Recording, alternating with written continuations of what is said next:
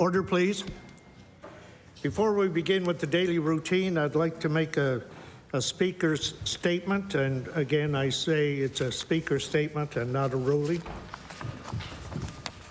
Yesterday in the House leader of the NDP rose in a point of order after question period regarding the use of the word theatrical by the Minister of Community Services in relation to the member for Cape Breton Centre, Whitney Pier.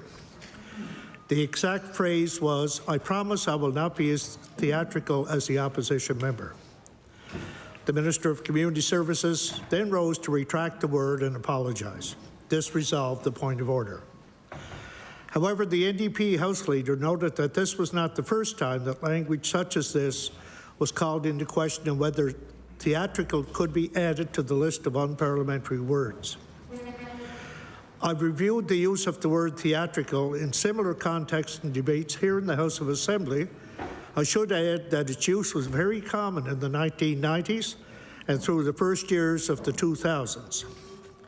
Examples include, "Mr. Speaker, I hesitate to get up after that very theatrical performance, and I'm wondering if the member for Hants East pays dues to ACTRA, because it was certainly a very dynamic and forceful and entertaining presentation.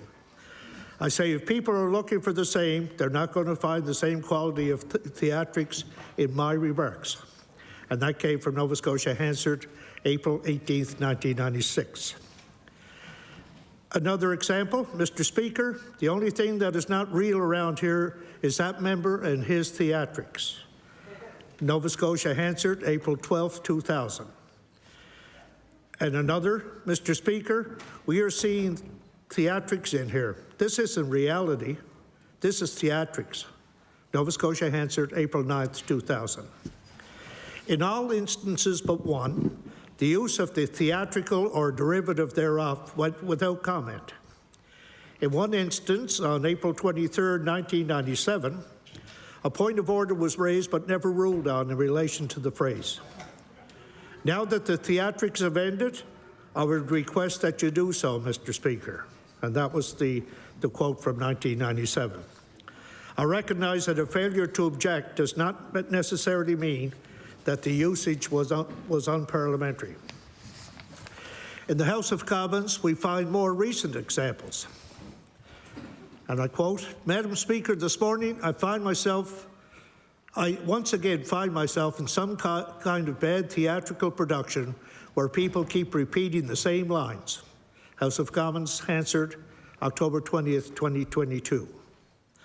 And another quote, "Mr. Speaker, with respect to the honourable member, and what I would say is a ginned-up question and theatrical performance." House of Commons, Hansard, February 7th, 2022. There was one occasion on which Deputy Speaker D'Entremont asked a member of the House of Commons to retract an unnamed, unparliamentary word spoken during a debate in which the member's comments included the following words: "All of this is theatrics. Me coming to Parliament is theatre." House of Commons, Hansard, October 25th, 2022. However, from the context, it seems obvious to me that the unnamed objectionable word was in fact an obscenity, often abbreviated as BS, invoked by that same member earlier in the speech. While some words such as BS are inherently unparliamentary, it's often the context in which the word is used to determine whether it is unparliamentary. The analysis to be applied is aptly spelled out in Baskin Gagnon House of Assembly Commons Procedures and Practice, 3rd edition, at page 624. That says, "In dealing with unparliamentary language, the Speaker takes into account the tone, manner, and intention of the member speaking, the person to whom the words at issue were directed, the degree of provocation, and most important, whether or not the remarks created disorder in the chamber." Thus, language deemed unparliamentary one day may not necessarily be deemed unparliamentary on another day. The codification of unparliamentary language has proven impractical, as it is the context in which words or phrases are used that the chair must consider when deciding whether or not they should be withdrawn. It would be inappropriate to rule theatrical as being unparliamentary. There are many innocent ways in which the word can be and is used in debate in this House. Rather, for such a word as theatrical, which is not inherently unparliamentary, if it were again to be used in a manner that is allegedly unparliamentary, I would be guided in my analysis by the approach outlined in Bosque and Gagnon.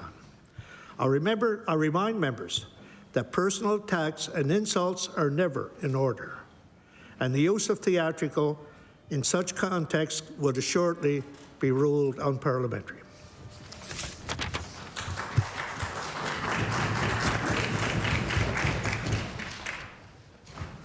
We'll begin with the daily routine. Presenting and reading petitions. Presenting reports of committees. Tabling reports, regulations, and other papers. Statements by ministers. Government notices of motion. The Honourable Minister of Tourism, Culture and Heritage. Mr. Speaker, I hereby give notice on a future day I shall move the adoption of the following resolution.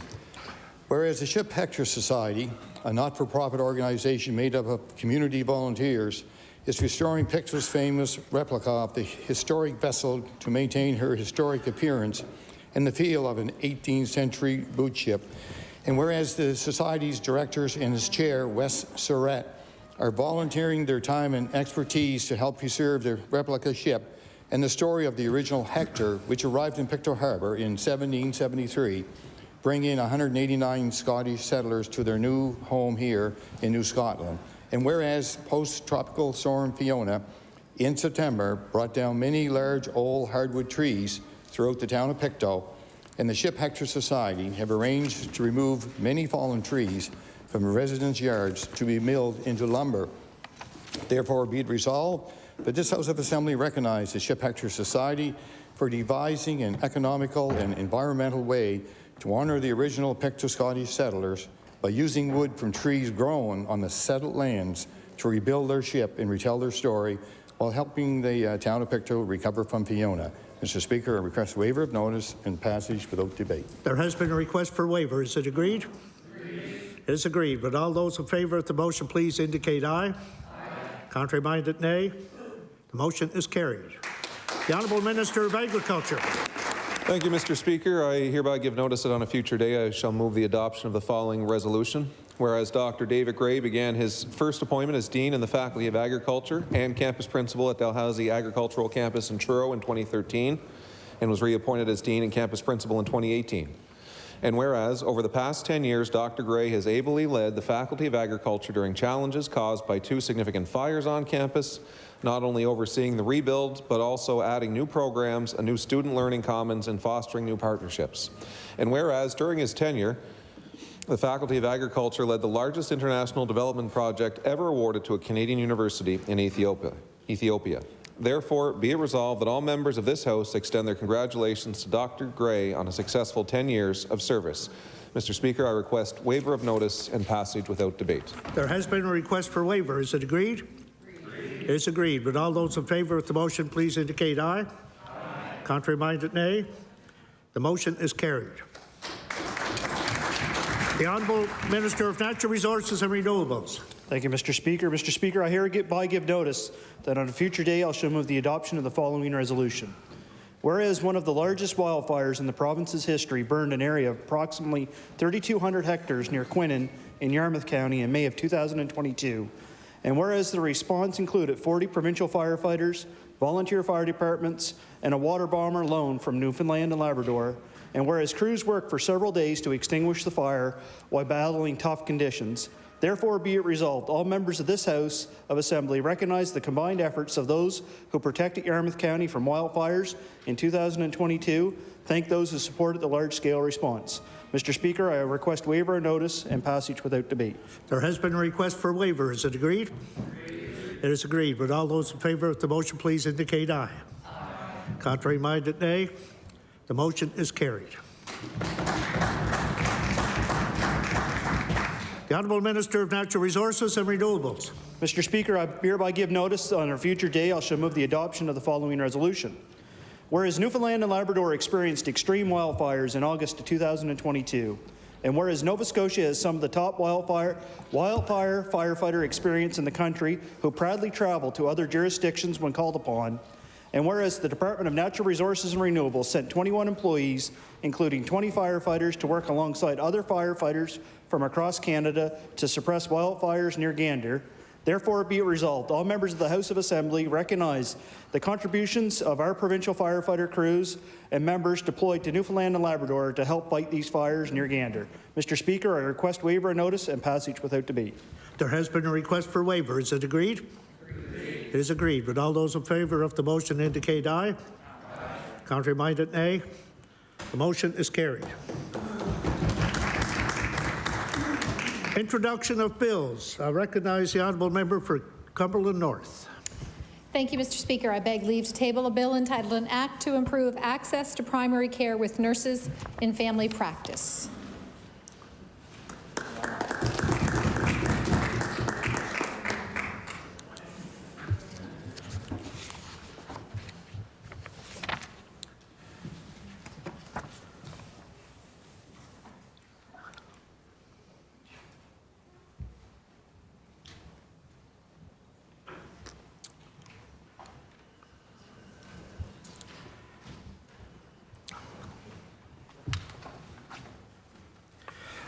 The honourable member for Cumberland North begs leave to introduce a bill entitled An Act to Improve Access to Primary Care with Nurses in Family Practice.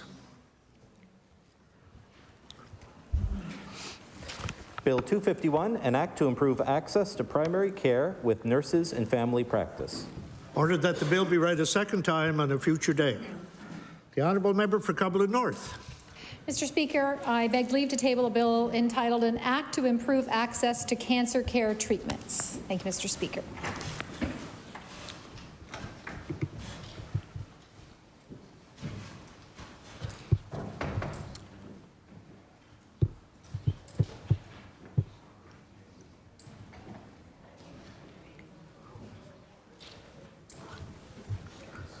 The honourable member for Cumberland North begs leave to introduce a bill entitled An Act to Improve Access to Cancer Care Treatments. Bill 252, an act to improve access to cancer care treatments. Ordered that the bill be read a second time on a future day. The honourable member for Cumberland North. Thank you, Mr. Speaker. I beg leave to table a bill entitled An Act to Amend Chapter 5 of the Acts of 2011, the Elections Act. Thank you, Mr. Speaker.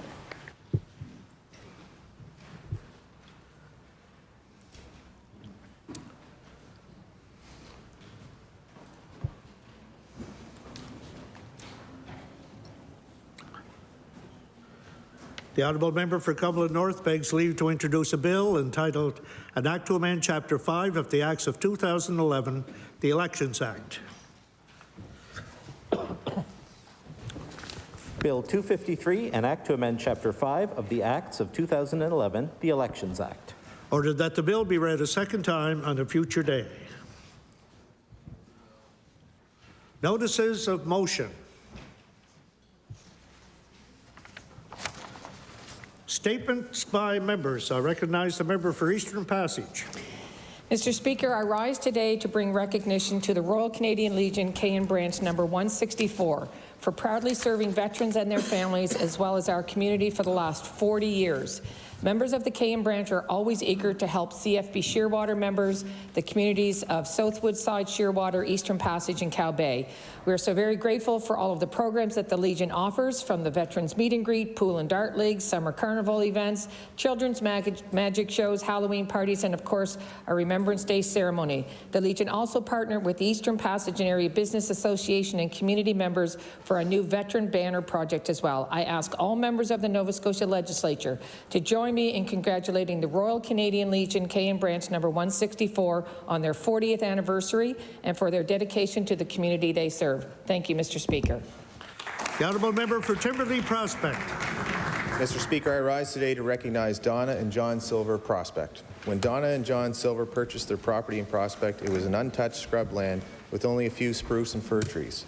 Now, after 50 years of clearing, lifting, planting, and pruning, this couple has transformed an 8-acre piece of land into a garden masterpiece of beauty and tranquility. A primary feature of the garden is a large man-made pond with 2 small islands accessed by 3 bridges that cross to and from. A series of winding paths named after the couple's 4 grandchildren surround over 400 rhododendrons of various species and hybrids as dogwoods and magnolias.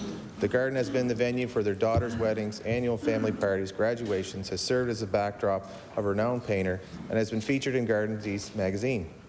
The Silvers host public tours every June when the rhododendrons are in their glory to showcase the beauty of their garden and support the community. This past June marked their 26th annual walkabout to collect food and money for Feed Nova Scotia. With the donations collected that day, the Silvers raised over $1,000 and collected 422 pounds of food. I'd like the members of the House Assembly to join me in congratulating Donna and John on creating a garden paradise and sharing it with the community and using the beauty they have created to help those less fortunate. Thank you, Mr. Speaker. The honourable member for Dartmouth South. I'm not going to make a statement. Mr. Speaker, I beg leave to make an introduction. Please do. Thank you. I'll draw the members' attention to the gallery opposite, where we have joining us several folks from the NSGEU, representing all of the hardworking educational workers and ECEs we heard outside. We've got Sandra Mullen, the president, Hugh Gillis, first vice president, Veronica Carr, Lindsay Ahern, Jane Hudson, Mary Otto, and Tanya Stedman. I'd ask you to rise and receive the warm welcome of that.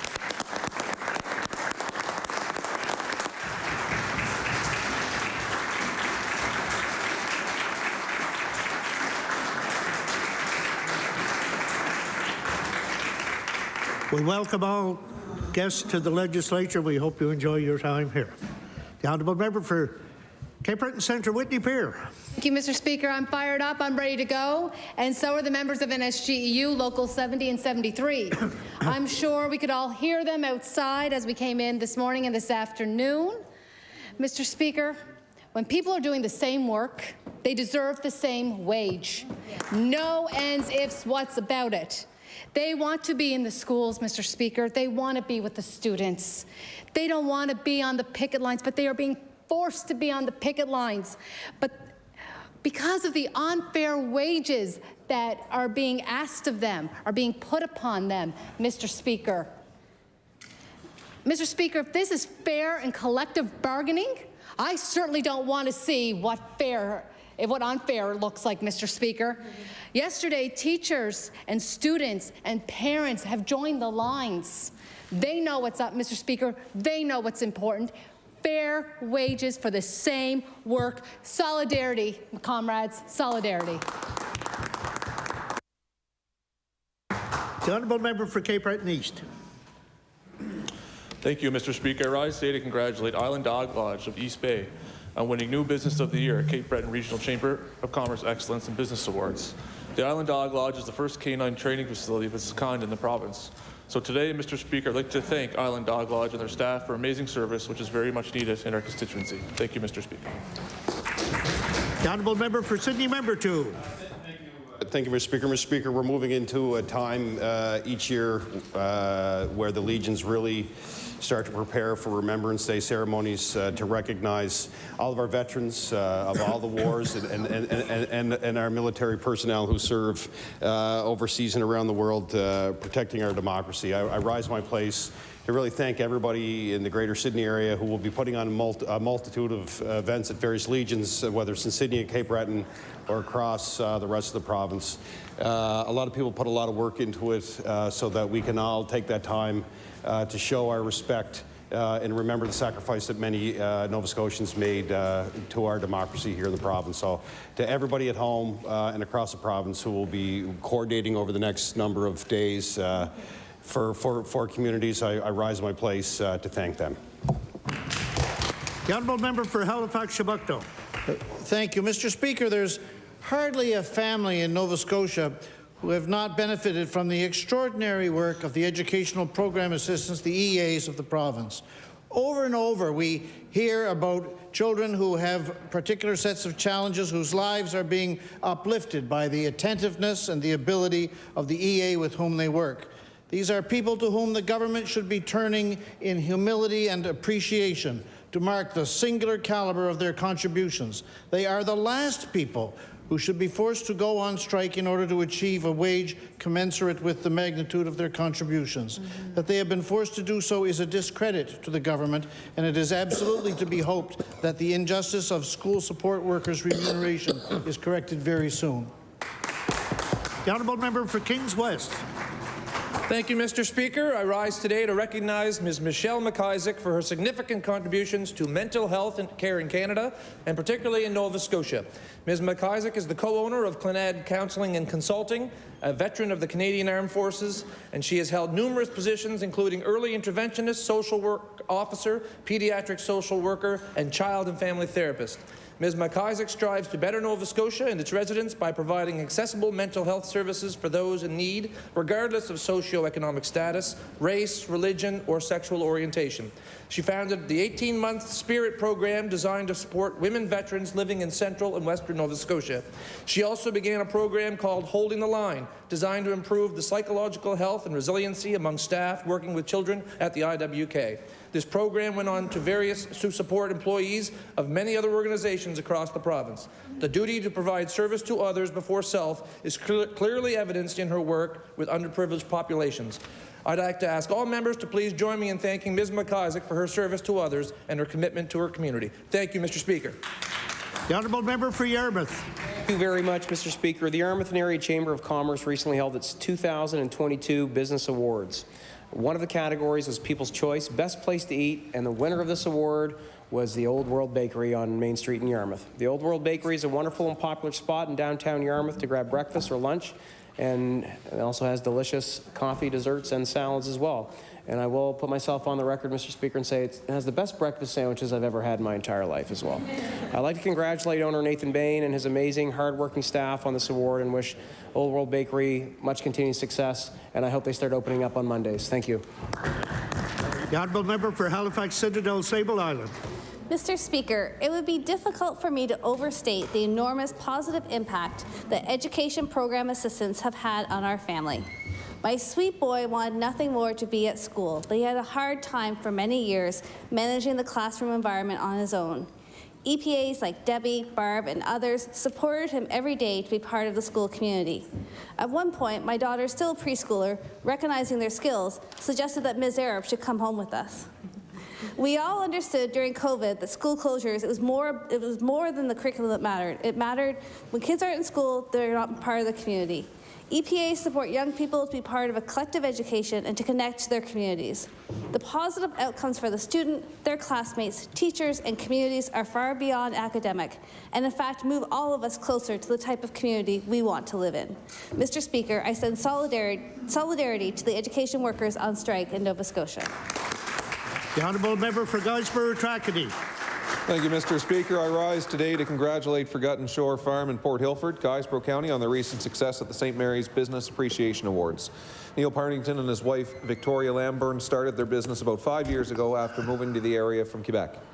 They started by growing chemical and pesticide-free vegetables and selling them from the roadside near their barn.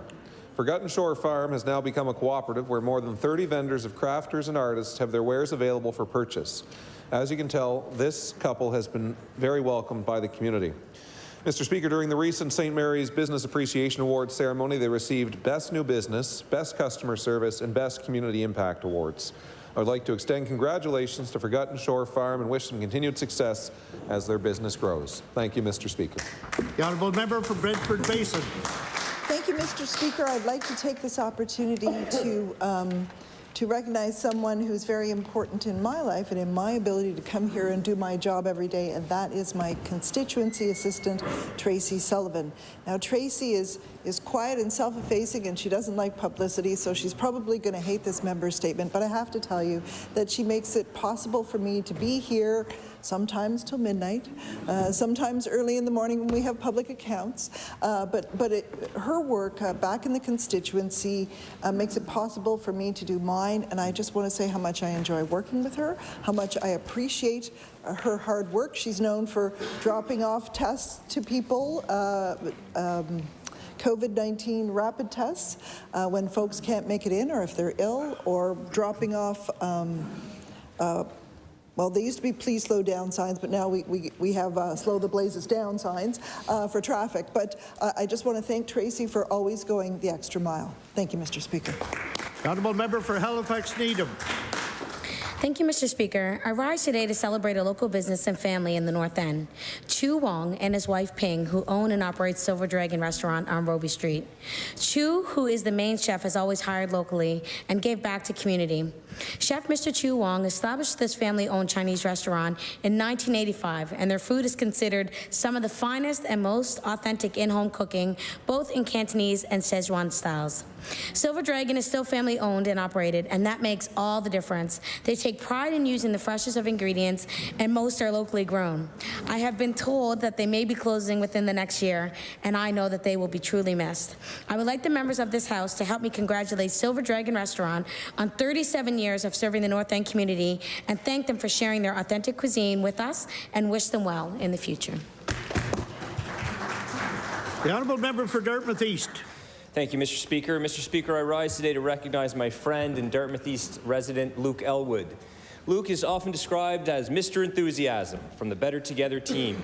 He regularly enlists his friends at Dask Industries and the Dask Recreation and Leisure Club to be involved with the many Better Together initiatives. Luke initiated Better Together's Sun Safety Program in 2017, insisting that they give away sunscreen and hats to all the young people working in the gardens at the North Grove. This year alone, Luke and his Better Together friends delivered hundreds of bottles of free sunscreen, sunglasses, reusable water bottles, and sun hats, along with sun safety games and materials to Margaret's House, to the Dartmouth North Christian Food Bank, to the North Grove, East Preston Daycare, North Preston Daycare, Adsum Court, Alice House, and many, many more. Mr. Speaker, I'd like to thank Luke Elwood for his dedication to sun safety education and for encouraging those around him to assist in the many volunteer efforts. Thank you, Mr. Speaker. The honourable member for Halifax Atlantic. Thank you, Mr. Speaker. Today we welcome student support workers to the Nova Scotia Legislature. But, Mr. Speaker, they're not here for a visit. They're here for equal pay. And I think of my friend Katie from the Valley. They're in the middle of negotiations and on strike for some, not for some unreasonable request, but for equal pay across the province. Mr. Speaker, student support workers on the picket line are in some cases making less than $7 an hour less than their counterparts in other parts of the province. They do the exact same job and deserve equal pay. Without student support workers and ECEs, quite frankly, our education system would fall apart. Governments rely on them heavily to keep the day-to-day work moving, and we have seen the Premier intervene on other issues, and I call on him to step in to show our ECs and student support workers the respect they deserve and give equal pay for equal work. Thank you, Mr. Speaker. The honourable member for Dartmouth North. Mr. Speaker, on September 24th, not 24 hours after Hurricane Fiona, the Afterwards Literary Festival held its opening night by candlelight at Cafe Lara. Co-founded by Ryan Turner and Stephanie Domet in 2019, Afterwards went virtual in 2020 and 21, and this year marked its triumphant in-person return. I was privileged to witness a stirring conversation between two groundbreaking politicians, Megan Leslie and the Honourable Jody Wilson-Raybould, and a great interview of fiction writer Lisa Moore by Lawrence Hill. The rest of the lineup was equally impressive. Elaine McCluskey, Alexander McLeod, Amanda Paris, Wabagishik Rice, Shalin Jodri, Anne Kwan, Brianna Corscott, and more. Mr. Speaker, we have such a vibrant literary community in Nova Scotia with many excellent writers and publishers, and I am grateful that the Afterwards Festival provides a venue to celebrate this community. I ask this House to join me in congratulating Stephanie and Ryan and the entire team on a very successful festival. The honourable member for Shelburne. Thank you, Mr. Speaker. Mr. Speaker, I rise today to recognize Bob Grundy, a veteran who suffers from PTSD, and his wife, Joanne, who operate the Rally Point Retreat in Sable River. Rally Point is a nonprofit Canadian premier peer support facility that provides a variety of support services for people suffering from PTSD as a result of a traumatic event. Those primarily focused on Canadian veterans, retired RCMP, firefighters, police, correctional officers, 911 operators, paramedics, medical first responders, and journalists. And their mission is saving those who saved others, which they are achieving by providing a safe place to help residents recover and readapt to normal life by teaching them to identify triggers and manage or remove them. Mr. Speaker, I respectfully ask all members join me in thanking Bob and Joanne for helping those who have saved others. Thank you, Mr. Speaker. The honourable member for Clayton Park West. Mr. Speaker, I beg leave to make an introduction. Permission granted. We have with us in the East Gallery? West Gallery, sorry. Rita Rahmaz, and Rita is of Moroccan origin, a neighbor, a friend, and somebody I look up to, and I have a member statement for her, and I will tell I'd ask her to stand up to receive the welcome of the House.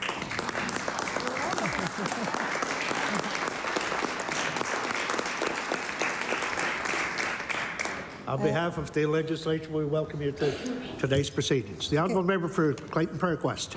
Thank you, Mr. Speaker. Mr. Speaker, I rise today to acknowledge a small business owner, Gita Rahmaz, known by Rita with us, for her outstanding community service. Rita already owns an owner of Delicious chain. She actually, I'm going to go off script, it's easier for me. Rita has made the most delicious Moroccan and French sweets that Sobeys is going to sell for her. But even better, when she tried to bake those, she needed a kitchen, an industrial kitchen, but she couldn't find one. So now she's opening a business for industrial kitchen to help others like her who are looking for that. So please look out for Rita. But I also, so the new business is going to be on Novalee Kitchen. So please remember that. The other thing that I really want to thank Rita for the most is her help with so many immigrants, finding them houses, for always being so involved in the Kearney Lake Masjid women's Muslim community, and they do so much work, and I thank her so much. The honourable member for Halifax Needham. Thank you, Mr. Speaker, and I'm glad that it will be on Novalee in my riding. I'd like to rise today to recognize the amazing hardworking staff and support workers that work tirelessly with our kids in the school system. Local 70 and 73 of the NSGEU are currently on strike, and as we heard earlier on our way in, they are fired up. School admin assistants, student support workers, computer technicians, finance and payroll clerks are the lowest paid in the province. Shame. I would like to see all members of this House step up and see an end to this and make sure that staff get the same wages for the same work, wage parity and solidarity. The honourable member for Waverley, Fall River, Beaverbank. Thank you, Mr. Speaker. Mr. Speaker, I'd like to take a moment to welcome a new Nova Scotian. I'd like to welcome my sister-in-law, Mildred Leet, lovingly called Mo, who just moved here after 24 years in Calgary. Like many Atlantic Canadians, she's a good Newfoundlander that moved out west. With the 40% CCA increase, she decided to move to Nova Scotia. So, Mr. Speaker, a very nervous Mo started her first day at Northwood today. I drove her out to Bedford for her orientation, and she was like a kid going to school on her first day. She was so excited. So, Mr. Speaker, on behalf of the legislature, I'd like everybody to welcome my sister-in-law, Mo, to Nova Scotia. The honourable member for Fairview, Clayton Park. Thank you, Mr. Speaker. Mr. Speaker, I want to extend my congratulations to the Mount St. Vincent University women's soccer team on their ACAA championship win this past weekend. The Mystics were playing the University of New Brunswick St. John Seawolves, and the game was decided by penalty kicks after 120 minutes of regulation play. Mystic player Ashley Neves scored the deciding goal against the keeper of the year, Jillian Smith, as the crowd went wild. This win was particularly sweet after losing in the championship's final last season. The team will now travel to Quebec for the CCAA Nationals, being held November 9th to the 12th, where I know they will carry this win with them and bring home the national title. Thank you, Mr. Speaker. The honourable member for Cape Breton Centre, Whitney Pier. Mr. Speaker, I rise to recognize Jaden and Kelsey, who are the owners of Electric Candy in New Waterford. I first introduced Jaden and Kelsey into this legislature when they were students of grade 12 who were doing raising money to provide to give to non-for-profit organizations, and they were doing tremendous work as grade 12 students. Only a few short years later, they now own their own company. In their first year of business, they have won the Community Votes Cape Breton 2022 Top Pick winner for the best in ice cream and the Platinum winner for candy. So congratulations to Kelsey, Jaden, and Kim, and all their staff. I knew these kids were going to go far, but I didn't realize they would go far this quickly. Thank you. The honourable member for Truro Bible Hill, Millbrook, Salmon River. Mr. Speaker, I'm honoured to rise today to congratulate the family of John C. Glode of Millbrook and the Colchester East Hants Health Centre on the opening of their Memorial Indigenous Healing Garden. Named in memory of Sheila Rose Glode, it is the first Indigenous healing garden of its kind in Atlantic Canadian Hospital. The garden consists of traditional Indigenous healing symbols, carvings, a medicine wheel, and traditional medicines. It also provides a place for traditional Mi'kmaq ceremonies, as well as a location for mediation and prayer for all patients and their families. Mr. Speaker, I would like to thank the family of John C. Glode, the Colchester East Hants Health Centre, and the local artists who provided the artwork, and the volunteers and staff who helped create this garden. It will be a wonderful addition to our hospital and help further education about traditional Mi'kmaq health care. Thank you, Mr. Speaker. The honourable member for Halifax Armdale. Thank you, Mr. Speaker. I would like to take this opportunity today and to recognize this month in November. It's Lebanese Heritage Month, and some of my colleagues have spoken, but I'd like to emphasize the value of Lebanese community in this province, whether it's business, leadership, or cultural richness, to say a few. And we know how much we enjoy during the summer Lebanese festival, whether it's the cultural, whether it's food, whether it's members of the community. And if you haven't been, I'll urge you to put your calendar this coming year. It is something that we as a province to celebrate, and I wish the best for the community. Thank you, Mr. Speaker. The honourable member for Halifax Citadel, Sable Island. Mr. Speaker, I rise today to recognize the work of the Egg Farmers of Nova Scotia Association that represents 25 farms producing eggs across the province. In addition to being the backbone to a hugely important agricultural sector, the Egg Farmers of Nova Scotia undertakes amazing charitable work. They have provided $10,000 in funding for the new Ronald McDonald House kitchen here in my constituency, as well as supplying Brigadoon Village in Aylesford with a cumulative 4,000 eggs so far. To date, in 2022 alone, the Egg Farmers of Nova Scotia have given back over $85,000 to the community. Mr. Speaker, I ask my colleagues in the House to join me in congratulating the Egg Farmers of Nova Scotia for their support of their sector, their ongoing generous community contributions, and their 50th anniversary of making positive impacts across the province. The honourable member for Cumberland North. Mr. Speaker, today I rise to recognize Jennifer Lim Somerton and her husband, Freddie. Last August, when I was going door to door during the campaign, I came across Jennifer and Freddie on Winston Avenue. They were amidst an array of unpacked boxes as they had just moved to Nova Scotia from Ontario. Well, Jennifer has jumped into our community with both feet. She's found employment as the executive assistant with the Cumberland Business Connector and works very hard to assist businesses in our community. She was recently recognized for her very hard work and dedication during Small Business Week. She's also worked very hard with myself and other community stakeholders and organized a newcomers summer party. We had a packed room and it was a huge success, welcoming newcomers with music and blueberry desserts. Jennifer wants to see newcomers like herself and other small businesses succeed and has been working hard to ensure they have all the supports they need. Please join me in welcoming and thanking Jennifer and her husband Freddie and welcome them to Nova Scotia. Thank you, Mr. Speaker. The Honourable Member for Sackville-Uniacke. Speaker, I'd like to offer congratulations to Avery McGoslin of Uniacke District School, who was recently awarded with the Joshua Lake Crosley Most Promising Athlete Award. The award was organized to memorialize Joshua Lake Crosley, who was tragically lost his life after a 12-year battle with heart disease.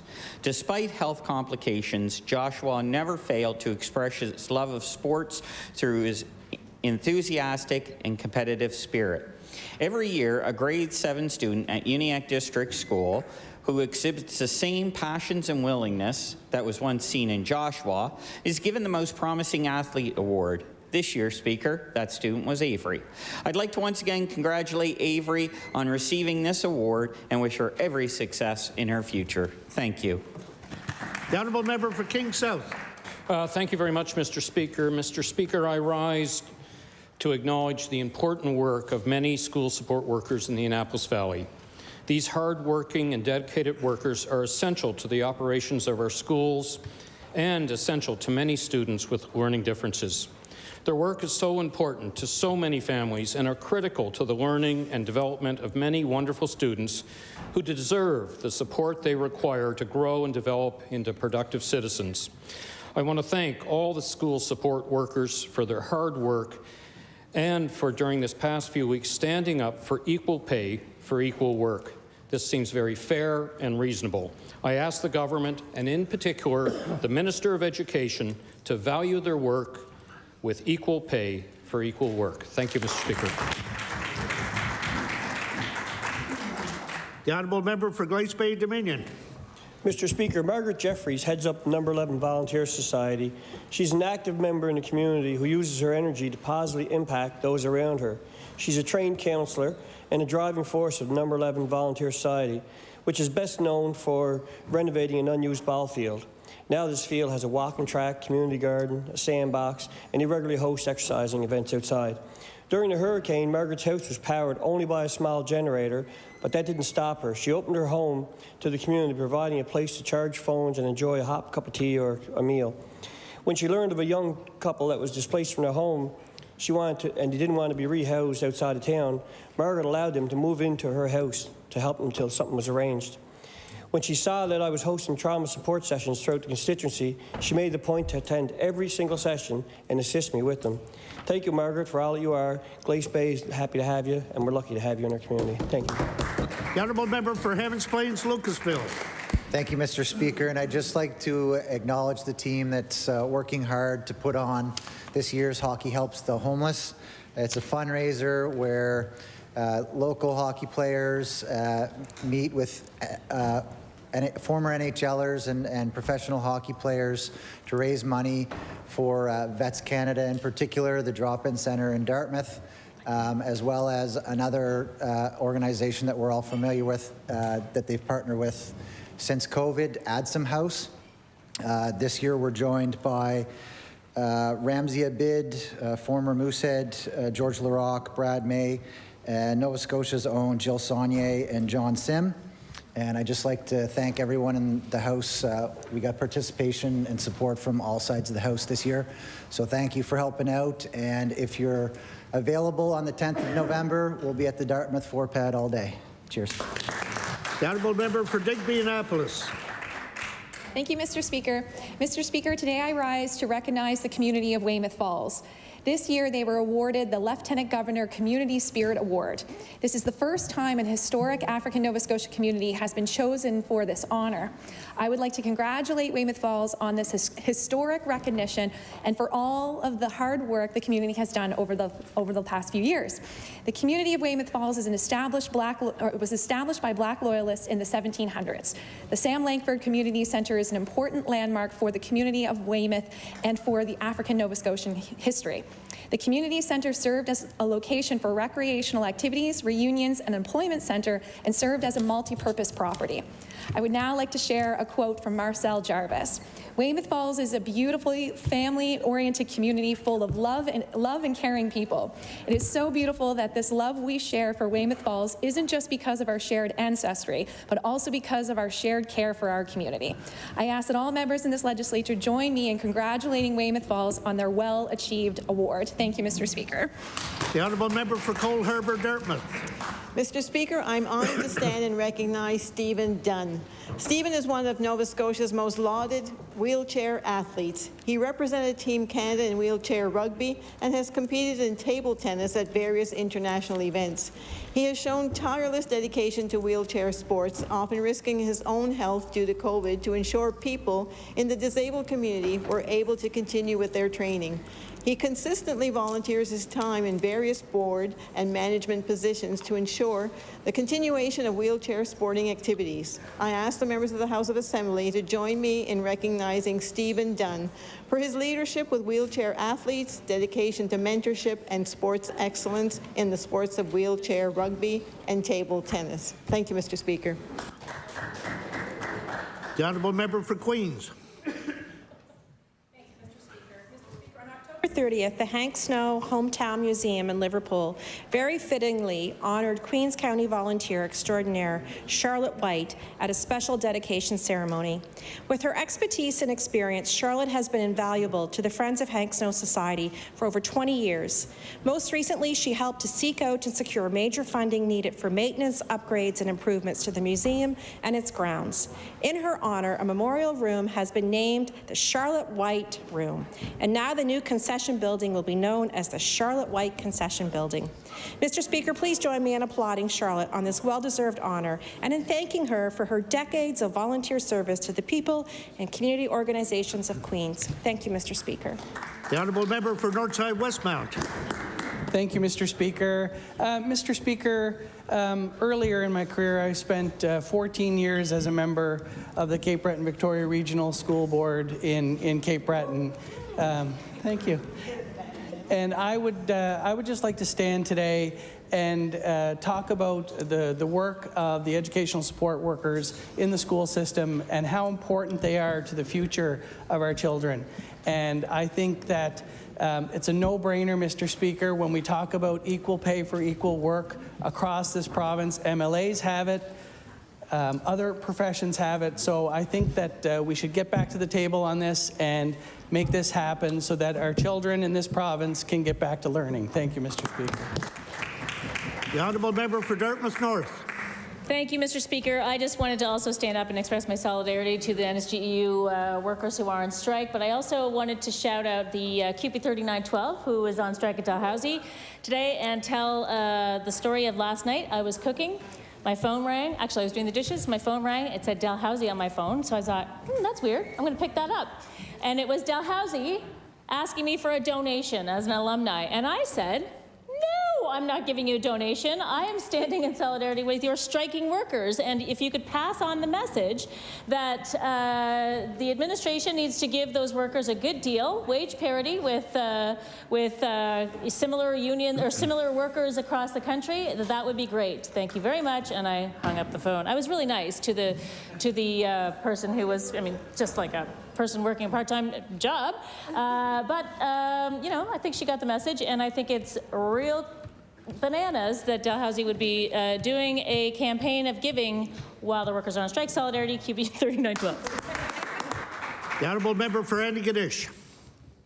Thank you, Mr. Speaker. I rise today to congratulate Dr. Brendan Murphy, geology professor at St. Francis Xavier University, on receiving the Logan Medal. The Logan Medal is the highest award of the Geological Association of Canada. It is presented to an individual for sustained, distinguished achievement in Canadian earth science. Dr. Murphy has been honoured for his exceptional career and his contributions to his field. His impressive career spans 40 years, and he has received numerous national and international awards and research grants. He has been an exceptional mentor and colleague to so many people. Dr. Murphy is an avid runner, a passionate football fan who loves the beautiful game, and as well, he is a much-loved professor at St. FX. I ask all members to congratulate Dr. Brennan Murphy on his prestigious award. Thank you, Mr. Speaker. The honourable member for Clare. Mr. Speaker, in August, Joan Malasso and her 16-year-old daughter, Noelle Goda, were en route to Halifax on a mother-daughter back-to-school shopping trip. On the divided highway in Lower Sackville, Joan experienced a medical emergency, falling unconscious behind the wheel of her vehicle in cruise control. As the car went off the road and through a median towards oncoming traffic, Noelle had the presence of mind beyond her years to steer the car to avert a much more serious accident and was able to put the car in park. It was Noelle who called 911 for her mother and called her father while they waited for an ambulance. I ask that all members join me to recognize this brave young lady for her actions that day that ensured both mother and daughter are fine today. Thank you. The honourable member for Cumberland North. Mr. Speaker, today I rise to recognize Michelle Laframboise of Pugwash. During the loss of power due to Hurricane Fiona, Michelle decided that rather than just wait for the power to come back on, she would do something constructive. She took it upon herself to knit 12 infant baby caps for the IWK Health Centre. She now has more yarn and plans to keep on knitting those tiny hats that make such a difference. I think it is wonderful that during the aftermath of a terrible storm, Michelle was thinking of others. Michelle is a great example of how we can come together in times of disaster and that we are a community who supports one another. She obviously has a big heart and wants to help care for the IWK's smallest patients, and I want to thank Michelle for her generosity and kindness. Thank you, Mr. Speaker. The honourable member for Kings North.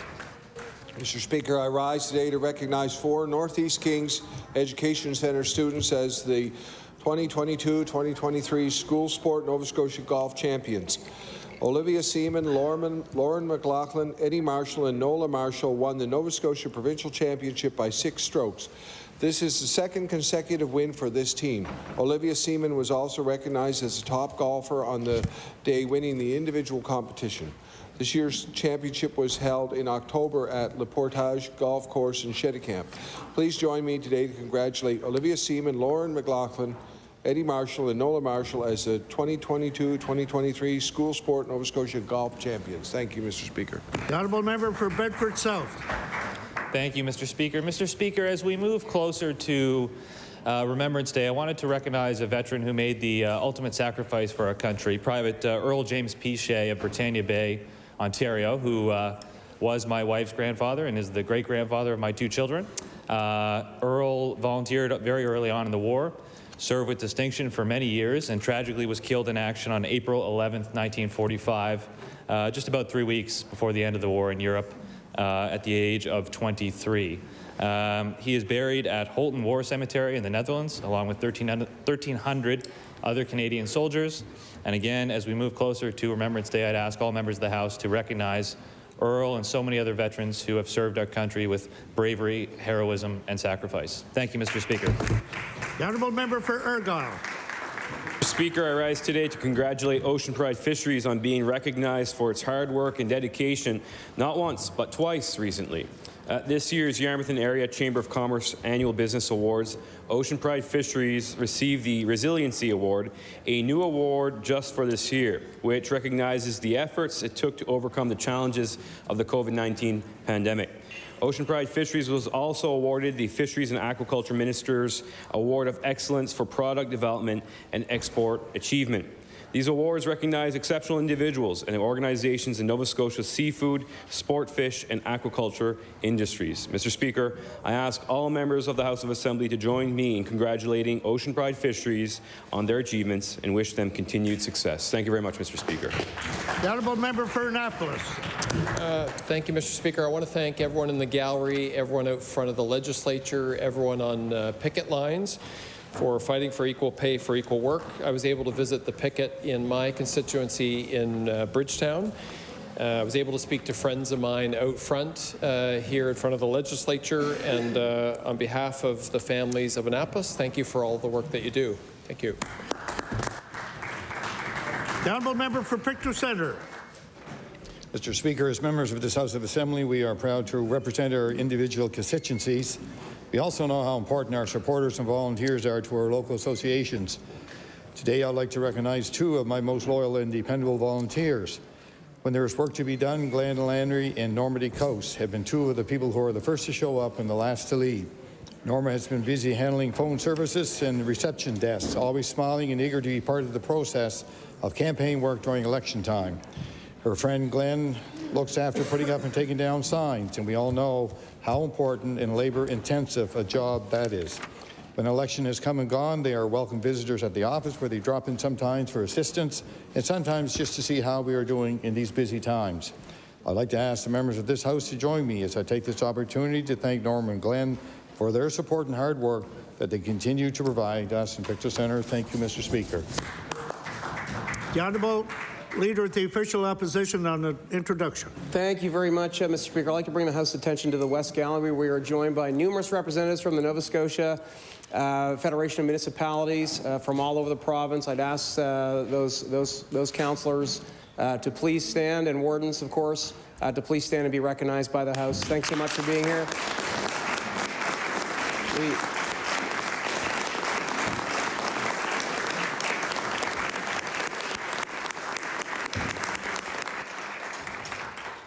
Once again, welcome to the Nova Scotia House of Assembly, and hope you had productive meetings.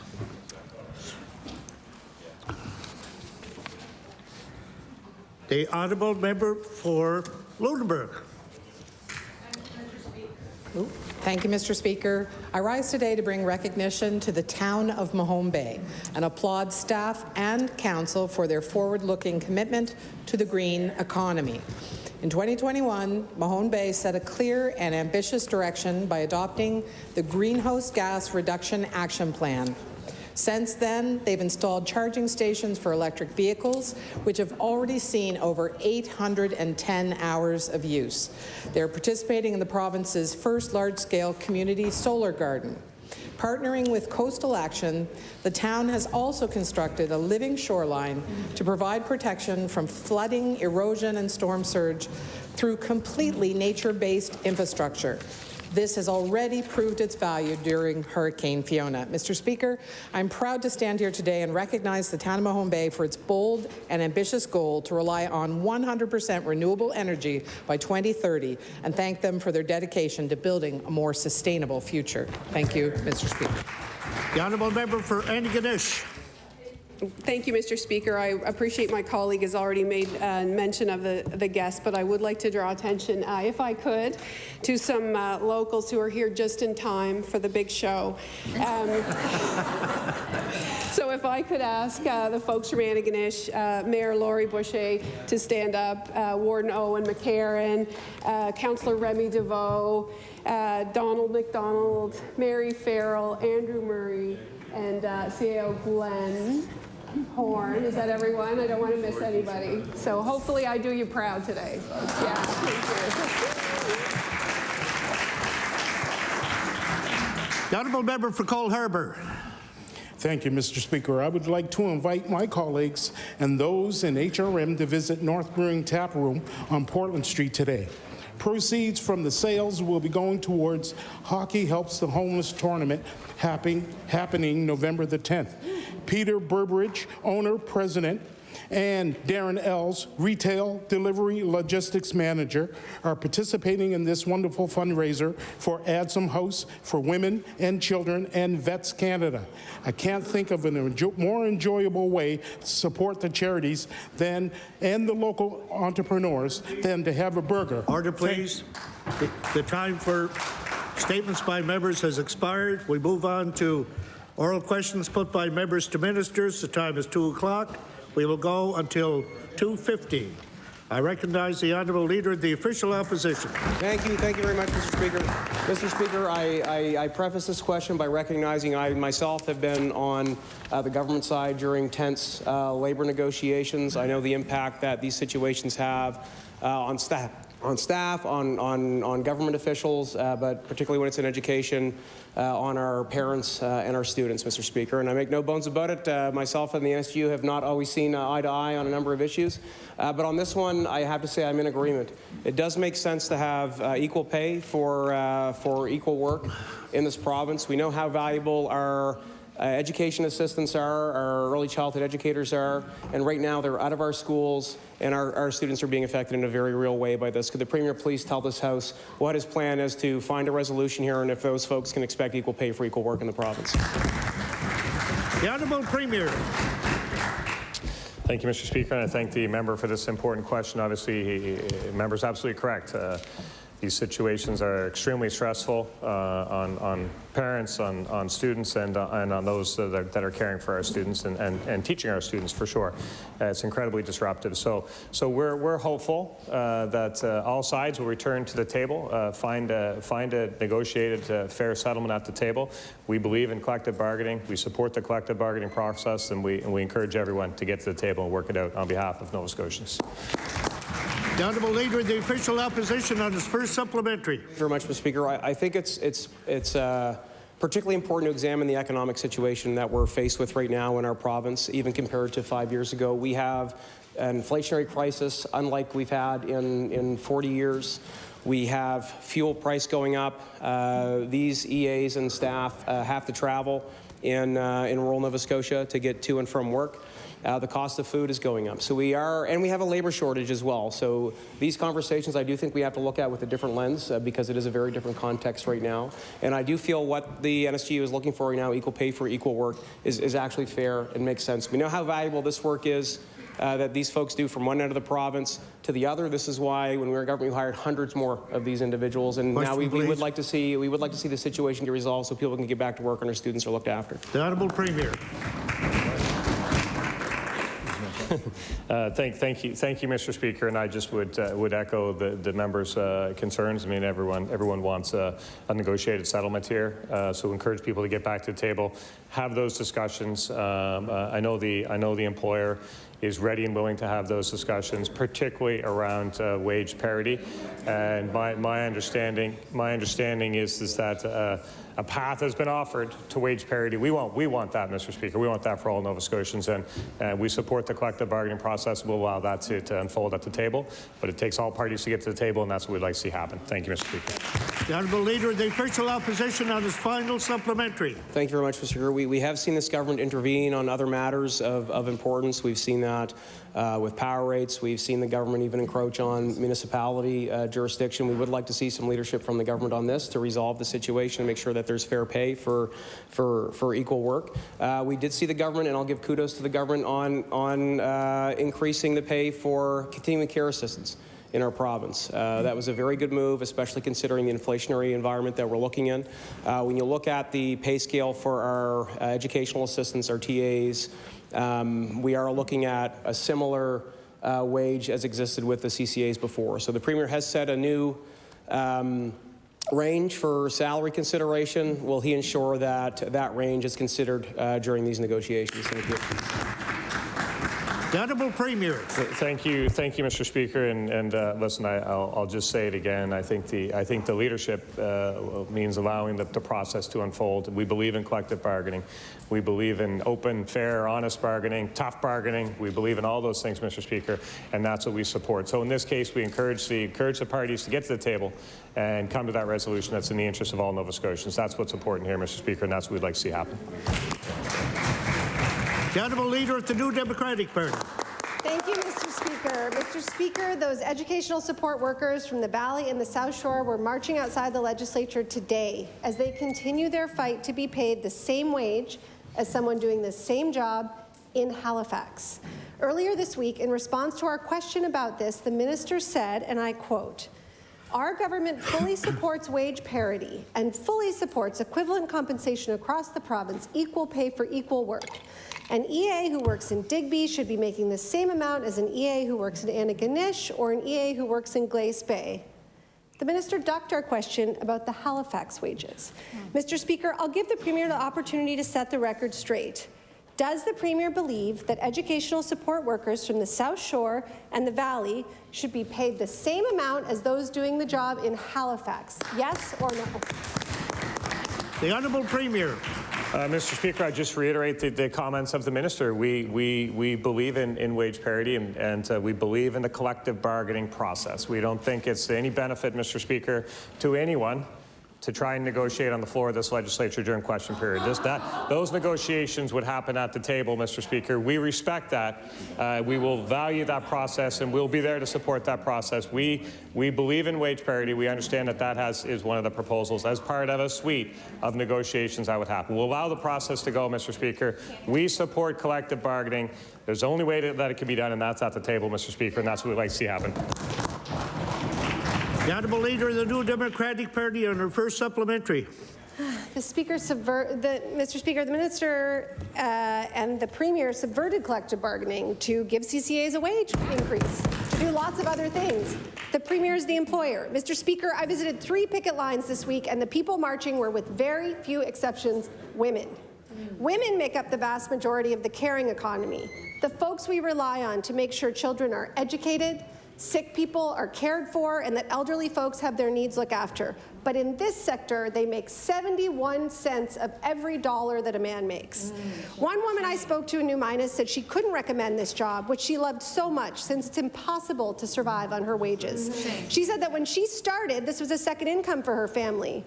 Her work as an educational program assistant caring for students doesn't make her enough to pay the bills. And so my question is, will the Premier acknowledge the value of this work and help close the gender pay gap by ensuring that workers in rural Nova Scotia, women in rural Nova Scotia, make the same amount of money as the Honourable Premier. Thank you, Mr. Speaker, and I would certainly echo the member's comments on the value of the work that's being provided. It is extremely valuable, and the impact that is made on families, on students, is completely immeasurable, for sure. It's valued by this government. You are valued by this government, for sure, but I can't even imagine what the members opposite would be saying if we were trying to intervene in the collective bargaining process, Mr. Speaker. The reality is that these things are best worked out at the table. That's what we would like to see happen. We hope everyone can get back to the table. That's what's in the interest of all Nova Scotians, and we hope that everyone get back to the table and get that done, Mr. Speaker, and maybe the members opposite will encourage that exact very thing to happen in the interest of Nova Scotians. The Honourable Leader of the New Democratic Party on her final supplementary. Mr. Speaker, the QP members on the line need no encouragement to get to the table. They need a fair offer that gives them parity with people in Halifax. These workers want to be in school, but by not coming to a fair agreement at the bargaining table as an employer, and let's be very clear, this government is the employer. The government is forcing these women to stay away from schools and from the students who need them. The government is depriving many of the most vulnerable children in our province of an education, and in many cases, forcing parents to stay home without pay. Across the Annapolis Valley, children are being sent home, told not to come to school, and often not supported at all. Mr. Speaker, doesn't the Premier think it would be better to come to the table with an offer that pays these workers in rural Nova Scotia the same amount that their counterparts in Halifax are making now, rather than I guess what I'd say, Mr. Speaker, is there's obviously a number of inaccuracies in the members' characterization of the situation, but I'm not at the table, so I wouldn't dare speak to what the discussions would be. But I encourage the parties that are actively involved in this, including the employer, to get to the table and work out what's in the best interest of all Nova Scotians. I think we've shown as a government, Mr. Speaker, we will invest in Nova Scotians. We will do that at every single opportunity we have, but we also have to invest in the collective bargaining process, Mr. Speaker, and we will continue to do just that. The Honourable Leader of the Official Opposition. Thank you very much, Mr. Speaker. We can't accept the fact that the government is going to hide behind the Regional Centre of Education in this. We all know in this House where the final authority lies in the education system, where the purse strings are and where the checks are signed. They are with the province and the provincial government, Mr. Speaker, and the challenges that our EAs are facing, all Nova Scotians are facing right now. We had a report out recently that said 78% of Atlantic Canadians believe it is a bad time to make purchases because of high inflation. Mr. Speaker, that was an Angus Reid study, and I'll table that. We know that this pressure on family household spending is also going to have the consequence of impacting our economy. When you slow down spending, when people are saving their money, that means our small businesses and our economy is going to be hurt, Mr. Speaker. But yet we have not seen a strategy to deal with these issues of inflation, cost of living, and this impending recession. And will the Premier please tell us if he is going to develop one with his minister?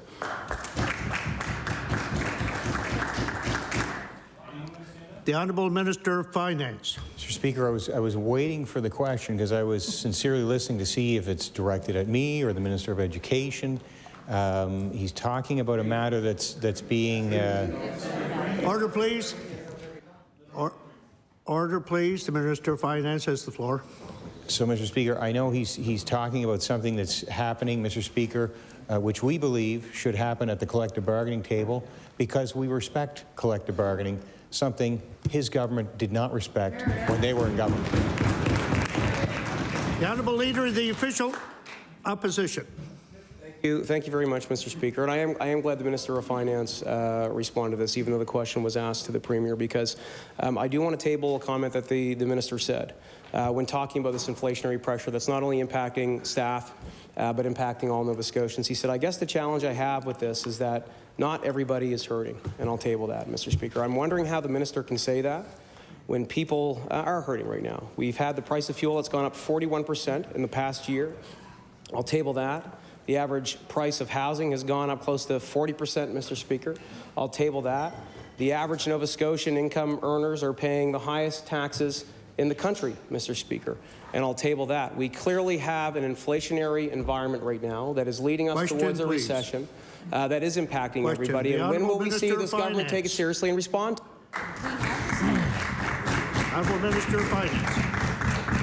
Mr. Speaker, I will say it again, as I said the last 2 days, and I was referring, Mr. Speaker, as an example of this very issue. What good is it to give a $500 check to somebody who is single with no dependents making $100,000 a year, Mr. Speaker? So clearly somebody like that is not in the same position as somebody who's struggling to make ends meet, struggling to put food on the table for themselves. And if the opposition can't see that, Mr. Speaker, I can't help them. The Honourable Member for Bedford South. Thank you, Mr. Speaker. Mr. Speaker, I'd like to lay out some numbers in the situation on housing here in Nova Scotia. There are 6,000 people on the wait list for public housing. This government has no plans to build any new units. There are 700 people in HRM alone who are homeless, and hundreds more beyond this city, and that number has doubled in the past year. We have the second highest rent in the country, $2,400. We have homeowners who are struggling to pay their mortgages, and this government has done next to nothing. So I would ask the minister, this session, what has this government done on housing other than consolidate and control power in the minister's office? Thank you. The Honourable Minister of Municipal Affairs and Housing. Thank you, Mr. Speaker. And I would like to say that the Affordable Housing Commission report, the Auditor General report, were an absolute indictment on that government's management of housing. Since we have taken control of that file and really started actively management, we have shortened the turnover time of units appreciably, and I can provide statistics for that.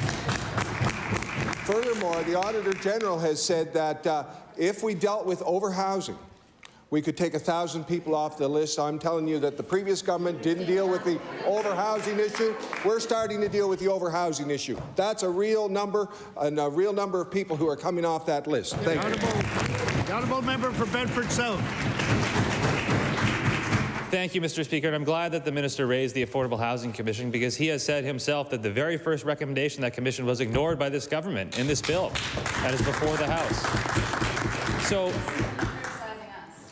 folks, Mr. Speaker, as we know, there's an unprecedented housing crisis going on here in Nova Scotia. Young adults cannot afford to be homeowners. Students coming here to study at our universities cannot find a place to live, hundreds of them. We have higher rent than they do in Ontario. We're leading Atlantic Canada in unaffordability on rent. Mortgage payments are through the roof. We have a record number of seniors on the housing wait list. And this government's solution is a we know best approach, railroading other levels of government, ignoring recommendations of the housing panel, and taking power away from the people on the ground. I'd like to ask the minister, why doesn't this government value solutions that come from outside of its cabinet table? Thank you. The Honourable Minister of Municipal Affairs and Housing. So, Mr. Speaker, I'd like to point out that the Affordable Housing Commission report recommended $25 million in a Quick Start program. We put in $35 million. We are investing in housing across the spectrum, Mr. Speaker, and I'm very proud of all the action. And for instance, the Community Housing Access Program, CHAP, we call it. Earlier this year, we put in money in that and kept almost 300 naturally occurring affordable units right here in HRM. There's a variety of things we're doing. We're doing an unprecedented amount of activity, Mr. Speaker. We will continue to do more. I'm very proud of our record on housing, Mr. Speaker. The Honourable Member for Cole Harbour-Dartmouth. Mr. Speaker, it is without question that there's a housing crisis in HRM and, in fact, all of Nova Scotia. Municipalities across the province play a vital role in housing, and to be productive in finding solutions to the housing crisis, the province should be collaborating with municipalities.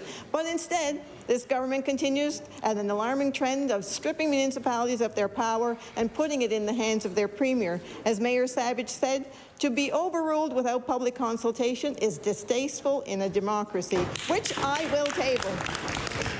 So, Mr. Speaker, my question to the Minister of Municipal Affairs, why have they not consulted and met with municipalities before stripping them of their power?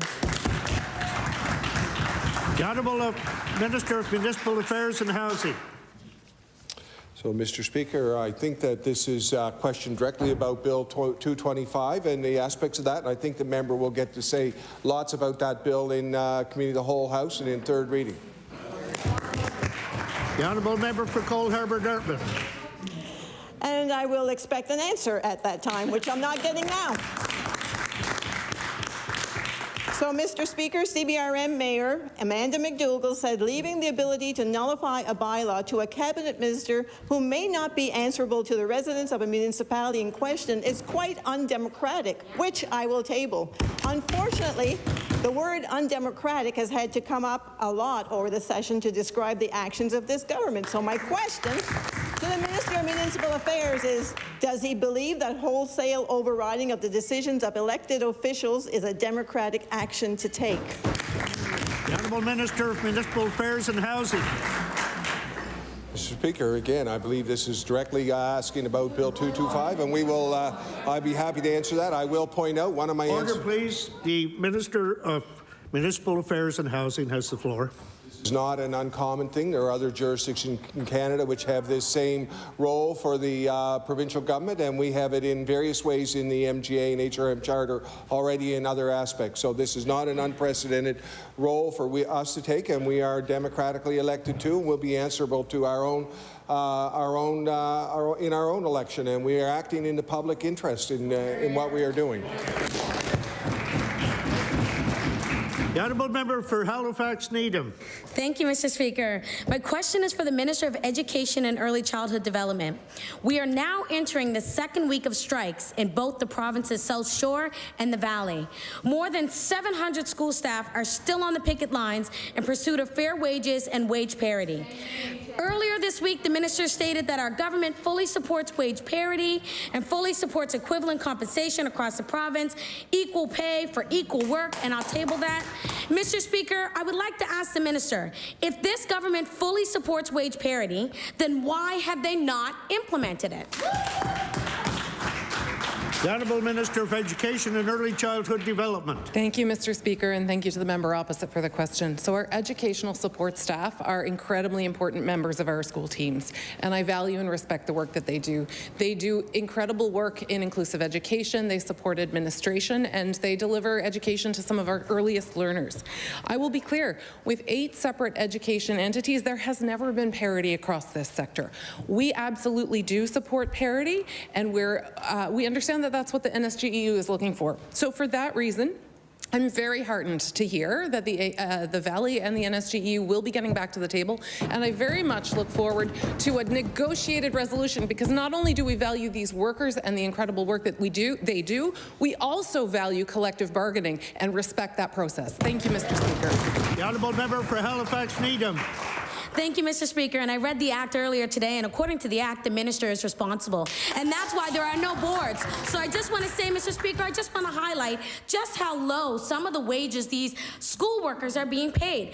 A memorandum of understanding just last month was signed to increase the wages of educational assistants and library support workers to $13.60 per hour. If this hadn't been done, these workers would be earning less than the provincially legislated minimum wage. So, Mr. Speaker, would the minister be able to provide for her family making $13.60 per hour without struggling? How does this minister expect these workers to do the same? The Honourable Minister of Education and Early Childhood Development. Thank you, Mr. Speaker. Thank you to the member opposite for the question. So the member opposite would know I took this role about 14 months ago. I can't speak to why the prior government may have left the system and the pay. Order, please. Excuse me.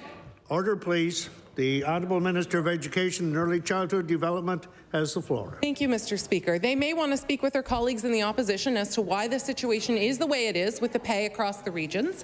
What I can say right now is that our government supports parity. We also value and respect the collective bargaining process.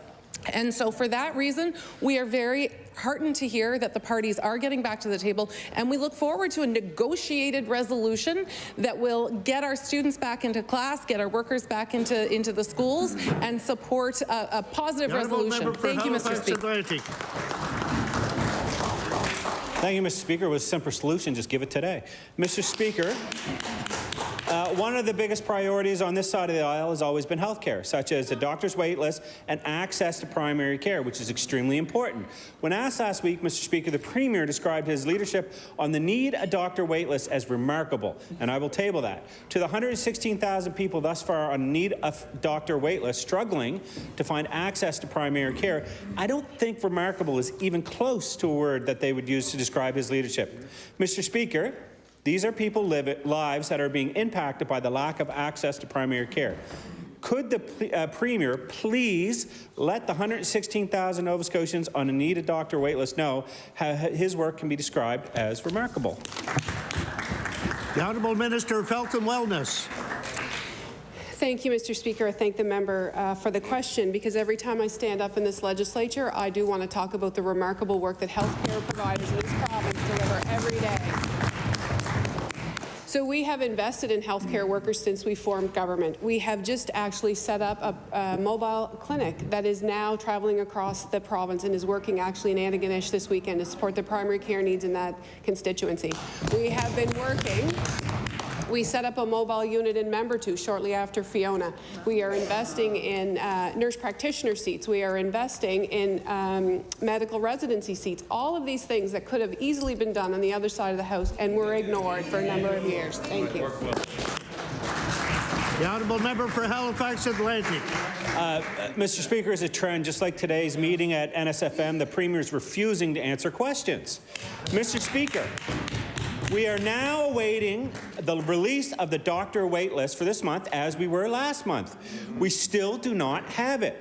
I won't be surprised, it would not come to surprise on this side of the House if the numbers aren't released till Friday or whenever this government decides to leave the legislature. And that, of course, is by design. The Premier would rather say his work on the doctor wait list is remarkable than have to prove it.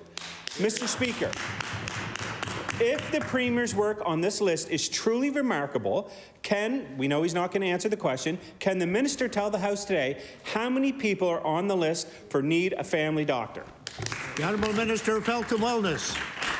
Thank you, Mr. Speaker. I thank the member for the question. So that list should be published within 5 days. It takes a long time for the staff to understand. It takes a long time for the staff. It takes 5 business days, and I want to be respectful for the work that they do because we want those numbers to be accurate. And so I will let the member know that we do know that they need to be out within a certain number of time, and within 5 business working days, they will be published. Thank you. The Honourable Member for Annapolis. Mr. Speaker, the current government has encouraged us to visit the website Action for Health, and so we did. Acute occupancy in our hospitals is now averaging well over 100% province-wide. It's statistically the worst it's ever been, and I'll table those stats. In my community of Annapolis, occupancy is at 125%, Soldiers in Middleton 116%, Digby 120%, Valley at 118%. I'm worried that the system's not adapting, a system that this government promised to fix. So to the Minister of Health, why do these acute occupancy numbers remain so dangerously high? Thank you. The Honourable Minister of Health and Wellness. Thank you, Mr. Speaker. I appreciate the question. So we know that occupancy levels are quite high in the province, and a contributing factor to that is the number of people, frail elderly folks, who are waiting for long-term care in this province.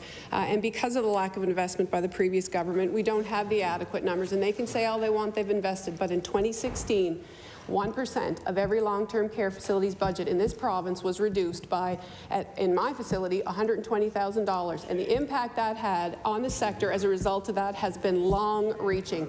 So we are investing in long-term care and community-based care in this province in order to make capacity in hospitals for acutely sick people. Thank you, Mr. Speaker.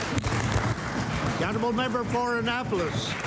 Mr. Speaker, we're seeing this in EHS response times as well. If you go to the Action for Health website, despite total EHS response times are going way up. It was an average response time of 33 minutes for the week of September 25th. That's a long time for anyone looking for emergency care. Add another 45 minutes on in my constituency to get to an emergency centre. Mr. Speaker, this isn't the fault of the people working in the system. It's the system itself that doesn't seem to be adapting the way it needs to be. Mr. Speaker, can the Minister of Health explain why average EHS wait times have come close to doubling over the last 6 months? Thank you. The Honourable Minister of Health and Wellness. Thank you, Mr. Speaker. I thank the member for the question. So certainly we know that there is a high number of vacancies that we continue to work with in our EHS system. We know that there was a disruption in the education training related to COVID over the last couple of years, and we are catching up. We have added 180 new transport drivers in order to free up our paramedics in order to respond to emergency calls. And we have implemented a medical comms physician and nurse in order to support paramedics in the field. There is a number of things that are happening in the field to support paramedics, and we will continue to work on their behalf. Thank you.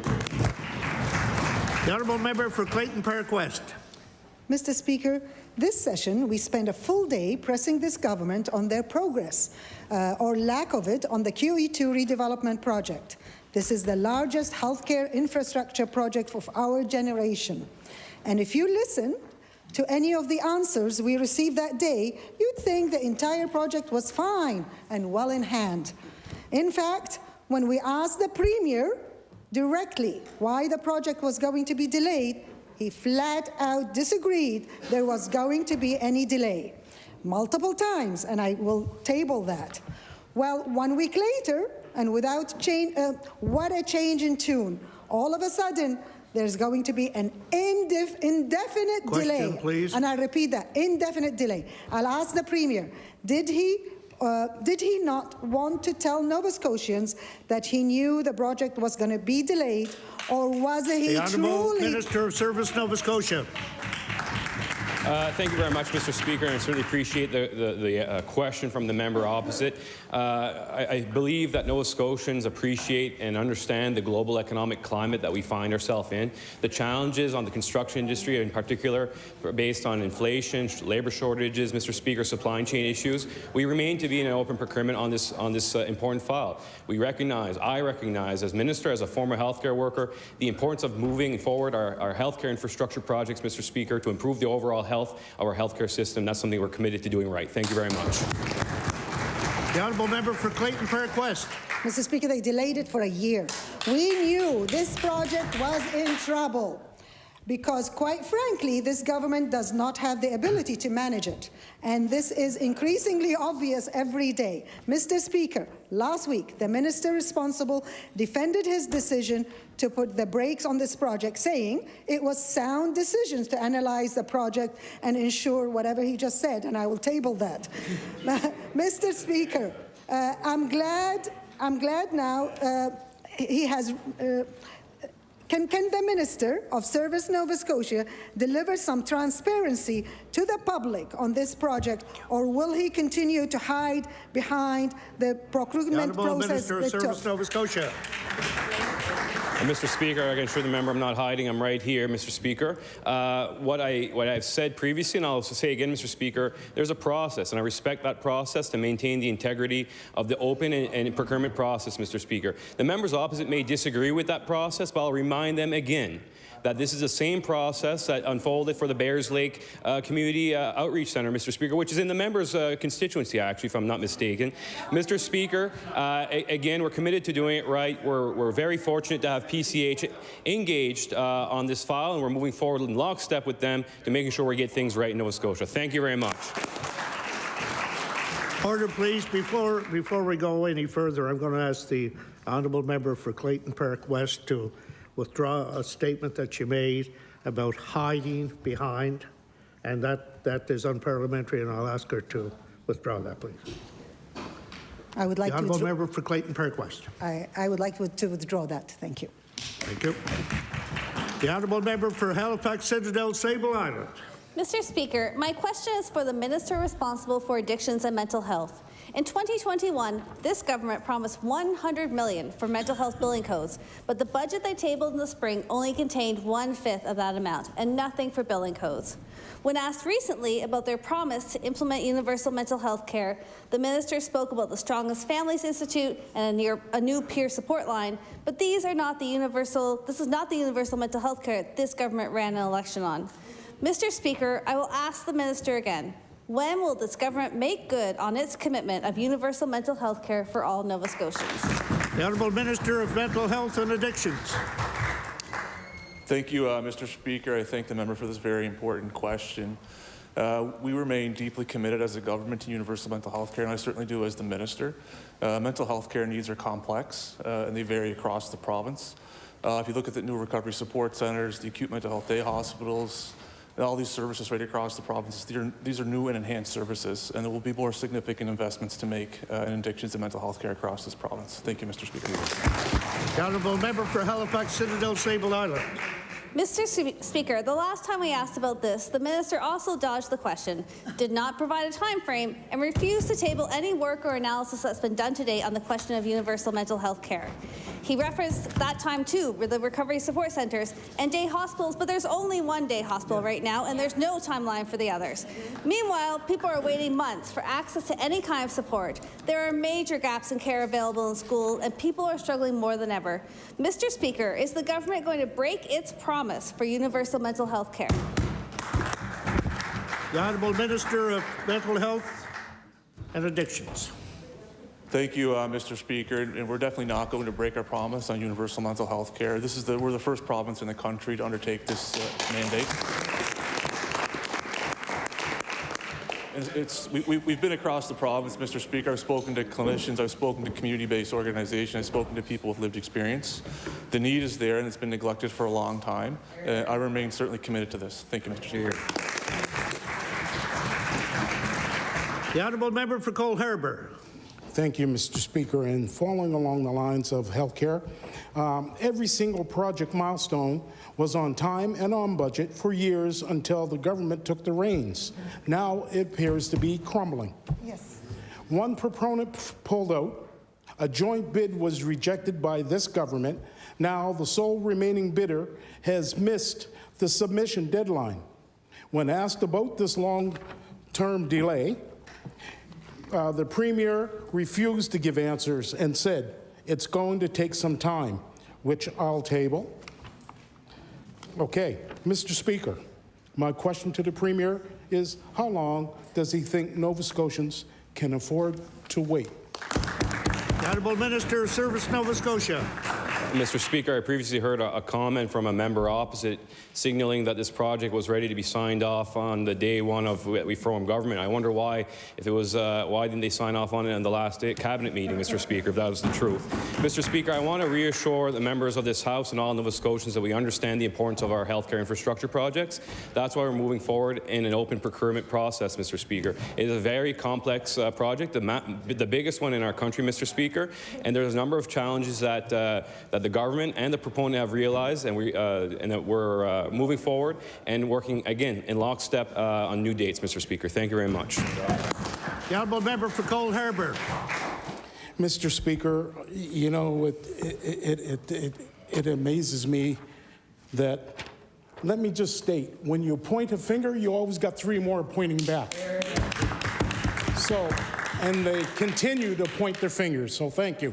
Mr. Speaker, the government has seemingly redirected its efforts on healthcare infrastructure and renovating the ancient Victoria General building.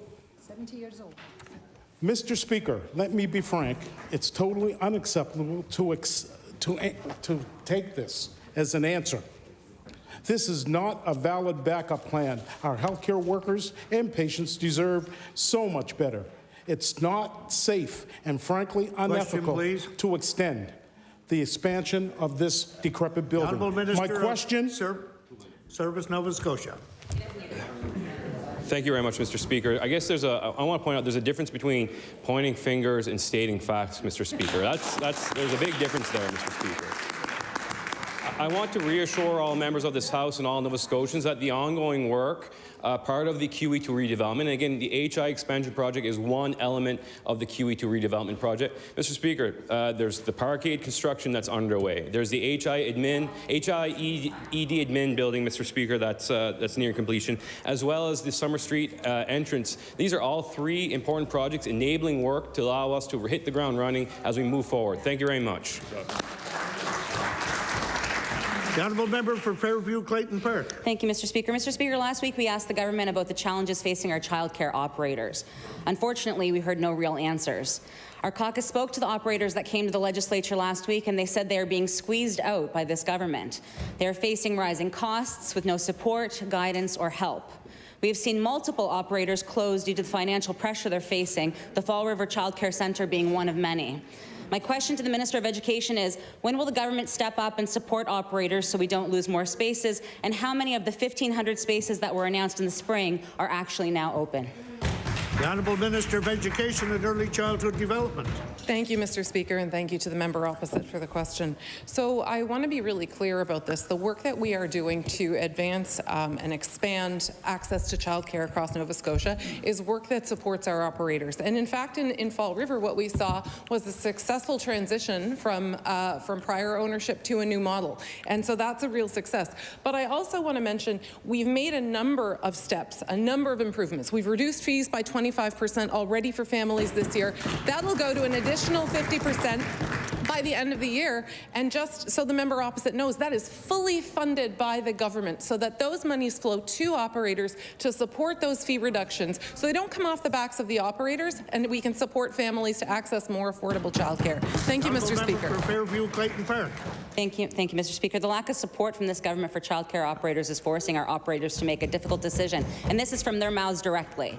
So they either sign the deal and hope they can sustain themselves past April, they close their doors, or they don't sign the deal, meaning they will lose their workers, lose their children, and lose their business.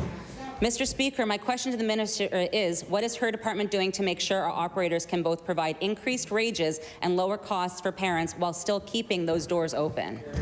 The Honourable Minister of Education and Early Childhood Development. Thank you, Mr. Speaker, and thank you to the member opposite for the question. So the member opposite can continue to repeat the phrase lack of support, but that doesn't actually make it true.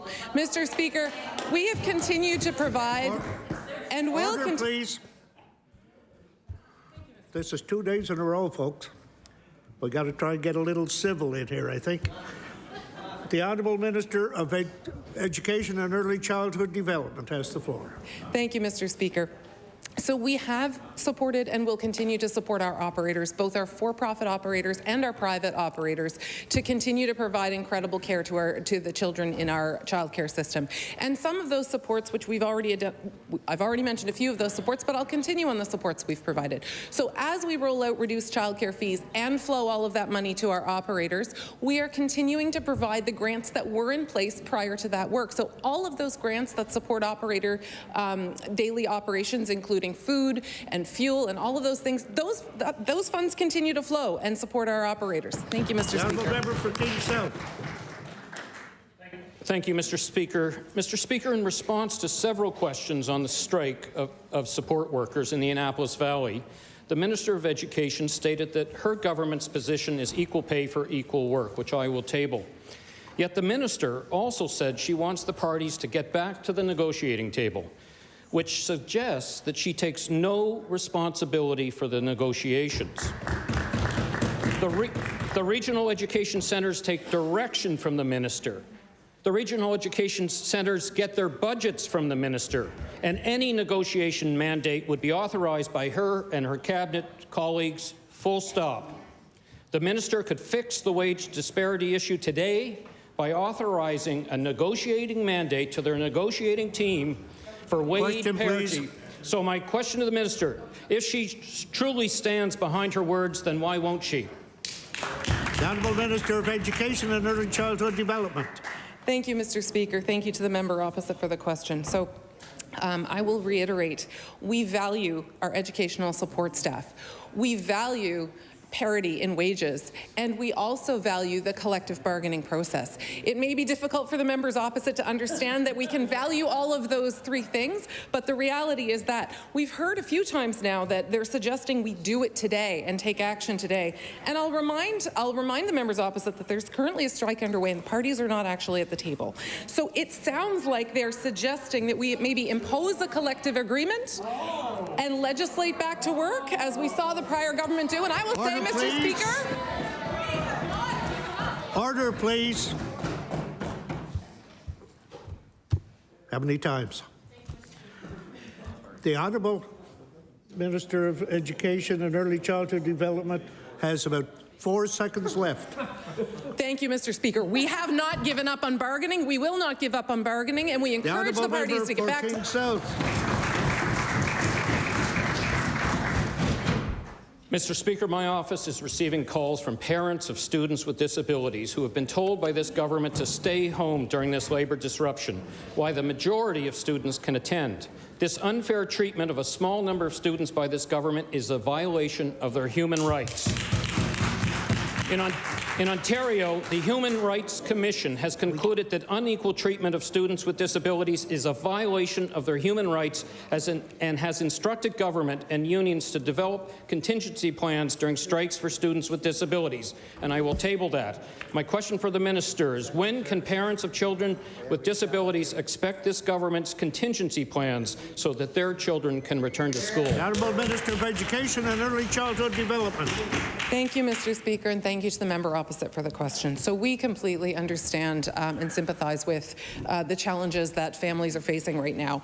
Strikes are disruptive. They are disruptive by design, and that's the reality of them. They are part of this process. And so through the course of this strike, we do understand that the regions are supporting families as best they can. And that looks like a few different things. There are a variety of supports in place. So for our pre-primary programs, materials have been sent home to support families.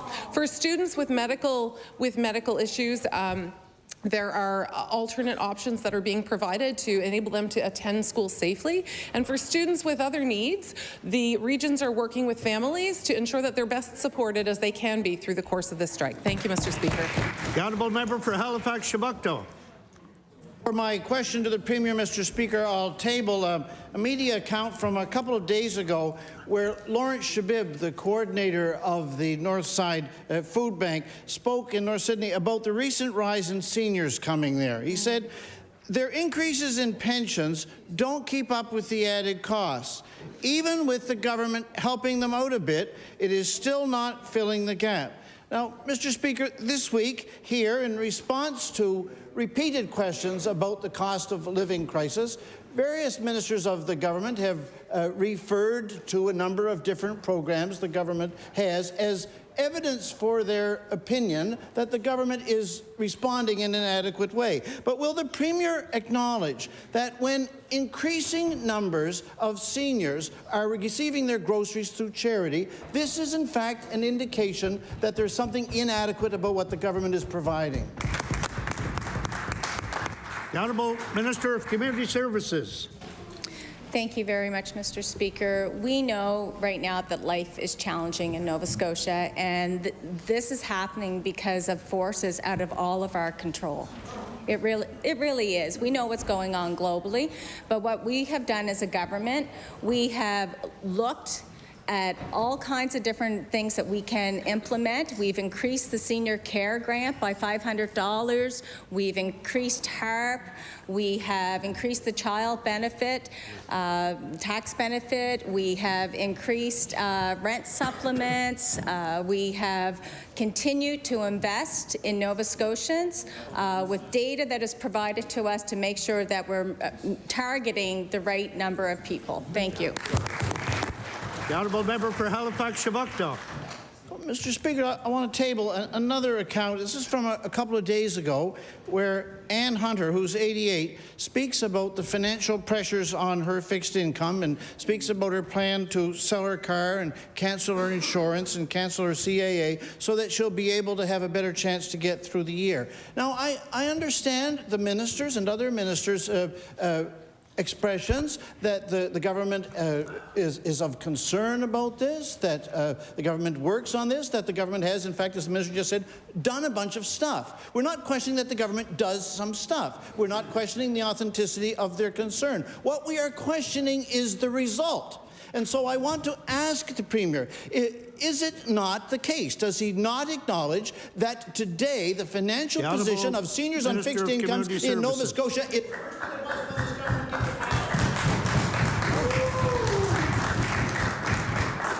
Thank you, Mr. Speaker. Again, we are absolutely aware of what is happening in Nova Scotia. And again, I will say that it's been very difficult knowing that a lot of this is out of control and it's happening globally. We continue to make the proper investments. We continue to name what we have done to try to make it easier for Nova Scotians, and we'll keep investing in that. Mr. Speaker, I'll tell you what's going to be hard for Nova Scotians, though, is going to be the Liberal carbon tax. The liberal carbon tax that is going to be supported by the NDP. That's what's going to hurt Nova Scotia. Order, please.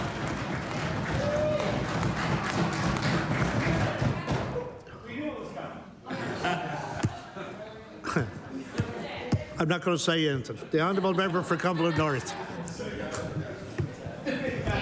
Mr. Speaker, my question today is for the Minister of Health and Wellness. There are a number of people in Cumberland North that experience mental illness as well as addiction challenges.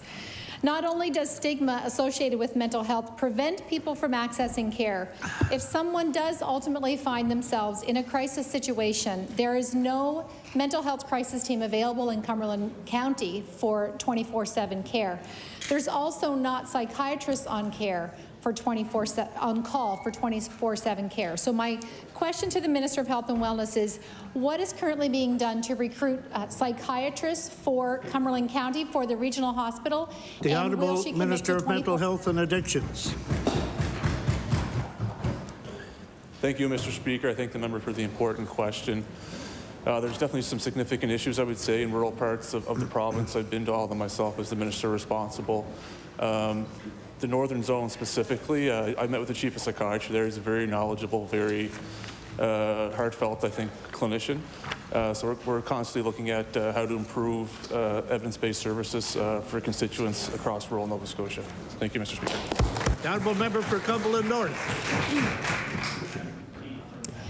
Mr. Speaker, in addition to there being no full-time mental health crisis team 24/7 in Cumberland County, it is one of the 9 regional hospitals in the province and should have equal equity of care as other regional hospitals in the province. If anyone in Cumberland County needs inpatient acute care for mental illness or addictions, well, mental illness, they have to go to Truro or another regional hospital. And almost always, an emergency room physician is told there's no beds. What happens to our people is they're discharged with not receiving the needed psychiatric care they need. So, Mr. Speaker, will the minister answer what are families and their patients supposed to do when they're suffering from acute mental illness in Cumberland County? The Honourable Minister of Mental Health and Addictions. Thank you, Mr. Speaker. So I would say that, addictions and mental health needs are very complex and vary across, the needs of individuals. The issues with mobile crisis is definitely something I've been actively looking into with my colleague in Justice and my colleague in Health. So it's something I'm looking at right now, and I should have something to update the House with in the near future. Thank you, Mr. Speaker.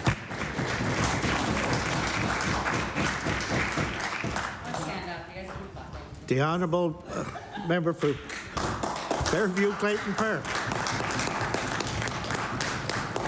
Thank you, Mr. Speaker. Order, please. The time for oral questions put by members to ministers has expired. I recognize the Honourable Member for Richmond on an introduction. Thank you, Mr. Speaker. And in the Speaker's Gallery, I'd like all members here to take a look. We have a couple of municipal officials here with us. I'd like to introduce Warden Mumberket, Amanda Mumberket from the County of Richmond. Councillor Mike Digdon from the County of Richmond.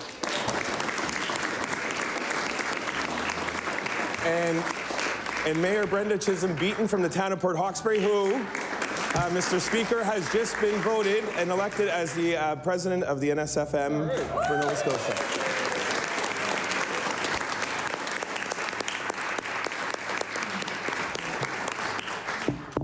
Welcome to all and congratulations to the Mayor. The Honourable Leader of the Official Opposition. People may as well stay on their feet, Mr. Speaker. I've got some introductions to make. We've got two municipal leaders from Yarmouth here with us. Victoria Brooks, the CAO of the Municipality District of Yarmouth, and the Warden of the Municipality District of Yarmouth, John Cunningham. Yeah, thanks for joining us today, folks.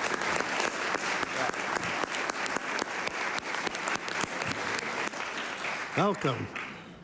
The Honourable Member for Fairview Clayton Park on an introduction. I do. Thank you, Mr. Speaker. It's not a municipal councillor, but in the West Gallery is somebody I've actually introduced here before, but I can never say enough good things about her. I can't give her enough attention. It's my constituency assistant, Alison Covert.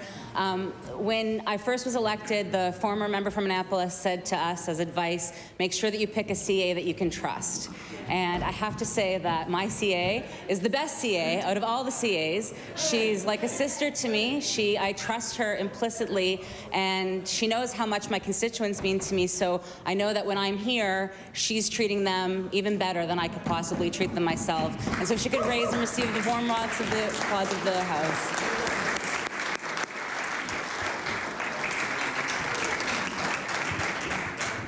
Once again, welcome to everybody.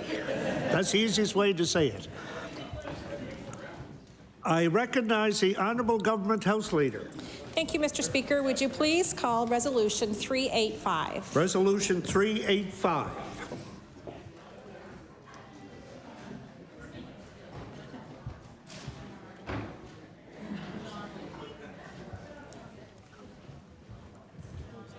He's adjourned. If I recognize the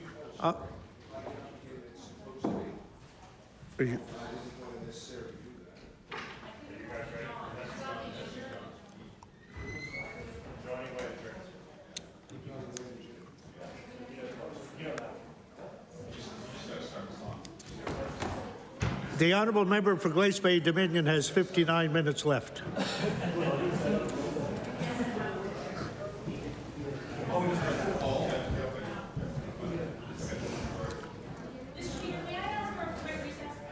Okay, we'll take a 5-minute recess.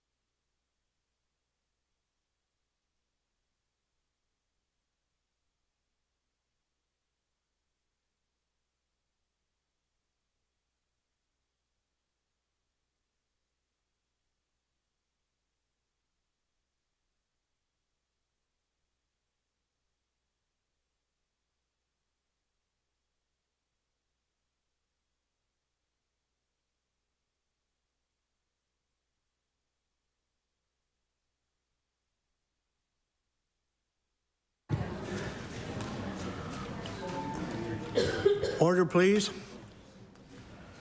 Our 5-minute break was a lot longer than 5 minutes, but we're back together again. So I recognize the honourable member for Halifax Citadel, Sable Island. Thank you, Mr. Speaker. I have an amendment to the resolution. I believe it's been distributed. And the amendment reads that the proposal is that Section 2 of Resolution 385 be struck out. The honourable member for Dartmouth North.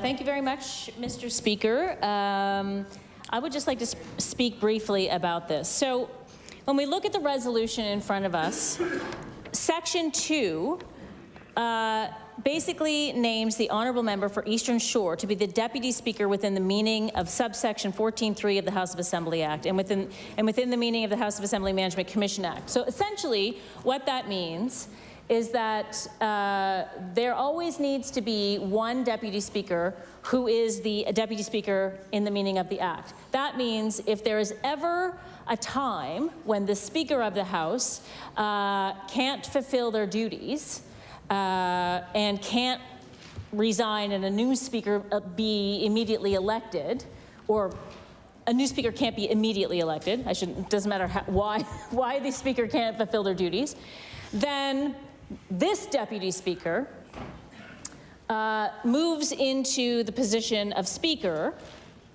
and really that's an administrative position, because if we are in session, if the legislature is in session, then a new Speaker would be elected and we wouldn't have to worry about it. But if we were in between sessions, then there might be the need for there to be a Speaker in place for the administration of the House. Because obviously we know, Mr. Speaker, that the job of the Speaker does not just extend to this room. The Speaker does a lot of other jobs in this building and beyond. So currently, for the knowledge of my honourable colleagues, the person who is in that position currently is the member for Preston. The Deputy Speaker, the member for Preston is the Deputy Speaker within the meaning of subsection 14.3 of the House of Assembly Act and within the meaning of the House of Assembly Management Commission Act. So we are proposing that the member for Preston remains in that position. That is all that's essentially what this amendment means. So we know that this resolution will pass, and the members for Chester St. Margaret's, Eastern Shore, and Shelburne will become deputy speakers because the Conservative Party caucus has a majority vote, or a majority amount of people. So we know that the resolution will pass. What we are saying is take out number 2 of the resolution so that the member for Preston can remain in her position as the deputy speaker. We see, Mr. Speaker, no reason why Section 2 of this resolution needs to be present, unless, Mr. Speaker, there is some other reason why the government wants the member for Eastern Shore to be teed up in the case of you, Mr. Speaker, not being able to be the Speaker. So we all know that at the beginning of this session, this government made quite a to-do about the fact that the Speaker was going to be replaced.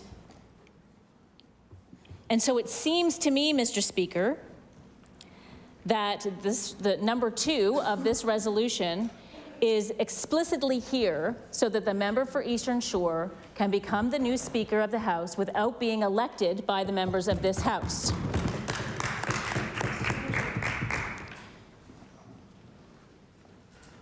I want to point out that I have pages and pages of research by the Legislative Library that I will table, going back to the 1700s, Mr. Speaker. Going back to the 1700s. Never has there been a case in the history of Nova Scotia, the Nova Scotia legislature, that the number 2 clause of the Act, what it's referring to, so subsection 14.3, never has there been a case where that has had to be the case. We understand that in an emergency situation, it's a good idea to have someone who can take the role of the Speaker. but it never has been done. So for 300 years, or whatever we're talking about, 300 years? 200, 1700s? We've never needed to do that. So why in the world, Mr. Speaker, do we need to anticipate that kind of a replacement of the Speaker and anticipate it in such a way that we would have to remove the person who is already in place to do that job in the emergency situation that a Speaker cannot fulfill their role and put a government member into that position? Feels a little fishy to me, Mr. Speaker. Feels real fishy. So I want to reiterate. This amendment would strike out the fact that the honourable member for Eastern Shore would be the Deputy Speaker within the meaning of subsection 14(3) of the House of Assembly Act and within the meaning of the House of Assembly Management Commission Act. That would mean that the members for Eastern Shore, Shelburne, and Chester St. Margaret's would still become Deputy Speakers because we know this resolution will pass, whether we like it or not. And we don't, because we don't think we need five Deputy Speakers. But that resolution will pass, but it will mean that the member for Preston retains her position as the Deputy Speaker under that part of the Act. It's a real clear amendment. There's no reason to change it. I urge the House to support this amendment. I will table this research and I will take my seat. Thank you.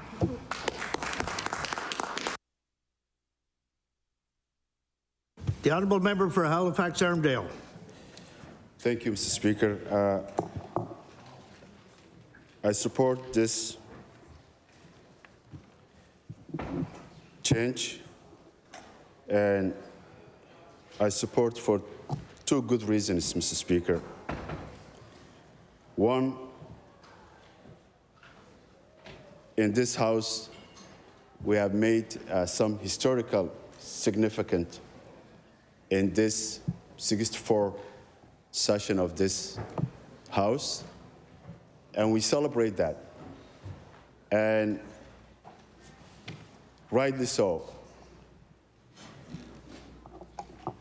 The largest elected officials of African descendants in this House, which is one of the oldest outside of Great Britain. We get this point over 250 years. And here we are, taking away this gain, this progress that we have made to show the next generation how far we come from and where we're heading and who these seats belong to,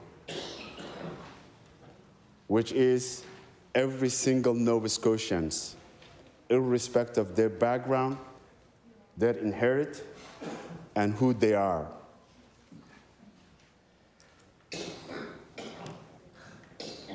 This section, in my opinion, will continue that legacy. And the reason that I'm saying this is we have seen the first African Nova Scotian who sit that seat. Rightly so. Number one, we're elected. We, as members of this House. Secondly, she has the qualifications to sit that seat and to hold that responsibility. So this is one of the reasons that I'm supporting this change. to uphold this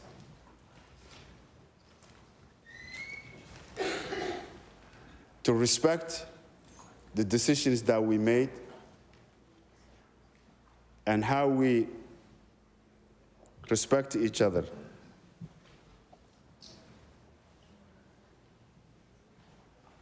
The community of African Nova Scotians are watching what we do here today, the decisions we make, and the rationale that are behind.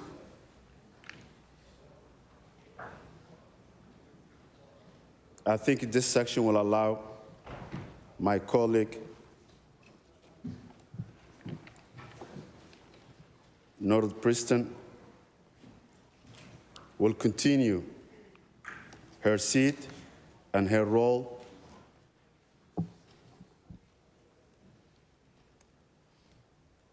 let's continue that, and let's be mindful for that. Second reason is when the government put this bill and this change, one of my colleagues speak why this is important to change. Hans West, and I have here her speech, and I will table that. And this is a concern for me. We as elected officials, as individuals, to be mindful the words we will use each other, how we address each other. Specifically, when we are addressing people who have endured harm through the history, the language we use, how we address each other, the words we use, those words and their impacts. And the reason I'm titling this particular change is we're removing a person of color because those individuals who hold this seat were unaffected. And when you use that term and you replace a male individual, you're proving those individuals and those females and those people of color cannot hold these seats. You are proving, when you hear this kind of terms and this kind of actions, you are proving those points. And that's the harmful. We all have roles to play. We all have jobs. Those responsibilities do not belong to us. Positions and jobs and titles, they come and go. What matters for me is how. What matters to me is the damage those individuals and the harm those decisions will create.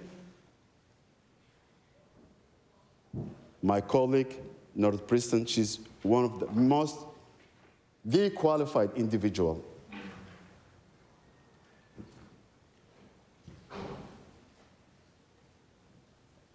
I'm here to enlighten my colleagues, irrespective of what side they sit this House. We know we have busy life, and we know sometimes our notes, our statements were prepared, our staff, people who help us to do our job. And those people do great jobs. But also we have to be mindful. We come from a different background. We come from different perspective in life. We use different language. I urge every single individual in this house, when you've been given a note and you address it in the public, look those notes and thinking about twice those notes and those words, the impact that they could have one another. And I'm saying this as a general, because this could happen this side.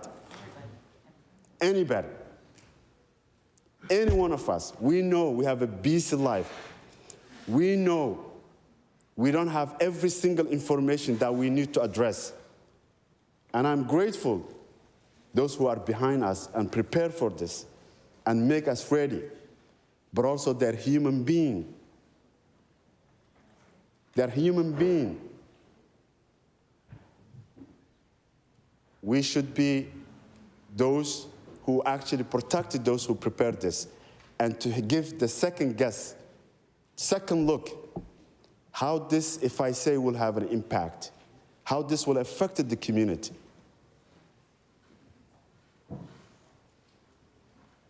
Mr. Speaker,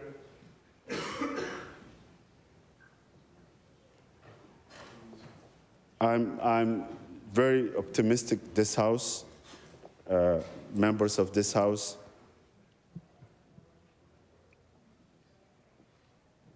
I'm grateful for your leadership. Earlier you've been mentioning what's parliamentary and what's not, and reminding us how we treat each other and how we conduct ourselves this House. Even though I know I have a parliamentary privilege when I stand here to say what I have to say, but that should not give me a free ticket.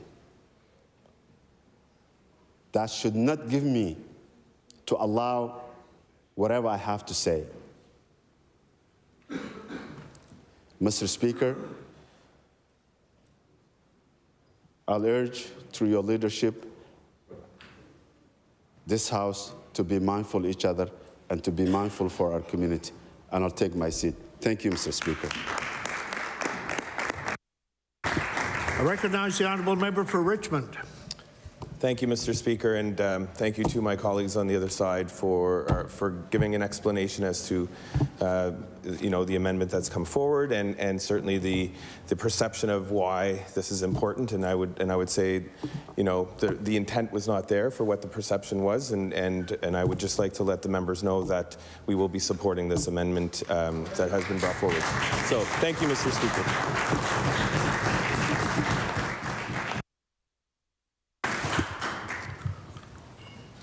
Since there is no further discussion, will the amendment carry? Carried.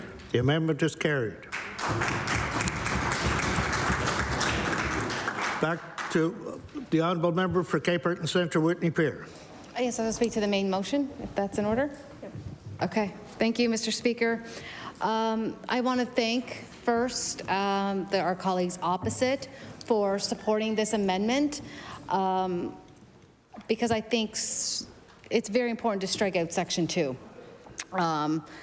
To think of a day where our honourable speaker is not in his seat is something I don't want to contemplate, because I adore the member for Victoria, and I don't want to see the member our speaker out of his seat.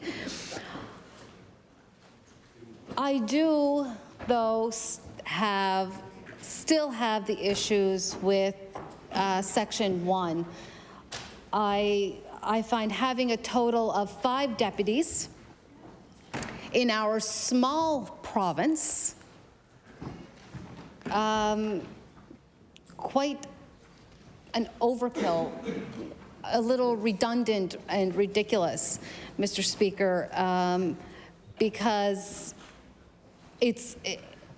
I believe the leader from the for the NDP said during when she spoke on this, had said something to the point of the only reason why there has been ever, most of the time, somebody else who needed to fill in besides our deputies is when the house hours are, the normal, regular house hours were not being respected, were not being adhered to, and were being overrode. When we had during a session here in the House on our daily business, we'd have a committee meeting happening somewhere else.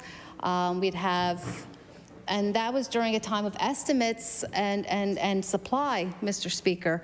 And so if we did this work, as we have been doing in the past few days, we do better work, but also we don't have this absolute need to have tons of people filling in for our deputy speakers, because they are able to go where they need to go and do their job, Mr. Speaker. And so I just, as much as I do appreciate and I thank my colleagues across the way for understanding why our amendment and striking out Section 2 is much needed, and that by doing so, we are keeping that representation in the legislature. I still truly believe 5 deputies is too much,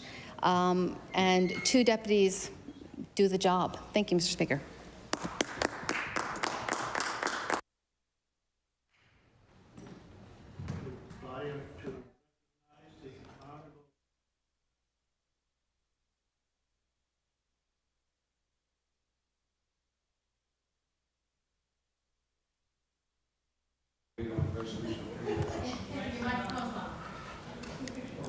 The motion is for, I'm sorry, I recognize the honourable member for Kings North to close debate on the resolution. I move we close debate on resolution 385.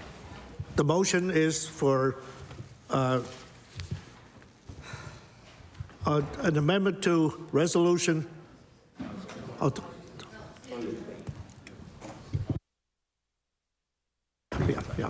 Okay, the motion is for resolution 385 to pass with 1 amendment. You ready for the question? Would all those in favor of the motion indicate aye? Aye. Contrary-minded, nay? Nay. The motion is carried. The Honourable Government House Leader. Thank you, Mr. Speaker. Would you please call private and local bills for second reading? Private and local bills for second reading. Would you please call Bill number 239, an act to incorporate the Amherst Curling Club, an act to amend? Bill number 239, an act to incorporate the Amherst Curling Club, an act to amend. I recognize the honourable member for Dublin North. Thank you, Mr. Speaker. I rise today to speak to an important bill that, while narrow in scope, will have a widening impact for residents in Cumberland County. The Amherst Curling Club serves an important hub, not just for curling enthusiasts, but also a number of community groups that rely on the venue as a hosting space. Various community events, such as fundraisers, bond spiels, meetings, banquets, and other activities are regularly hosted there. The club has 4 sheets of curling ice, a fully licensed lounge, and a large upstairs with a multipurpose room that includes kitchen facilities. The Amherst Curling Club first opened its doors 125 years ago in 1873, and the next weekend they will be marking this amazing milestone. 1873, amazing. The club offers practices and instructional clinics as well as private lessons. They also have several social curling leagues for ladies, men, and mixed curling, as well as competitive leagues for those more experienced curlers. The facility is an important resource for sport and physical activity in our community. This bill proposes that Chapter 70 of the Acts of 1938, an act to incorporate the Amherst Curling Club, is amended by adding immediately after Section 1 the following section, 1A, the corporation shall operate on a not-for-profit basis. This change will allow the club to receive charitable status and will help ensure that the club continues to be open for residents of Cumberland County and beyond for years to come. With the rising costs due to inflation, finding new ways to raise money and ensure to secure financial footing is essential. This bill allows the Amherst Curling Club to do just that. I hope that members of the House will join me in supporting this bill, an important community resource for Cumberland County. Thank you, Mr. Speaker.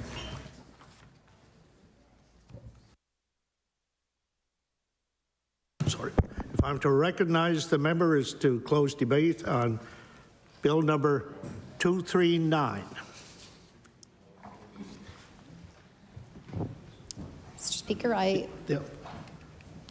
ask to close debate on Bill 239. Bill number 239, an act to incorporate the Amherst Curling Club, an act to amend. Would all those in favour of the motion give your consent by saying aye? Aye. Contrary-minded, nay. The motion is carried. Bill 239, an act to amend Chapter 70 of the Acts of 1938, an act to incorporate the Amherst Curling Club.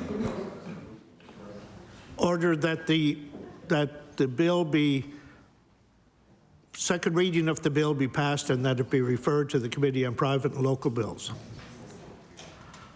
The Honourable Member for Annapolis. Thank you, Mr. Speaker. I beg leave to make an introduction. Please do.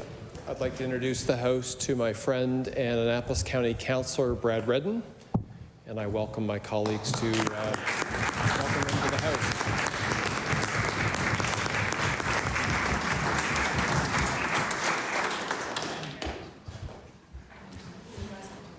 The Honourable Member for Kings West. Thank you, Mr. Speaker. I see my good friend in Kings South. We were going to have on the same wavelength, but I just want to make an introduction as well. Kings County, I'm very privileged to have some great councillors in my constituency that I work with, and I'd like to introduce another fine councillor in our area, Councillor Joel Hurdle, with us today.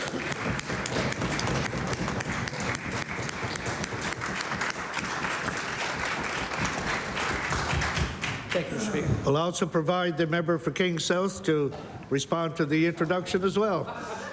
Thank you very much. He is such an impressive young councillor. He deserves 2 introductions. And Joel's district overlaps the honourable member from Kings West with mine, and Joel's a hard-working, conscientious councillor who does an excellent job of cleaning the tables at the Lions breakfast. Thank you very much. Welcome to both our guests, and we hope you enjoyed this session of the legislature. I recognize the Honourable Government House Leader. Thank you, Mr. Speaker. I move that you do now leave the chair and the House resolve itself into Committee of the Whole House on Bills. We'll have a recess while the committee sets up.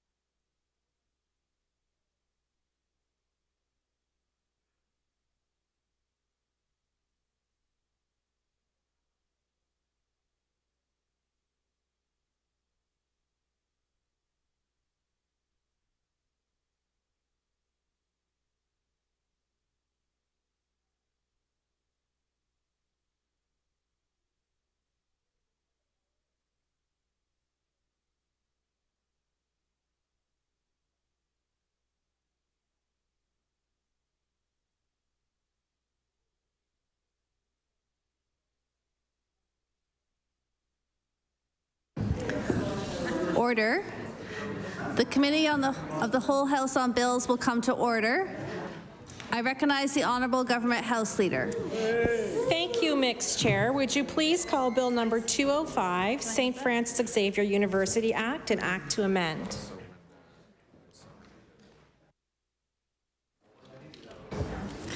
Bill 205, an act to amend Chapter 29 of the Acts of 2014, the St. Francis Xavier University Act. I recognize the clerk. Bill 205 was referred to the House by the Standing Committee on Private and Local Bills on October 25th, 2022, without amendments, and contains 6 clauses. Shall Clause 1 carry? Carry. Shall the remaining clauses carry? Carry. Shall the title carry? Carry. Shall the bill carry? Carry. The bill is carried.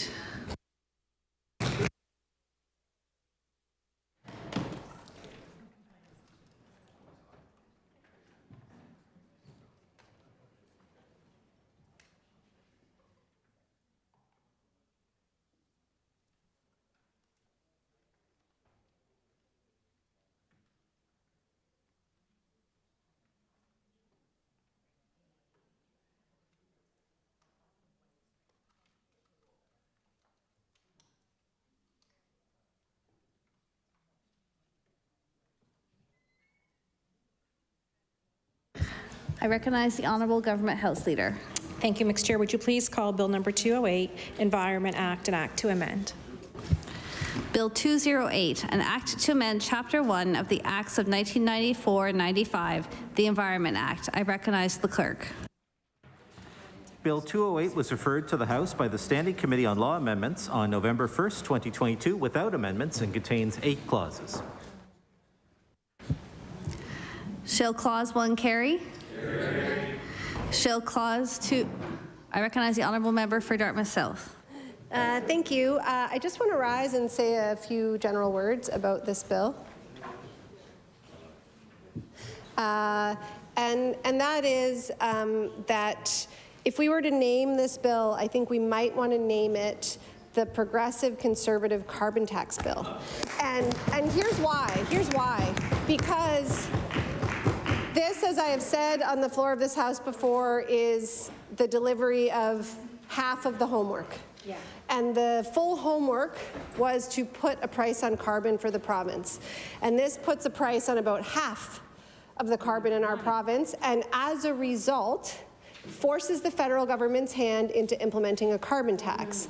And so I want to be very clear that as we move through these amendments, and as we move through third reading, and as this bill eventually passes, that this bill, in absence of any other effort to price carbon, forces the federal government to implement a carbon tax in Nova Scotia. And I think it's very, very, very important to keep the record clear on that, because number one, this bill will pass. Why? There is a majority government in this House. So what does a majority government get to do? They get to govern. They get to make decisions, and it actually doesn't really matter much what we say. And so we have been facing endless, absurd, in my opinion, criticisms around what efforts, what feelings we may or may not have. We're going to become the NDP, NSGEU strike party because apparently we're striking workers. We don't hear that about anything else, but this carbon tax, which is one of the many things in the purview of the government, is up to them to solve. And they have been given clear instructions. Price carbon yourself, or we will price it for you. Yes. And this bill is evidence that they have not priced carbon themselves. They have priced 40% of our carbon. The other 60% will come from the federal government. And so I would again like to say for the record that if this bill had a name, it would be the PC carbon tax bill. Thank you. I recognize the Honourable Member for Yarmouth. Thank you very much. I rise to provide a few comments on this bill as well. I mean, we have to call the situation what it is. I really believe that this government did sit on their hands for over a year until they realized that they were getting to a deadline on negotiating carbon pricing, a new carbon pricing regime, or the same one that we had before with the federal government. Thank you so much.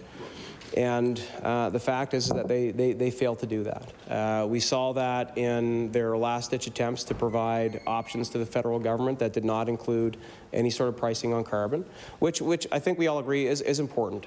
You know, we do need to price carbon. We are seeing the results of climate change in this province this year. The extreme weather events are going to continue to be more and more destructive and more frequent. And I do believe that this government had options. Again, the carbon tax is not new to the country. The federal government brought it in, I believe, in their first mandate. We were part of a government that actually negotiated an alternative to Nova Scotia that did take into consideration the costs that Nova Scotians have put forward to renew our energy grid for greener sources of energy. And we negotiated a cap-and-trade system, a cap-and-trade system that worked very well for years, where we not only priced pollution, but we also collected millions of dollars that were then redistributed to Nova Scotians to make their homes more efficient, to purchase electric vehicles. And these initiatives also made life more affordable for Nova Scotians too. And this government with this bill are putting all of that in jeopardy. Because they themselves failed to negotiate properly. And we've seen them with this situation, and of course other situations where their back gets against the wall, is to play the blame game here. You know, well, you know what we need to do to fix this? If only the Liberals and the NDP would stand with us and oppose this. I'm sorry, the Liberal Party actually voted for the resolution that was presented to the House. What did that do? We actually supported the resolution. It passed. What did that accomplish at all? Right? It passed in this House. There's a clear example of the foolishness of this line of argument and rhetoric from the provincial government here. They have a news release. Right? They sent a news release out anyway, not even being honest about what the vote was. So. At the end of the day, I think we're going to see for the next 4 years this government blame everybody else for their own failures. And this is going to be another example. They've got a very easy message, liberal carbon tax, sure. The reality is a lot more complicated. It's more challenging to explain. But I'm very happy and proud of our caucus and the NDP caucus as well for actually doing the hard work to explain the intricacies of the situation, talk honestly about what the options were for this government, and point out that they themselves are the ones that failed to negotiate an alternative. And now, in a cost of living crisis, we are going to see our gas go up more than anywhere else in the country because of this government's inaction and because they choose on this issue, as they have with a lot of other issues, to play politics before putting good policy forward and focusing on substance and good governance. Thank you very much, Madam Chair.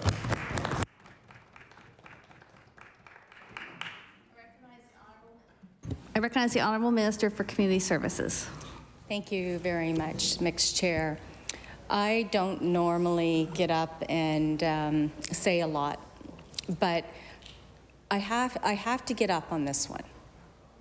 Because when I sit here, I think anyone that has been in the House for the last 9 years with me knows that I have always been one that has always respected the environment. I love anything that goes around the environment to help the environment and introduce a number of bills around the environment. My colleagues sometimes, you know, call me the crunchy progressive conservative. And I want to say this. Everything almost in this chamber today, your eyeglasses, your belt, your phone, the TVs, every product just about in here, in your house, your cars, your boats, everything either has to be shipped, transported by truck, or plane. The reality is, as much as we don't like it, the reality is that we have to. We still depend on fossil fuels, don't we? We wish we didn't have to. But we do, because we want our phones, we want our glasses. So let me tell you, Nova Scotians have it hard right now, they have it really difficult right now, but this government has put substantial, significant investments to try to curb that. And we will continue doing that. Every day we talk about it. Every single day we talk about how are we going to make living in Nova Scotia better. But I'll tell you what's going to triple the cost of those products I just mentioned is going to be a Liberal carbon tax that's supported by the NDP.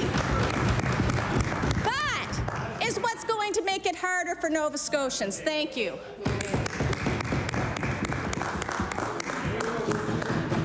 I recognize the honourable member for Sydney, member 2. Thank you, Mixed Chair. And I'm going to be brief on this. Our leader articulated it very well. This carbon tax was coming to Nova Scotia years ago, and we saw it coming at the time. We were warned by the federal government. Policy decisions were made, and we went out and we negotiated, and the carbon tax didn't come. Cap and trade came. So here we are now. Federal government warned the government of the day. We're going to price carbon. And they didn't act.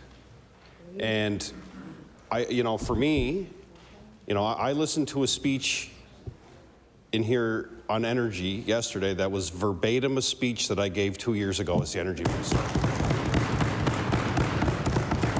Cut and paste, almost word for word. And the reason I can say that is because I was in that department for 3 years, and the speech was cut and paste from 3 years ago. Mi'kmaq Homes solar program, I think it was $30 or $40 million used in efficiency programs. That was cut and paste. I could probably find the speech if I looked at it back in the day. And when I sit there and say, the government's making those investments, it's important. It is. They're doing exactly what wonderful staff have done in those departments over the years as they continue to expand programs and work in partnership with the federal government. Those days are quickly coming to an end, and you can see it. The government wanted to fight. And again, I've said this in my last comments. The minister's trying to do his best with what I believe is strategy that's being decided on by someone who says, I think our strategy is going to be we're going to pick a fight. We want the fight. We want this is how we're going to deal with it. We're going to get into it with the federal government. And what that does for your future relationship, the government's in a year and change.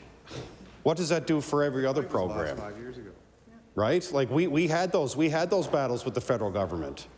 But we respected one another and came to an agreement. I think it's not going to happen here. Like it's a case of like I'm watching this unfold and I'm starting to hear it outside of the chamber. Like people are starting to and you can call it the Liberal carbon tax all you want. The narrative is changing on the government. It is. And they can call it a Liberal carbon tax all they want, but people are starting to understand. I know they are on the island, they're starting to understand. Not just on the carbon tax, but on a whole bunch of other stuff too as well. Is that people are starting to know and realize the narrative that they didn't go and negotiate. They're starting, you're seeing it in the media. I'm not making this stuff up. The narrative is starting to change. You have to take responsibility for being the government at some point. Whether it's on this issue or everything else, I keep hearing 7 years of waste and nothing happened in 7 years prior with the former government. That's fine, fire away. But what Nova Scotians are starting to realize, and what's starting to realize in my community, is that it's time for this government to take ownership. You're here. It's time to take ownership of this file, and the health file, and the economic development file. Because again, I listened to a speech verbatim as my time as energy minister. It was word for word, with the exception of green hydrogen, and there was something else. But when I heard that speech, I was like, that's the exact same speech that was given to me, written for me. Gave that speech all over the place. That's what was presented. And I'm sitting there going like, wow. Like the government, this solidified for me that they didn't negotiate. They're using old speeches. That's bad, right? That's something that I was like, wow, okay, so they're on the same path, they're using the same messaging, and it just tells me that, like, okay, it made me question, like, well, not question, but solidify the fact that I don't think that they negotiated hard enough to avoid the carbon tax. You know, people might not like what I'm saying. I'm just telling you the truth. It's not an attack on anybody personally. I said it. I said it about the minister. I think he's in a hard spot. I don't think that he would strategize to say that this would be. I think he would probably want to negotiate. But guess what? Obviously, the government wanted to fight. So, like, I had to get up on my feet because the Minister of Community Services is right. We depend on fossil fuels every day. We do. For transportation, our phones, mining's huge, resource development is huge. It's not going away. It's not going away. It's all in how we manage it. It's the balance between resource development and the environment.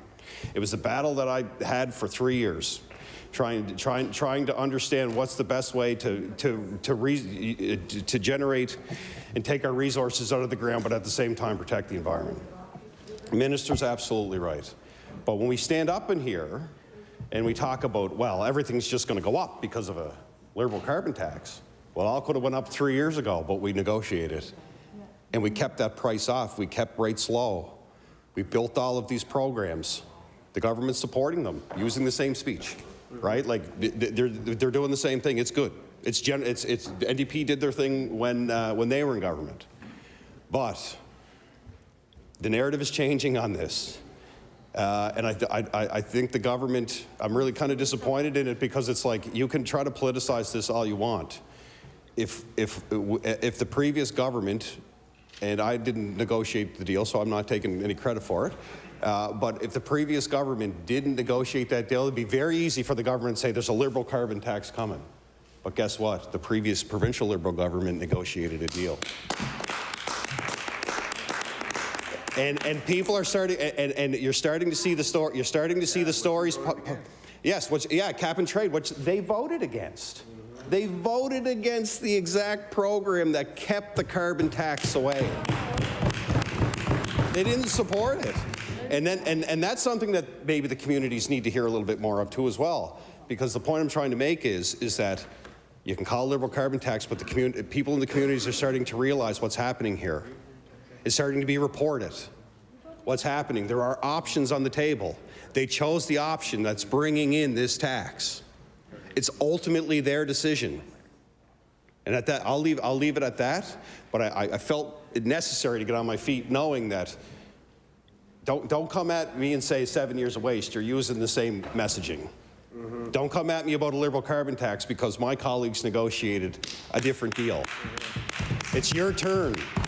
It's your turn on this and everything else. You're the government. You haven't been here for a week. You've been here for a year and a half.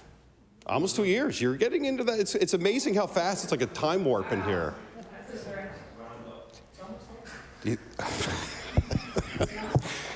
Some people think they're going to be in government forever, but let me tell you, you're not.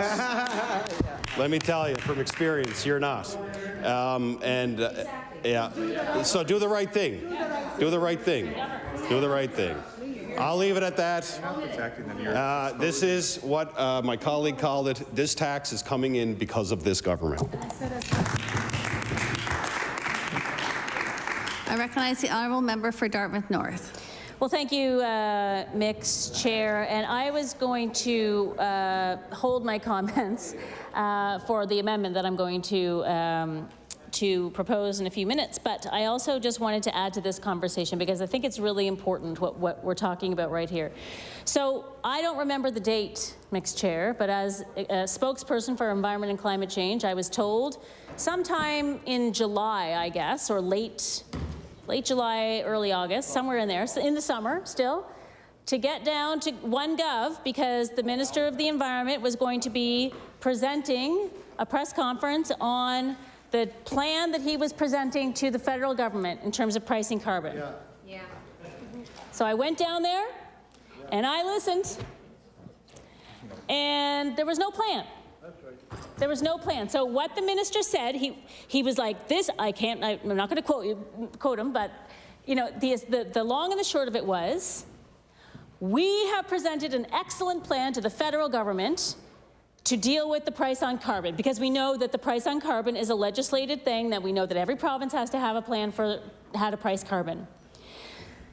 The plan was the environmental, whatever it's called, ECRA, the Environmental Goals and Climate Change Reduction Act.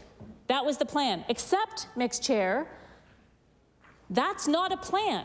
That's a piece of legislation with some very ambitious targets, but it does not include a plan on how to make those targets achieved, or how to get to achieve those targets.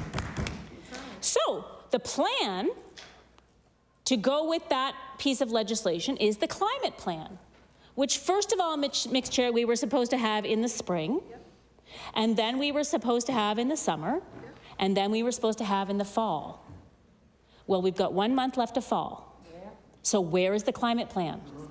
And again, I will speak so highly of the folks in the department who are working on that plan. I just want to know where it is, and I want to know why it's late, and I want the minister to answer that question. Because instead, when we say the plan that you presented to the federal government in July or August or whenever that was, the plan that wasn't actually a plan, but was actually like, oh, we've got great targets, and we're good.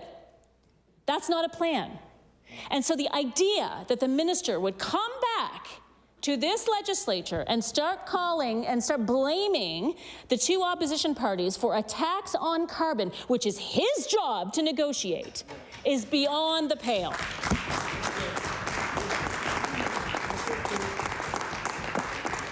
So then, Mixed Chair, the federal government, lo and behold, rejected the plan because it wasn't a plan. So yeah, shock, big shocker.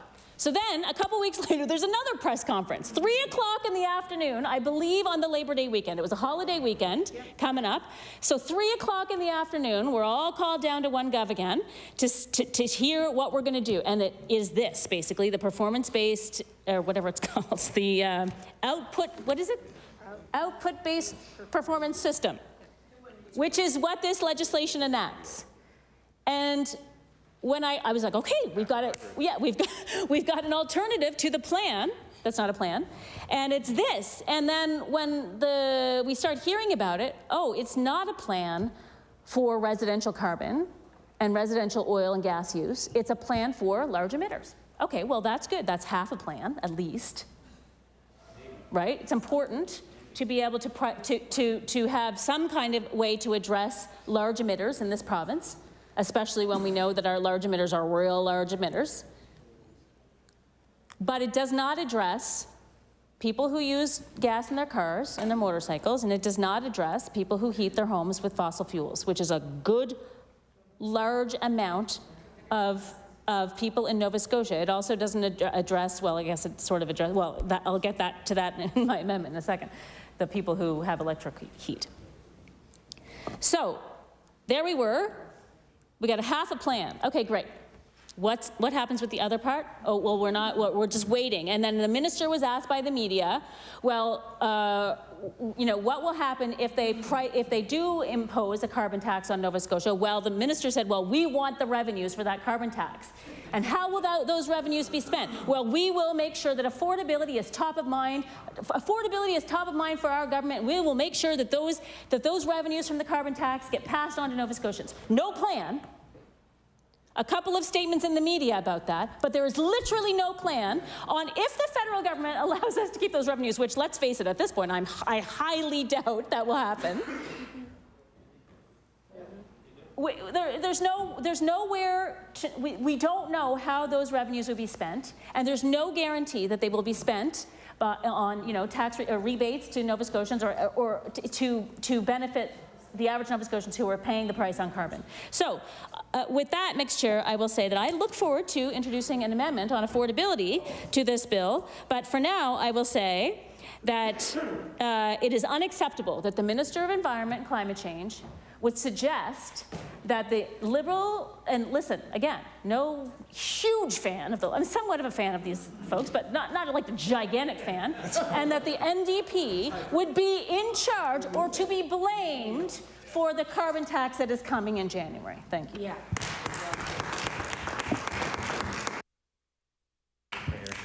I recognize the honourable member for Halifax Atlantic. Is it Dartmouth North? I wasn't going to speak, Madam Mixed Chair, sorry, but the member from Dartmouth North just got my juices flowing and the energy in me, and I've had a lot of caffeine today, and a lot. I had more caffeine than I've ever had in my life, so there we go. But no, I think, you know, this is very important. You know, we just attended the NSFM conference, for those of us that were there, and thankfully, the member of the third party, or the leader of the third party and the leader of the official opposition took questions from councillors and wardens and mayors and CEOs and concerned individuals from municipalities right across Canada, or Nova Scotia, sorry. And one of the questions that kept coming up was the impact of climate change and the impact of coastal erosion. And they were able to answer those questions. You know, and it's very concerning that we had a premier that was there in front of NSFM and wasn't there to answer their questions on climate change. Refused to take a single question from NSFM. On anything. Mixed Chair, if the member for Pictou has something to say, maybe she could stand up and talk on this bill instead of interrupting me. She did. She did talk about it. Thank you, Mixed Chair. You know, what we're hearing from them is that there is no feedback. There is no ability to speak. And, you know, it was great to see other members stand at that conference to talk about climate change and the importance of it. And the fact of the matter is that, and I've tabled it before in this House, is that the Premier, in opposition, called it a Trudeau, he called it a Trudeau vanity project. That's what he called climate change. And I see some people nodding and shaking their head yes, and that's, we should all realize the importance of climate change and not make fun of it and politicize it. And the truth is, this is not a plan. And the members opposite, anytime they're stuck with a question they can't answer, what do they say? Oh, it's a Trudeau carbon tax. Fight the Trudeau carbon tax. The truth is we voted with them on it. So get it right, first of all. If you're going to stand in this legislature, at least tell the real story and tell the truth. Right? And members opposite have said that we did not support it. And I can verify that we did not support it, which in fact is not true. We did support it. We absolutely did support it. And maybe next time in question period, and I see everybody reacting when I said that, maybe they could stand up and show where we didn't support it. Because it's a vote, and votes are part of the public record. When we talk about income assistance rates, the first thing they say is Trudeau carbon tax. We talk about roads getting paved, Trudeau carbon tax. We talk about housing, Trudeau carbon tax. Maybe if you were really concerned about people that are working class and low income people, you'd fight the Trudeau carbon tax.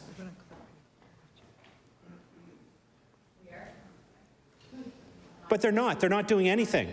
They put forward options to fight this that had no details. They were told several times by the federal minister. They were given ample opportunity by the federal minister to actually come up with something. It's tough, you know. It's the PC carbon tax is what this is. It's a PC carbon tax. And they can laugh and they can smile and they can joke all they want, but Margaret Miller, the former Minister of Environment, walked out of those meetings with the federal government because she knew that a carbon tax wasn't going to work here in Nova Scotia. She went against her own federal counterparts. She walked out of those meetings to make sure that we got a cap and trade system. They didn't even attend a meeting. There wasn't a meeting for them to walk out of. Right? Because they're politicizing this. Here's what they're going to do. And we've already seen it. They know a carbon tax is coming if they don't do their homework. They know that if they actually did their homework and worked on the cap and trade system, instead of being 1 cent, it'd probably be 3 or 4 cents. We know that because we were in government. We know this information. They didn't want to wear a 3-cent tax increase. So they would rather not do anything and have a 10 or 14-cent carbon tax imposed on them so they can point their fingers at the big bad federal government. Think about that. All Nova Scotians should be offended by that. That is exactly what happened. This is not about climate change. This is not about carbon tax. It's not about a cap and trade. It's about public relations. Here, here. That's exactly what it's about. And when this carbon tax comes in, each and every one of them that's on social media is going to share some little clip and some little picture with the new PC logo that says the big bad Trudeau carbon tax. They've already followed in line with Pierre Poilievre. They're using his words now. Just inflation. The Trudeau carbon tax. They pretend to be progressive, but they're not. Margaret Miller fought tooth and nail for this. Tooth and nail.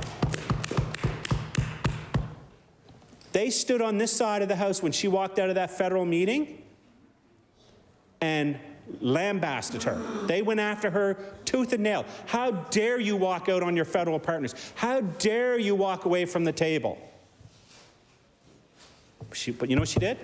She went back to the table. She worked day and night. She got a carbon tax that not only, cap and trade system that only raised fuel 1 cent, but actually provided solar panels and all kinds of green initiatives to Nova Scotians. Because she was willing to go to battle for Nova Scotians. But quite frankly, they are not. This is nothing but public relations 101. We're going to blame, they started, even before negotiations stopped, they started blaming Justin Trudeau. They started blaming Justin Trudeau. In the middle of negotiations, they started saying, we're getting a carbon tax because of the federal government. In the middle of it. They were passing legislation here in the middle of negotiations, even though they were told by the federal government that this is not working. There's no details. Give us details. How is this supposed to work?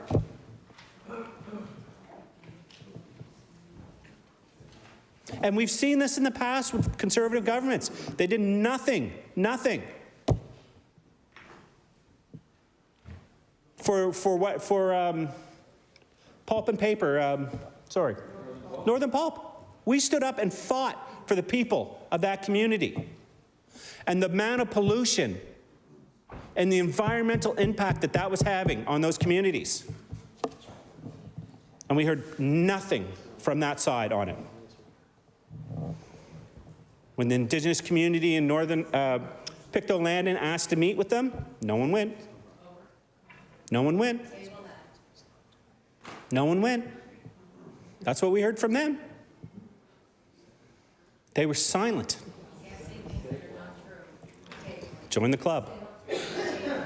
I'm just saying, you know what, Mixed Chair? The member for Pictou West continues to interrupt me over and over and over and over. If the member of Pictou West has something to say about the environment, stand up and defend it. I have the right to stand here and speak.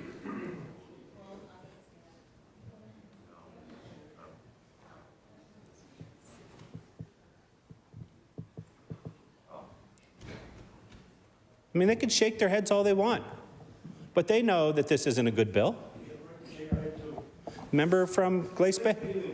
Member from Glace Bay, this is third or fourth time this session he's chirped me. If he wants to stand up and say something, say something. They're pretty good with their mics off. Pretty good, Mixed Chair, with their mics off. Pretty good. It says something that the truth gets under their skin so much, Mixed Chair.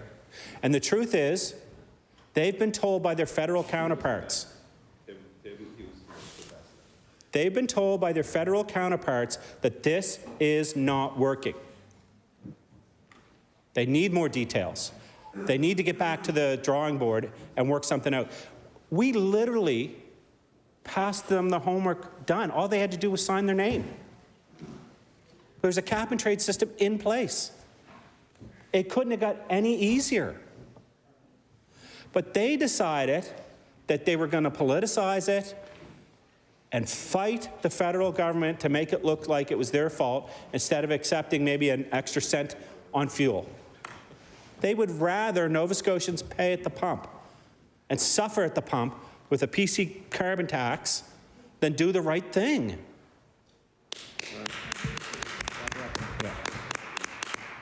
And for those that laugh and think it's not true, I'd advise you to read the media, because there's been a million different reports on this. There's been a million different reports on this. Go through the media, just do a quick Google search, and you'll see statements from the federal minister of how this government has failed to do its due diligence and how they've given them chances time and time again. And so all I ask for this government is get back to the table. Find the best possible deal for Nova Scotians.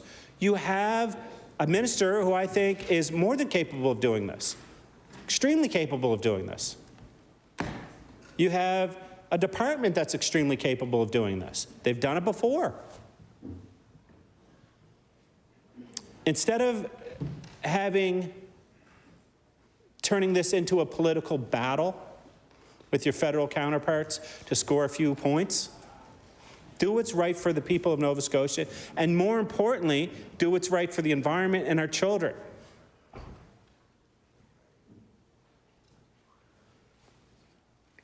The cap and trade system not only helped stem our output, but it also gave individuals the chance to green that normally wouldn't be able to green.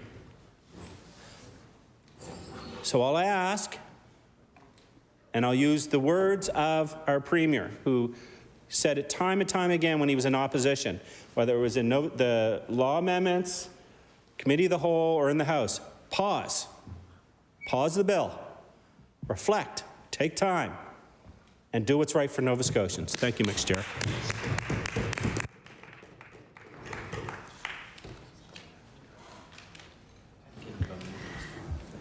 Seeing no further speakers, shall Clause 1 carry?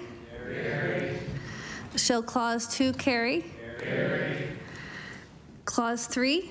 Carry. I recognize the honourable member for Dartmouth North. Thank you very much, Mix Chair. This is the much anticipated amendment that I referred to earlier when I spoke on Clause 1. So I would ask the members to refer to change sheet CWHB NDP 1. And I'll read the amendment and then I'll speak a few minutes on it. So page 6, clause 3, add after proposed section 112ZC the following section. 112ZD 1, a regulated facility shall not pass on or charge to its customers any amounts paid in accordance with this part and the regulations. 2, an owner or operator of a regulated facility who fails to comply with subsection 1 is guilty of an offense. And renumber proposed sections and change cross-references accordingly. So, Mixed Chair, this is an amendment that I actually proposed in Law Amendments Committee and was voted down by the government, but I'm giving the government another chance to have a real sober second thought about this amendment because it's really important. So earlier we talked about the tax on carbon that will arrive on gasoline for cars, and we talked about home heating fuel, oil and natural gas. But we haven't talked about what's going to happen with the large, so essentially Bill 208 is taking care of the price on carbon for large emitters. And one of those large emitters is Nova Scotia Power, for instance. Nova Scotia Power, we know, has a lot of reliance on coal and dirty energy to run. So even homes who are being heated with heat pumps, high efficiency heat pumps, are using electricity that's dirty. And of course, homes that are just using regular electric heat, it's also dirty. So this amendment essentially would make sure that Nova Scotia Power and other large emitters cannot pass on the costs of being a part of this system, the output-based performance system, onto the consumer. I will remind my honorable colleagues that there will be fuel adjustment prices that will result in rates going higher for Nova Scotia Power, even with the Bill 212 that's in front of the House. And there, and there's lots of other. We know that so many other things are rising. The prices of everything is rising. Water is going up, at least in HRM now, and I'm sure in other parts of the province as well, if there's municipal regulated water, the cost of everything, food, rent, mortgages. We've heard about it this entire session. So essentially, this clause is a way for the government to put their money where their mouth is, put their mouth where their money is, and make sure that large emitters do not pass on their carbon pricing to consumers. So I will remind again everyone here that in the press conference that the minister held around the half a hybrid plan, which is what this is, he said affordability is top of mind for this government. And so unless this is passed, unless this amendment goes through, we can say that affordability is not top of mind for this government, because there's no other way, or at least we haven't heard any other way, of protecting the consumers from price increases because of this output-based performance system. Refusal to pass this amendment will contravene everything the minister said about that. Thank you.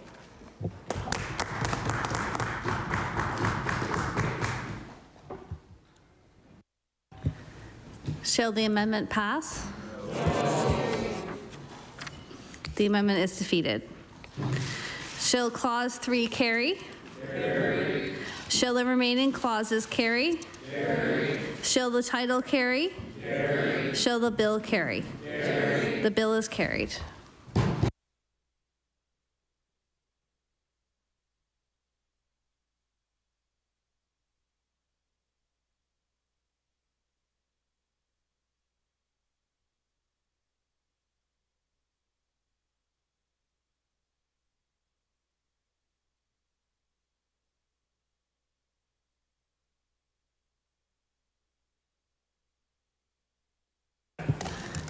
I recognize the Honourable Government House Leader. Thank you, Mixed Chair. Would you please call Bill number 222, the Housing Supply and Services Act?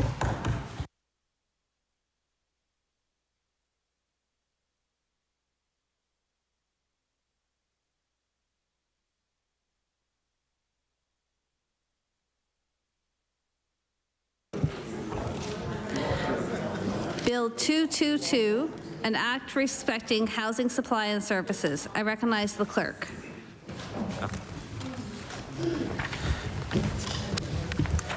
Bill 222 was referred to the House by the Standing Committee on Law Amendments on November 1st, 2022, without amendments, and contains 55 clauses.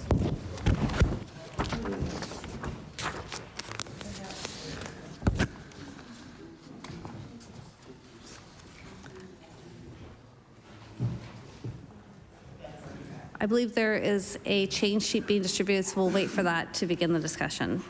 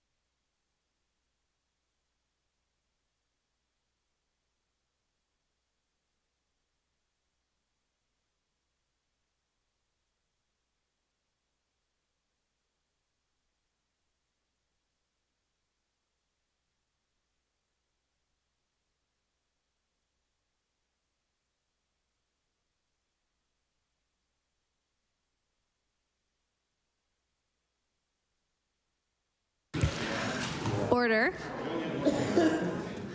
Shall Clause 1 carry? I recognize the honourable member for Cape Breton Centre, Whitney Pier. Thank you, Madam Chair. That was quick. I was going to speak on Clause 1. So my comments are fairly general on this bill. In general, this act gives very broad and provides very broad powers to the minister with respect to where employees end up, as well as agencies or of the department. So although there is reference to successor rights and provisions with the Trade Unions Act, sections of this bill limit the union's ability to make representation at the Labor Board. Because those powers are simply given to the minister with respect to the configuration of the bargaining units, this is very concerning as the labor critic. Madam Mixed Chair, as a labor critic, I find this deeply concerning, and I think everybody else should, because this is going to cause some problems. This will cause some very big problems, I think, in the long run, and possibly in the short term as bargaining continues to happen, which I hope is going to be fair and more fair than what we're seeing. It would also appear that the employees are shifted from the civil service and therefore covered by Section 31, the successor language of the TUA. And this legislation appears to contemplate that after December 1st, the agency could make applications to the board to deal with any lingering issues.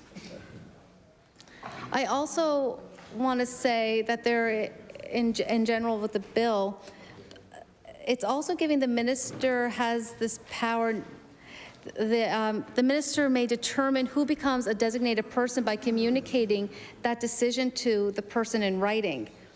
So the minister has this power, not the current employer, and they will determine whether or not they're going to be a civil servant or an agency employee. I don't see how there's transparency in how this is going to happen, and I have deep concerns with regards to workers in Nova Scotia, and with regards to our union members, whether it's CUPE or NSGEU, and that's what this creates. It creates two unions that are going to be involved in this, and that is, one is going to be CUPE, and it also affects my area of Cape Breton, where our members are CUPE, and it also includes NSGEU in this quagmire, Mixed Chair.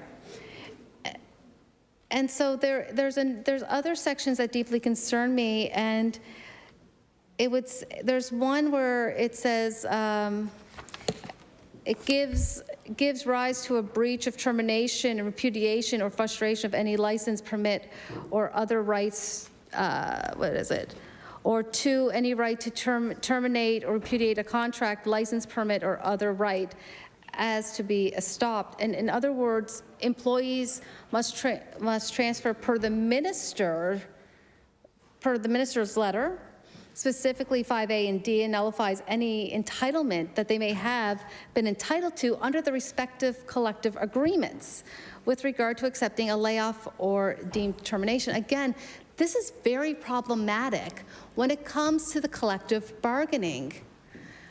And I would hope that the minister responsible for the Public Service Commission and the Minister of Labor understand that how problematic this is going to be in the collective when we go to bargain.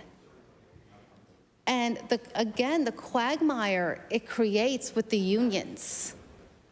This is not a small hiccup in the bill. These are serious issues. These are serious issues that workers are going to come across when a letter from the minister determines how they are designated without any other considerations to the collective agreement. In fact, it appears to me that this bill doesn't even take into consideration the fact that there are 2 unions involved. It seems like, to me, it completely ignores the fact that we have CUPE and NSGU involved in this. And I would hope that the Minister for the Public Service and the Minister for Labor can understand the problematic areas here. And so I just want to register those in the hopes that after Committee of the Whole, the Minister for Labor and the Minister for the Public Service Commission will speak with the Minister for Municipal Affairs and Housing on this issue. Thank you.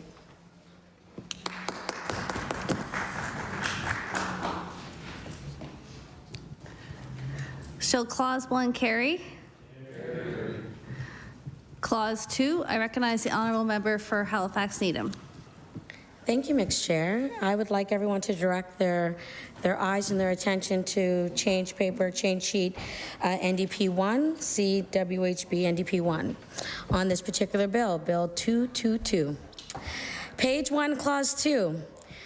A, delete, improve, and increase the housing stock of the province in line 1 and substitute recognize that the right to adequate housing is a fundamental right affirmed in international law and to improve and increase the affordable housing stock of the province. B, add affordable after of in paragraph A. C, delete paragraph B and substitute the following paragraphs. B, exercising the right of first refusal to purchase property, including land and built structures, for use as affordable housing. C, ensuring maximum access to housing that is adequate, affordable, safe, and accessible, and that has proximity to necessary services and is responsive to cultural needs for building community. D, reducing and eventually eliminating the number of people experiencing homelessness in the province. Page 1, Clause 3. Am I to continue? No, or do I wait until the second part? Yeah. So I'm only going to speak to the first clause, Clause 2. And I want to say... Order. I would ask the member for Halifax Needham to read the whole amendment. Yeah. I recognize the honourable member for Halifax Needham. Thank you for clarification. As well, page 1, Clause 3. Add after paragraph A the following paragraph. B, affordable housing means housing that costs no more than 30% of a household's total income before taxes, including utilities. Page 2, add after clause 6 the following clause. 7, the minister shall, to carry out the purpose of this act, A, recognize that the right to adequate housing is a fundamental human right, affirmed in international law. B, take progressive action to realize the right to housing within a reasonable time. C, recognize the importance of publicly owned and other non-market housing and commit to increasing the overall share of such housing. And D, set and publicly report annually on specific timelines and targets. Page 3, subclause 7.2, delete and substitute the following subclauses. 2, an acquisition or disposal of any estate or interest in real property that exceeds 25 acres in a single transaction must be approved by the Governor and Council with the goal of ensuring no net loss of affordable housing. 3, where a transaction is approved under subsection 2 and includes purpose-built rental housing, buildings with rental units above commercial spaces, multiple conversion dwellings with 5 or more units, or nonprofit social and cooperative housing, the parties to the transaction must provide the Governor General with a tenant relocation plan. 4, a tenant relocation plan under subsection 3 must include A, a letter sent by the parties to all tenants outlining the proposed project and expected timeline. B, a mandatory meeting at the outset of the project with the parties and tenants. C, a plan for ongoing communication regarding the progress of the development and the tenant relocation process at key milestones. D, financial compensation provided based on length of tenancy, which may take the form of free rent, a lump sum payment, or a combination of both. E, arrangement at the choice of the tenant for an insured moving company or flat rate payout for moving expenses. F, assistance finding new accommodations. G, a right of first refusal for existing tenants to move back into the new building or buildings with a 20% discount off starting market rents or at new non-market rents in circumstances where the replacement unit is social housing. And H, an interim and final tenant relocation report. 5, a tenant relocation plan must be made publicly available in an accessible format. Page 3, Clause 10. Add after subclause 1 the following subclauses. 2, any committee or council established by the minister under subsection 1 must include nonprofit housing organizations, nonprofit housing service providers, and individuals with lived experience of homelessness or housing insecurity. 3, by March 31st of each year, any committee or council established by the minister under subsection 1 must provide an annual report to be tabled in the assembly if the assembly is then sitting or where the assembly is not then sitting within 15 days of its next sitting. Page 6, Clause 21. Add accessible immediately after safe in paragraph A. Delete subsidized. B, delete subsidized in paragraph A and substitute affordable. And C, delete subsidized in paragraph C and substitute affordable. Page 7, paragraph 22, 1G. Delete and substitute the following paragraph. G, delivering public housing programs consistent with the recognition that the right to adequate housing is a fundamental human right affirmed in international law.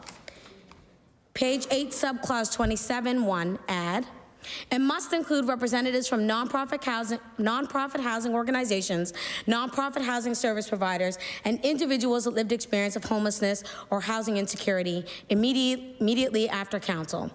Page 8, clause 27, add immediately after subclause 2 the following subclause. 3, by March 31st of each year, the advisory board must provide an annual report to be tabled in the assembly if the assembly is then sitting or where the assembly is not sitting within 15 days of the next sitting. Renumber, reletter, and adjust cross-references accordingly. So I speak to this change sheet, and we see that there is quite a bit that needs a lot of additional assistance there. But I want to say, Mr. Speaker, we heard from many very knowledgeable and experienced Nova Scotians representing themselves and various organizations this week at the Law Amendments Committee. The presenters highlighted the many features of the housing crisis and the many places where this government had an opportunity with this bill to create imaginative and lasting impact on the housing crisis. When the experts in the field give us amendments, we really should be listening. Because when we don't listen, it's very problematic. I mean, look, considering the fact that there are this many amendments that I'm putting forward here that would strengthen this bill to be able to do the work that it's supposed to do for housing. There are people right now sleeping in tents all across this province. There are people couch surfing, not sure how much longer they will have somewhere to stay. There are entire families who are homeless. There are people going without food and medication because of the cost of their rent. All of this is contrary to our international obligations.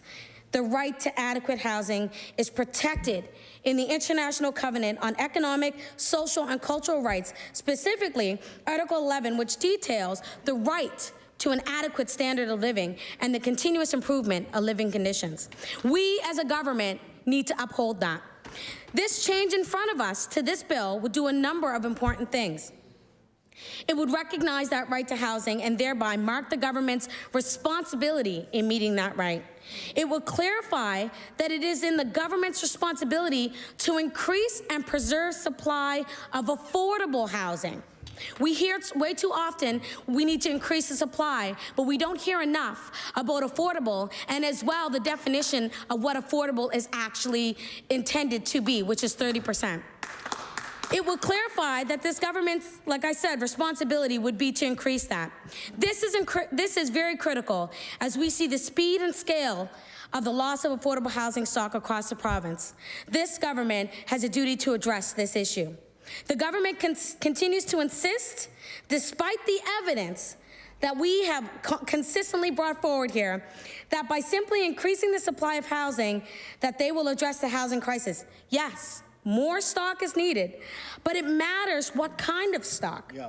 The stock that is affordable and adequate, and that you don't bulldoze existing affordable housing in the meantime. It clarifies the government's responsibility to create housing that is adequate, affordable, safe, and accessible. And that has proximity to necessary services and is responsive to cultural needs for building community. And clarify the government's explicit responsibility to address homelessness in the spirit of other jurisdictions like PEI that has recently set a target date by which they will end homelessness. Ending homelessness is possible, but we need to state clearly that it is our goal and marshal the resources accordingly. So I'm going to name some of the parts that I've already talked about. Page 1, Clause 3. This particular change would add to the legislation a definition of affordable.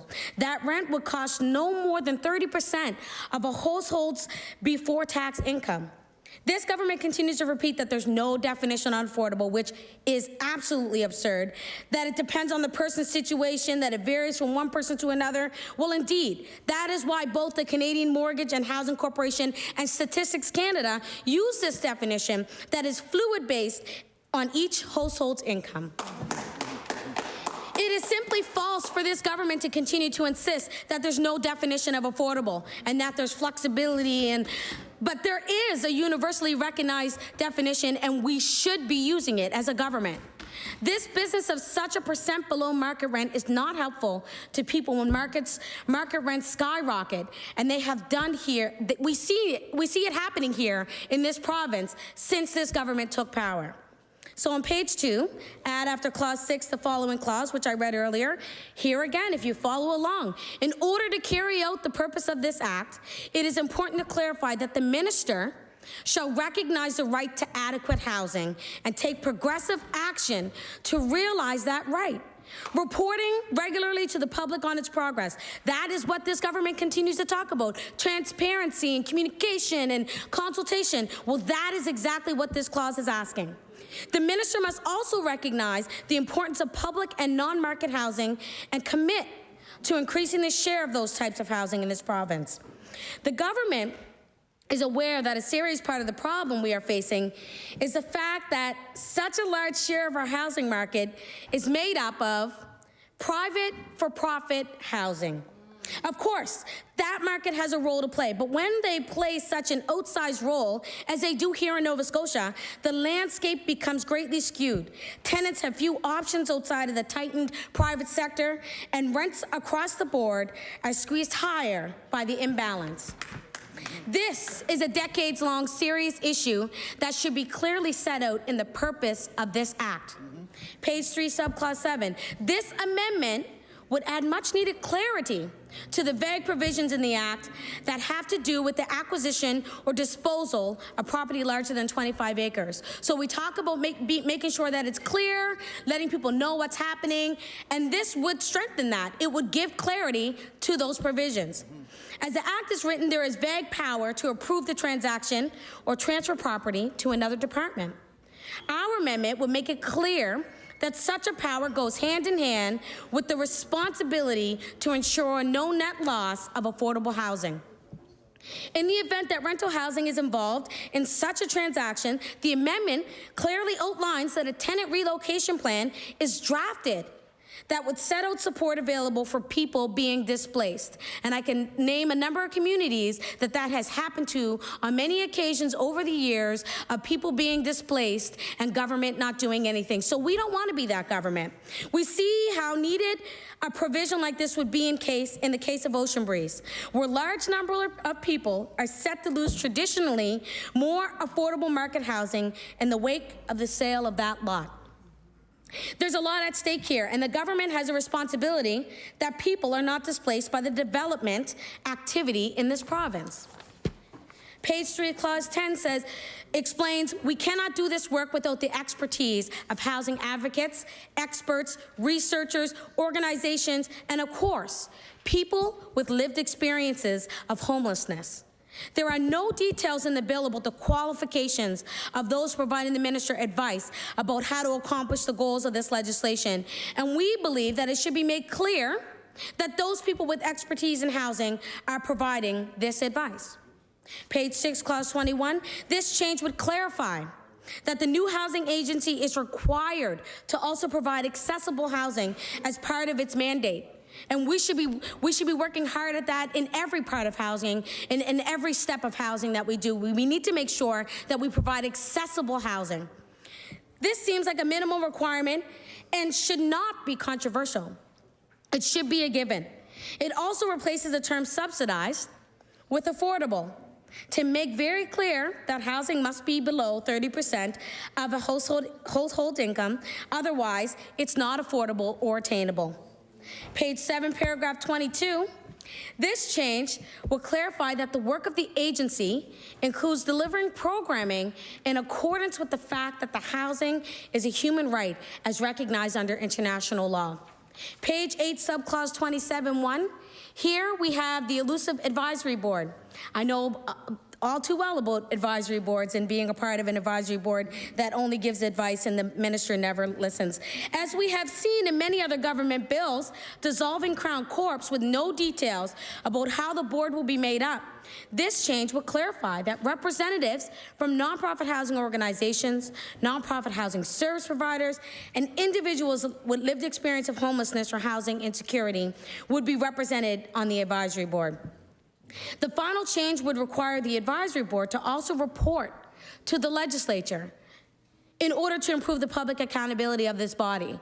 And we say all too many times when we sit here in legislature that we find out the same time as the public finds out. Well, this will give us all an opportunity to take a quick glance at what's going on within that department and actually have information to be able to discuss this and collaborate things together. So in conclusion, Mr. Speaker, our province is in the midst of a housing crisis. Every day, people are wondering whether they're going to lose their housing, and people are living in tents, in their cars, in stairwells, in shelters, on the cold ground, Mr. Speaker. The government had an opportunity with this bill to set up a bold vision for how they're going to address this housing crisis, and I've laid it out. And as many of you know, I do a lot of research in the work that needs to be done, and I like to listen because I feel like if we are to say that we are listening to the people of this province, we actually have to show the actions along with the listening. So there were a number of groups that came to law amendments. We had a representative from ACORN, Dalhousie Legal Aid, CCPA, which is a Canadian Centre of Policy Alternatives in Nova Scotia. We had the Nova Scotia College of Social Workers, all of which came prepared with amendments that could be inserted in this bill. And I don't want to, say that everything needs to be added, but when people are speaking and there are actual value to the words that they're saying, we should really be inserting that in the work that we're doing because we don't know everything. They are actually on the ground doing the work with the people and with tenants and with housing representatives and experts and departments to do this work. So, like I said, the government has an opportunity with this bill to set up a bold vision for how they're going to address this housing crisis. And here it's laid out. Instead, we see, with a number of these bills, that it is centralizing control and creates the real threat that we won't commit clearly to a full to safe, adequate, accessible, affordable, non-market housing. So I say this because I really want all of the members here to really take a look and listen at what the act is what this bill is actually putting forward, and the amendments that I've just spoken to that were not just mine. They were amendments from professionals and experts and people in the field, and we should really take a really deep breath when we're bringing forward a bill that needs this much work. We should really step back and think about that. Thank you. I recognize the honourable member for Bedford South. Thank you, Mr. Chair. And Thank you to the member for Halifax Needham for bringing forward these amendments to Bill 222. A lot of these amendments, I believe all of them actually, we saw and were voted down, unfortunately, in some cases at law amendments earlier this week. So I just want to thank the member for bringing them forward. As she has pointed out, and as I have pointed out, and as many others in the chamber have pointed out, there are deficiencies, I think serious deficiencies in this bill on housing. There is an ongoing crisis in housing that we see. As I said today, the population of people living with homelessness here in HRM has doubled in a year. That number certainly is well over 1,000 across the province, although unfortunately we don't have a reliable number province-wide, which is an issue. And again, I think the response of this government on the housing file of late and in this session has been inadequate and falling short, and I think this bill does that. As the member pointed out, this bill continues a trend of centralization, of control, command and control structure, which I think is certainly not the way to move forward.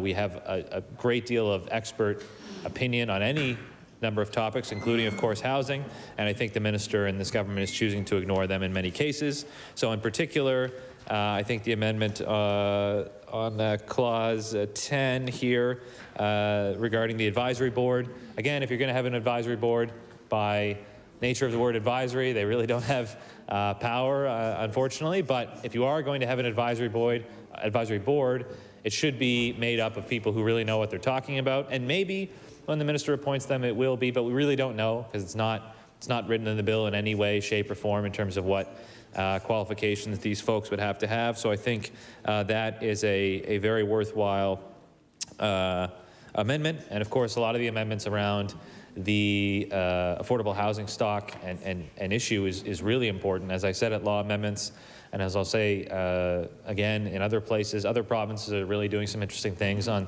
the affordable housing front. The new Premier Designate of British Columbia has put forward a concept to have a $500 million capital fund to acquire rental units, rental buildings that are going up for sale in that province. That in most cases, of course, as we see here in Nova Scotia, are snapped up very quickly and then developed and resold at much, much higher rents. And as we've said, rents here in Nova Scotia are now the second highest in the country, which is hard to believe, but it's true.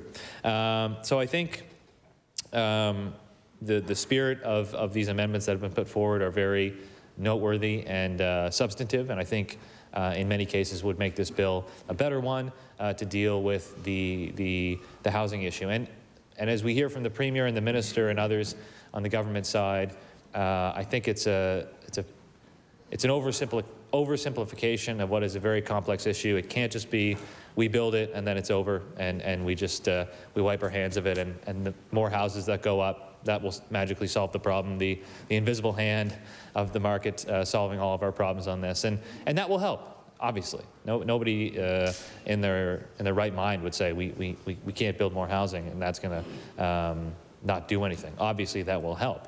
But across the board, what we're seeing is housing going up that in many cases is instantly out of reach for a broad swath of Nova Scotians. Of course, low-income Nova Scotians, but also middle-income Nova Scotians in many cases really, really struggling. There's many people who live in my constituency, which is over half rental units, in fact, one of the highest proportions in the province, I'm sure.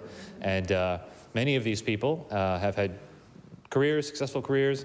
They, many of them are seniors who are living on a pension at this point, and they're saying, geez, I can't really afford to live where I live anymore. We're talking about $15,000, $16,000, $17,000, $2,000 easily for these one bedrooms. So I think this bill as a whole misses the mark.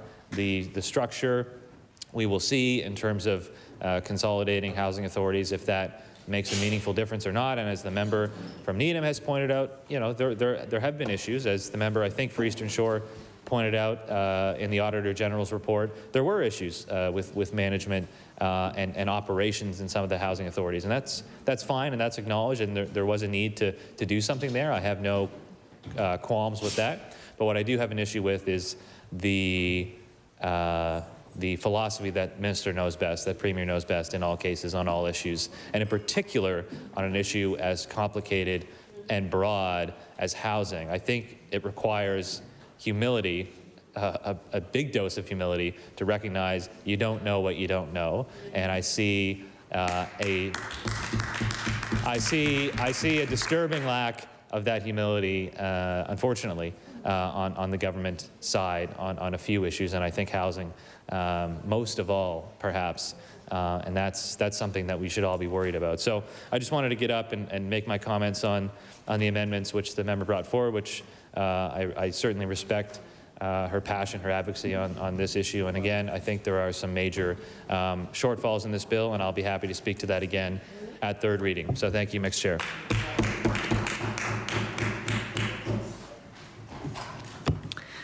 Shall the amendment carry? No. Carry. The amendment is defeated. Shall clause 2 carry? Carry.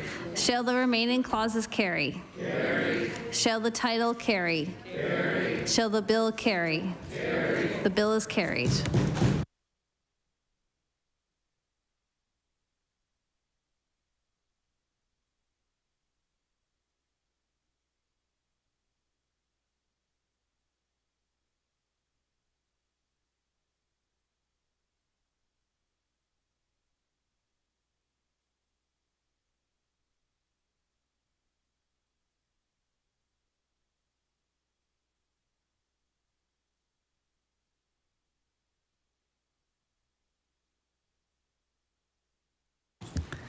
I recognize the Honourable Government House Leader. Thank you, Mixed Chair. Could you please call Bill number 225, Halifax Regional Municipal Charter, an Act to amend?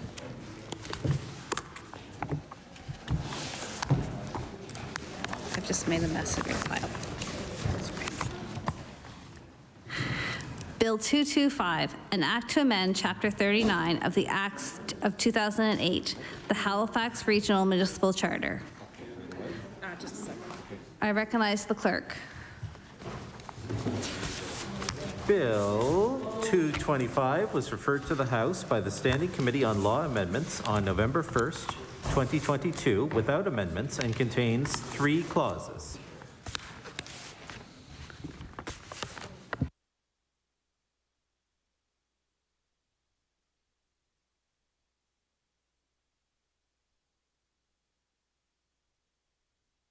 We're going to have a quick recess, 5 minutes.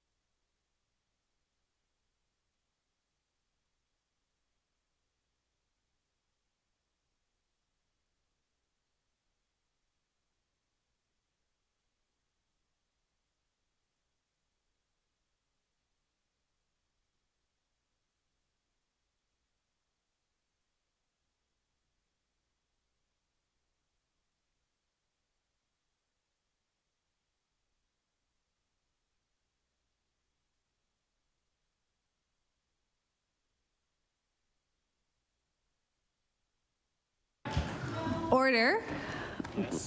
We will continue with the consideration of Bill 225. Shall Clause 1 carry? I recognize the honourable member for Cape Breton Centre, Whitney Pier. Thank you. Thank you, Mixed Chair. Well, I'm going to be blunt about the bill itself. It's a bad premise. It creates a bad relationship with municipal units. And I don't know if any amending of this bill can actually make this bill good. Make it, no, I don't even know if it can make it okay or acceptable. Because this bill is not fine. It's not okay. The only way forward in this bill is for the minister and the PC caucus to vote it down. Bill 225 is undemocratic, heavy-handed, and not needed. Mayor Savage said it best, and I will table these once I'm finished and once I find them again. Said it best, the Bill 225 is a direct intrusion into municipal affairs, and it happened without any consultation with us.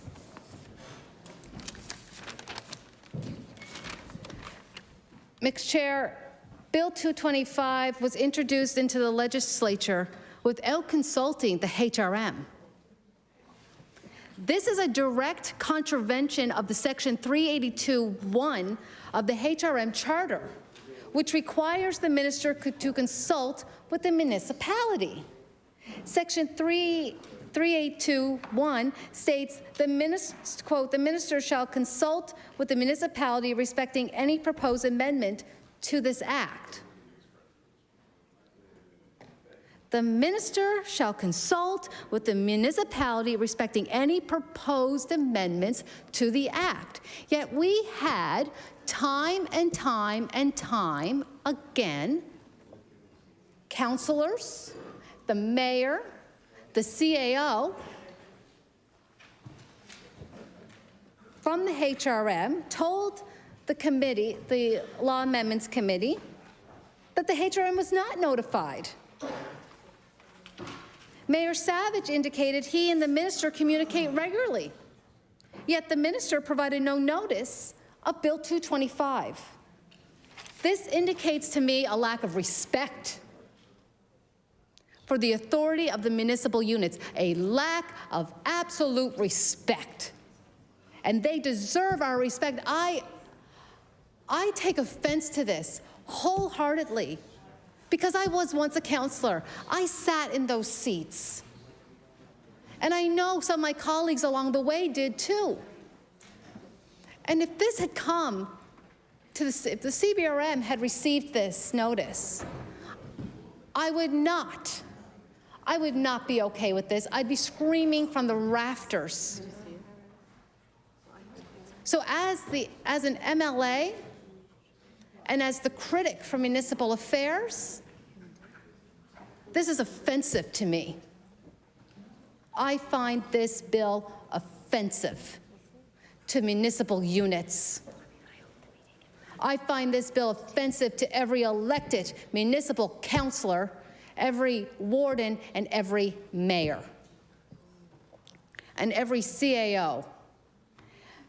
Mixed Chair, I cannot help but be reminded of the executive panel on housing in the HRM.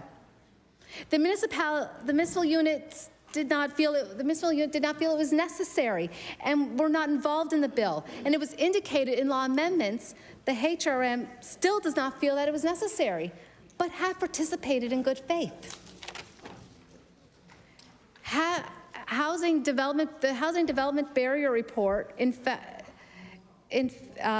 Madam Speaker, I just got ahead of myself here. So,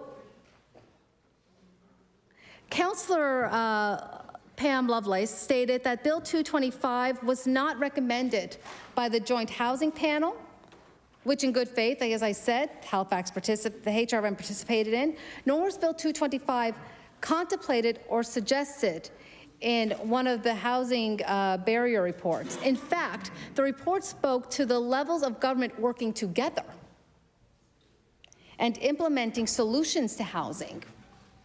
This bill is not working together. This bill is heavy-handed. This bill is a hammer to municipal units. It is offensive, again. I think it is safe to say, Mixed Chair, Bill 225 is not an example of working together. In fact, it is an example of heavy-handedness, it's disrespectful, and it's undemocratic.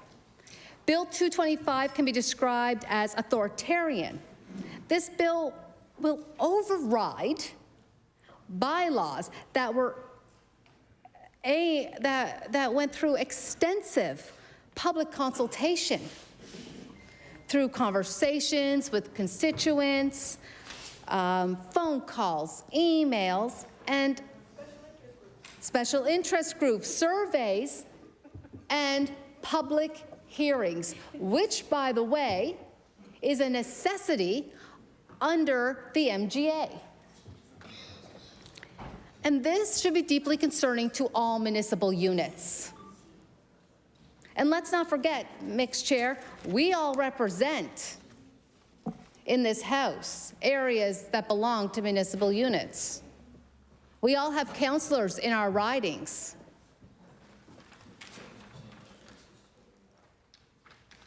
I find myself in agreement with Mayor Savage when he stated, which bylaws will be nullified next? Bill 225 is not about construction and blasting hours. It is about seizing new ministerial powers while striking a political pen through the Charter's duty to consult the municipality it was designed to govern.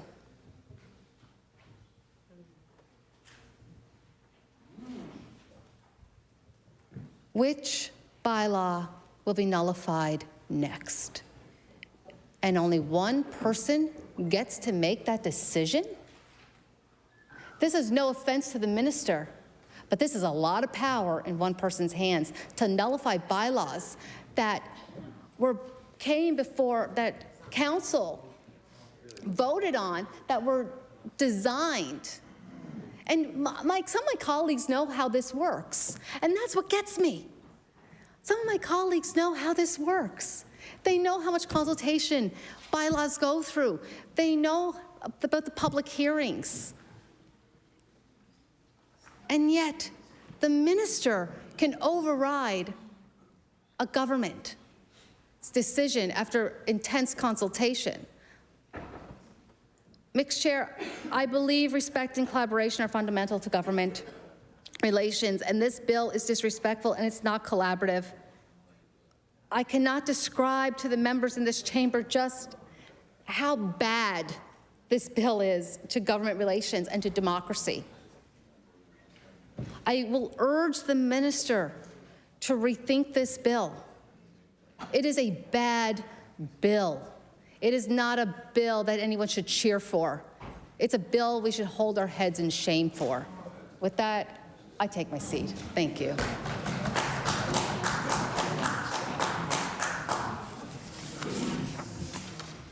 So we have a Just this change.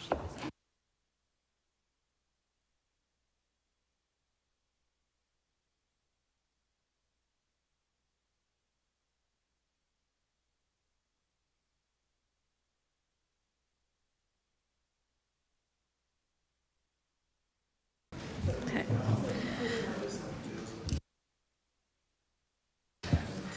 Shall Clause 1 carry? Clause 2, I recognize the honourable member for Cole Harbour Dartmouth. Thank you, Mixed Chair.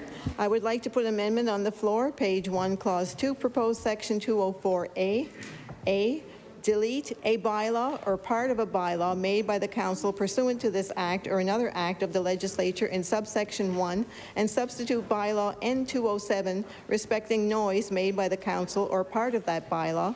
B, delete a bylaw in clause 1A and substitute the bylaw. C, delete a bylaw in clause 1B and substitute the bylaw. D, delete a bylaw or part of a bylaw in subsection 2 and substitute the bylaw or part of the bylaw.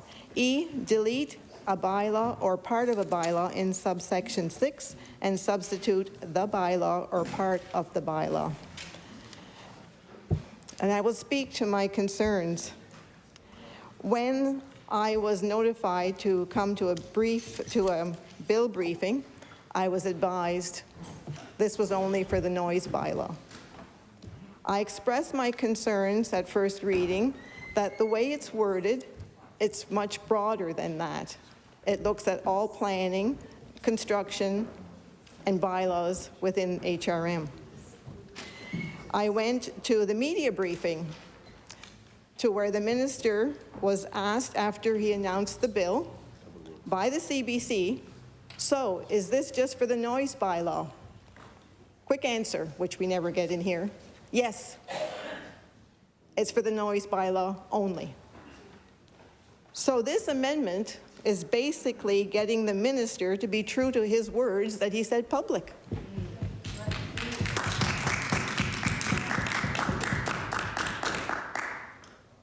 As this bill goes forward, and I also understand that the minister himself plans to meet with council to explain how it's just for the noise bylaw. Is it really? So this amendment, as I said earlier, doesn't need to be talked about any longer than what needs to be said, other than the minister being true to his words that this bill is just about HRM's noise bylaw, which, by the way, like any bylaw, can be amended by its own council whenever it needs to be. It's been my experience, I can't tell you how many times a bylaw has been adjusted, amended. Every time someone wants to have an event in HRM, oh, we need to go longer than the noise bylaw. Council, please give us approval. No problem, have a good time. The Construction Association, we have concerns. Well, which project of construction are you concerned about? We can make an amendment just for that. We can make an exclusion to the noise bylaw just for that.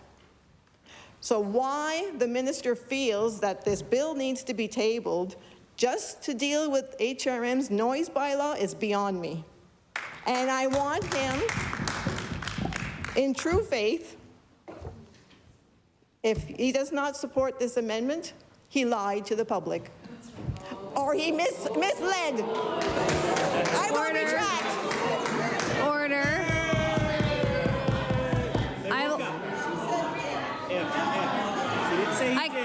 She said if. Order. If. She said if. Order. Order. Order. I will ask the member to withdraw the statement. Sorry. Oh, I recognize the honourable member for Cole Harbour Dartmouth. Thank you. I did get caught up in the moment, like many do in this house, so I do retract the words. Emotions were high, yes. When you believe in something strongly, that happens, so I apologize.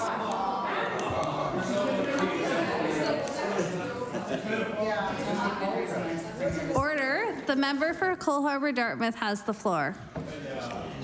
Well, it was interesting because that was my last comment.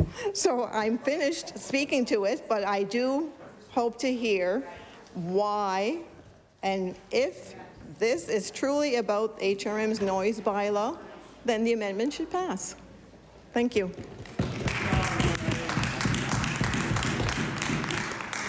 I recognize the honourable member for Dartmouth South. Thank you, Mixed Chair. I would like to stand and just briefly signal our support for this amendment for the reasons laid out by the member. We've been told, the public has been told, the media has been told that this is about a noise bylaw. So let's make it about a noise bylaw. But I also want to flag that if this fails, in fact, one of the conversations I had with several people at the NSFM this morning as I was taking questions and engaging with the members who were there of councils around the province was around actually the implication of nullifying bylaws.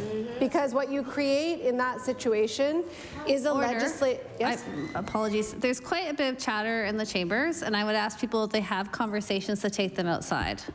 I'm struggling to hear the member, so I want to make sure everyone has a chance to hear members speak. I recognize the honourable member for Dartmouth South. Thank you.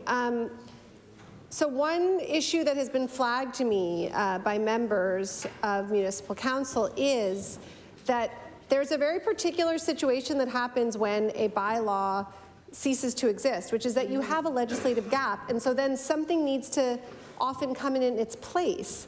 And this is heavy lifting for municipalities. They need to go back out, they need to consult, they need to talk to people, they need to create, they need to fill that legislative void. And because there has been so little conversation with the municipalities, because there has been so little contemplation of what this means, you know, I think that not only will that create an administrative and sort of resource burden additionally on municipalities, but it's also going to continue to erode the public trust in elected life and in electoral processes, because the public is used to being engaged. So there's an engagement process, the public has their say, maybe they get what they want, maybe they don't, but they've been a part of the process.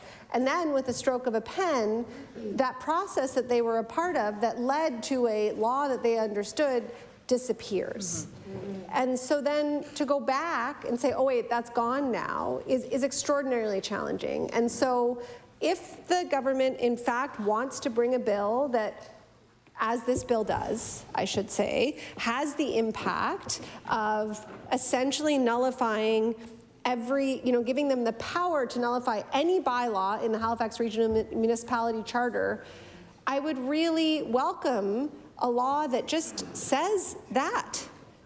That the minister could stand up and speak to and justify and discuss. All we've heard so far in the chamber are sort of offhanded comments from the premier about how council is obstructing him in some way or another, but we haven't actually heard a cogent explanation for why this is needed. And my colleague from Cole Harbour, I think, you know, said it very well. There are processes. If people don't like a bylaw, if people have an issue, they can go to council. That bylaw can be amended. You know, things can be changed. This is an overreach.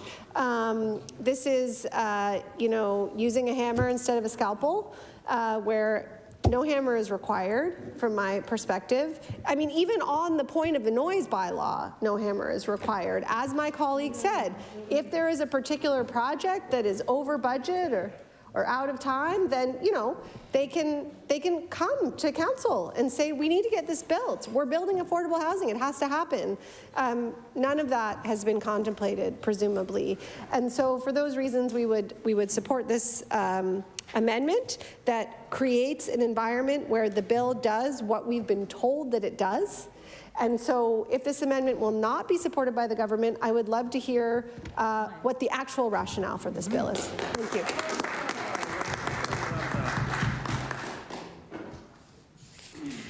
Seeing no further speakers, does Amendment Lib 1 pass? Carry. There's been a request for a recorded vote. The bells will ring until the lips are satisfied. You're satisfied? We're good. Okay. I will ask the clerks to proceed with the... Yeah, don't worry. We got you. Are you Nobody good? wants to hear those bells for an hour.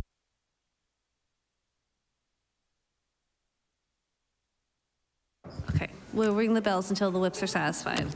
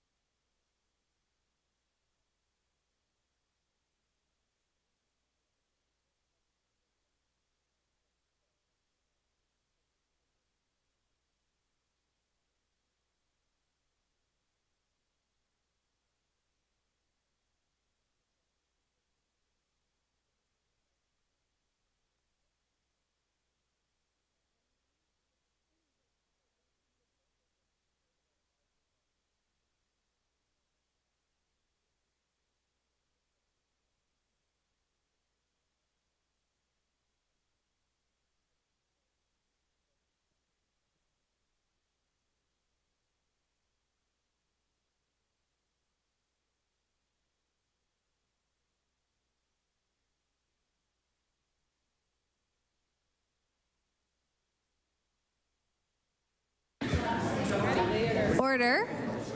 There has been a request for a recorded vote. I will ask the clerks to conduct the vote. Brad Johns. No. Tori Rushton. No. Barbara Adams. No. Kim Maslin. No.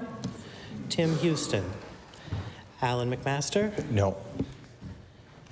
Carla McFarland. No. Michelle Thompson. No.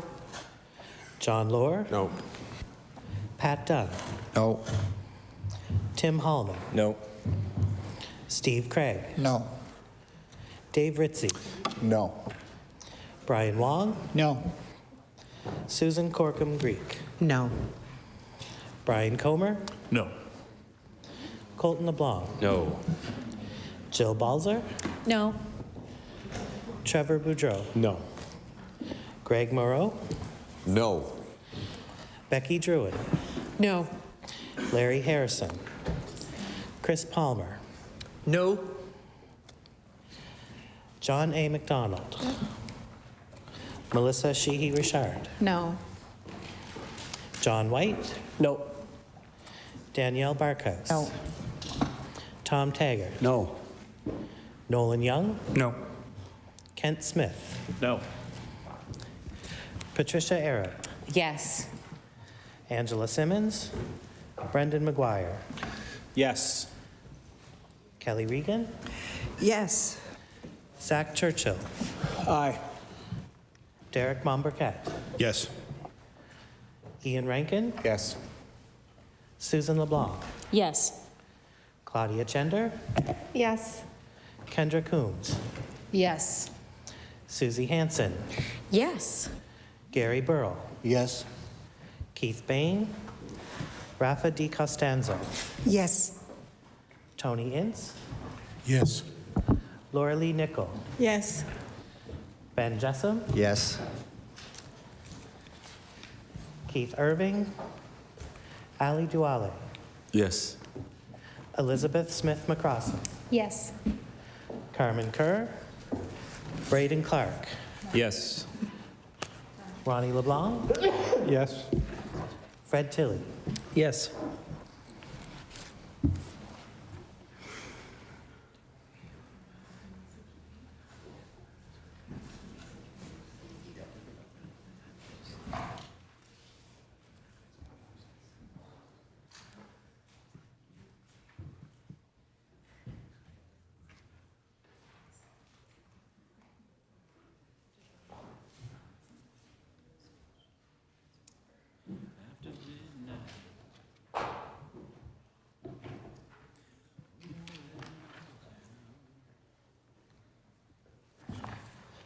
The results of the recorded vote are as follows: yeas 20, nays 27.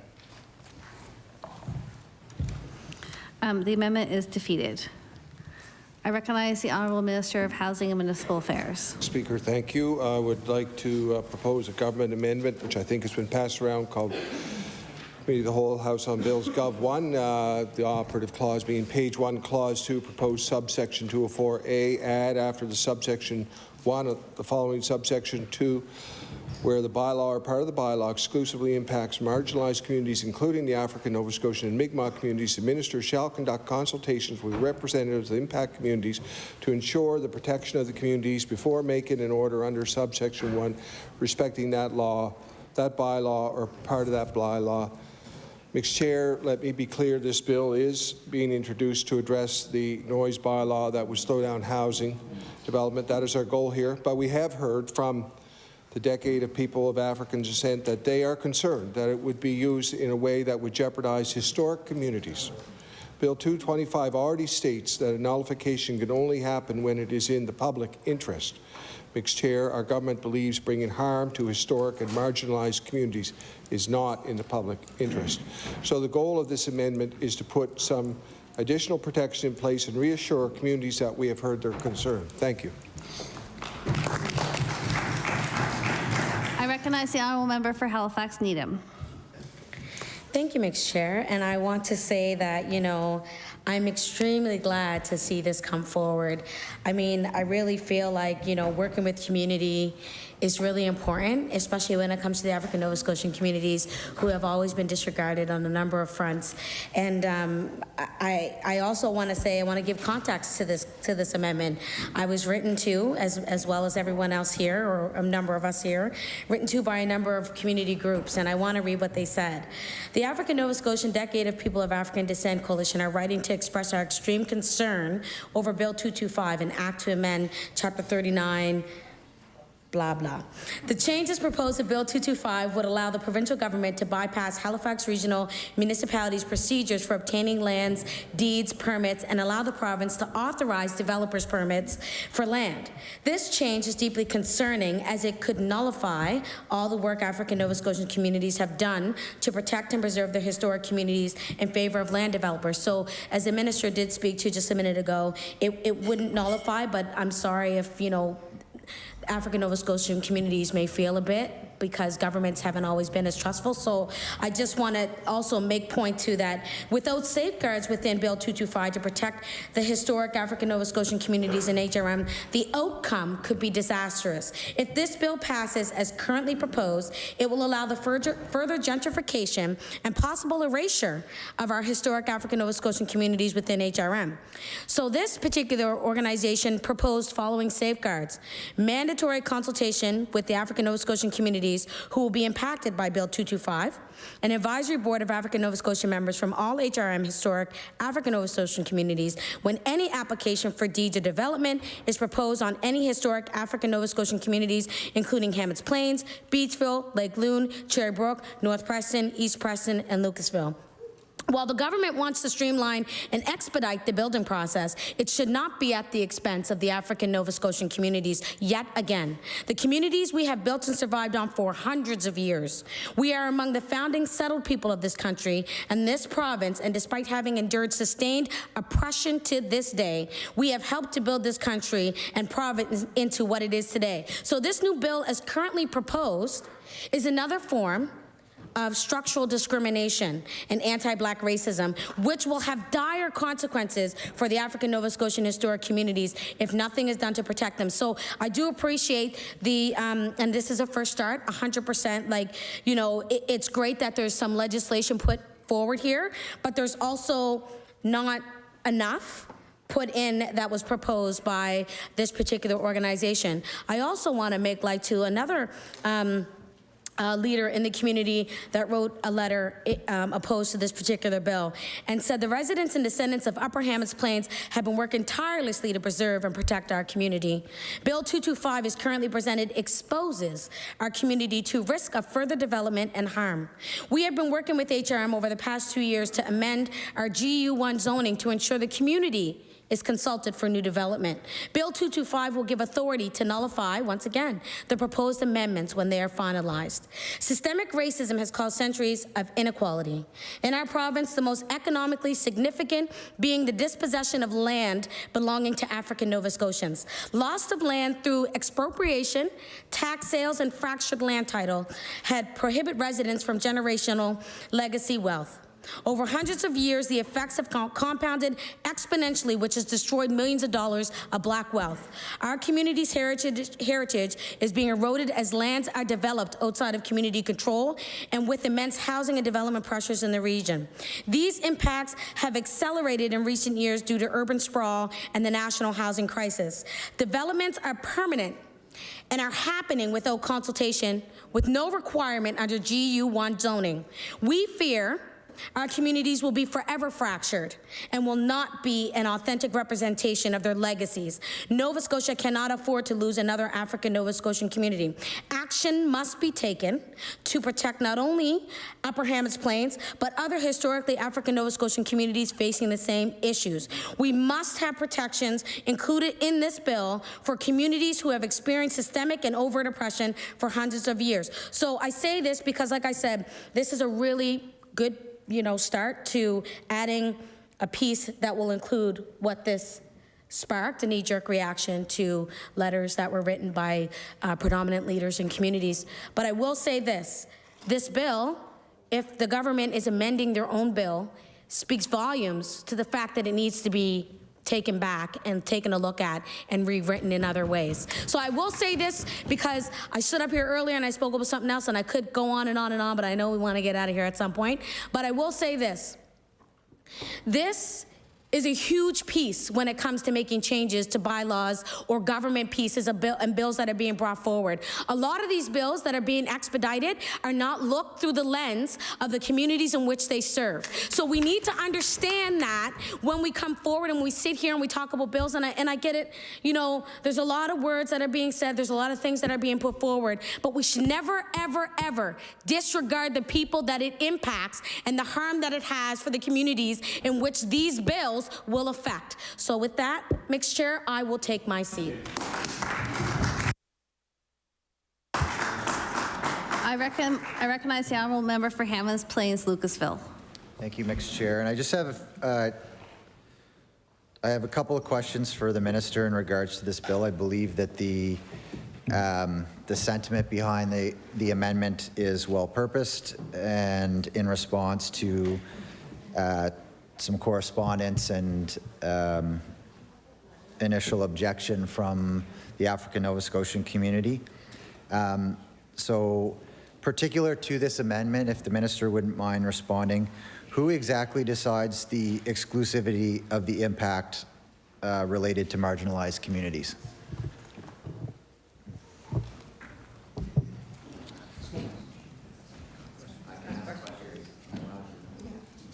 Okay.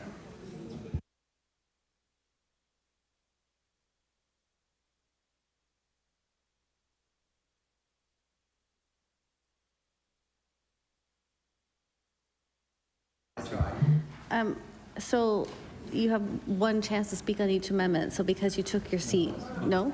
No. Speak, but he needs someone else to speak now. He's taking his seat. Okay. So someone, yeah, you need to take your seat.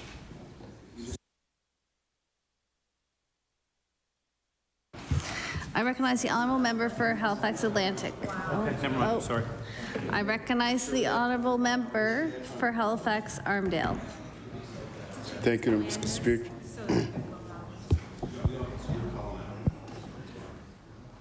This is not meant to be a debate. Thank you. I just want to say a few words just for the record.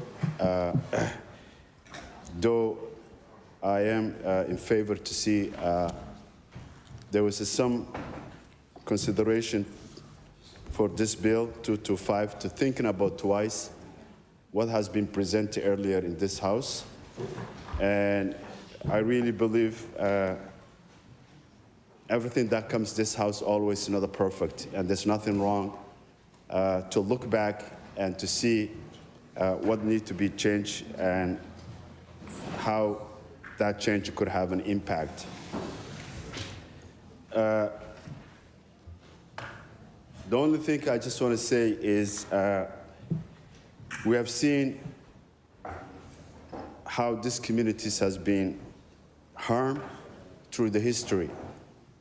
And every time you feel we take one step forward, we take two steps backward. And what I just want to say is there is a language here, and there was a language before this amendment, which is always vague. And if anybody reads, you have no idea what this is.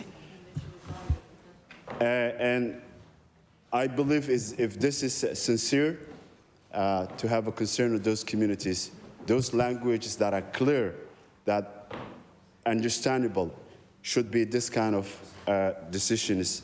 And we need to figure out ways that we can protect these communities always, no matter what decisions we're making. And I'll take my seat. Thank you. Shall Amendment Gov 1 carry? Shall Clause 2 carry? Shall Clause 3 carry? Shall the title carry? Shall the bill carry? The bill is carried.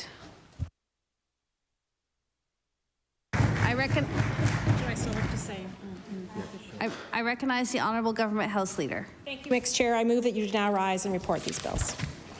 The motion is carried. The committee will now rise and report its business to the House.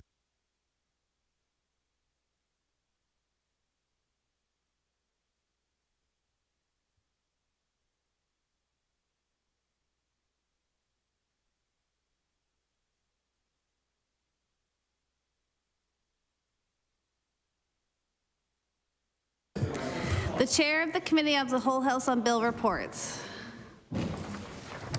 that the Committee of the Whole House on Bills has met and considered the following bills. Bills 205, 208, and 222 without amendments, and Bill 225 with certain amendments, and the Chair has been instructed to recommend these bills to the favorable consideration of the House.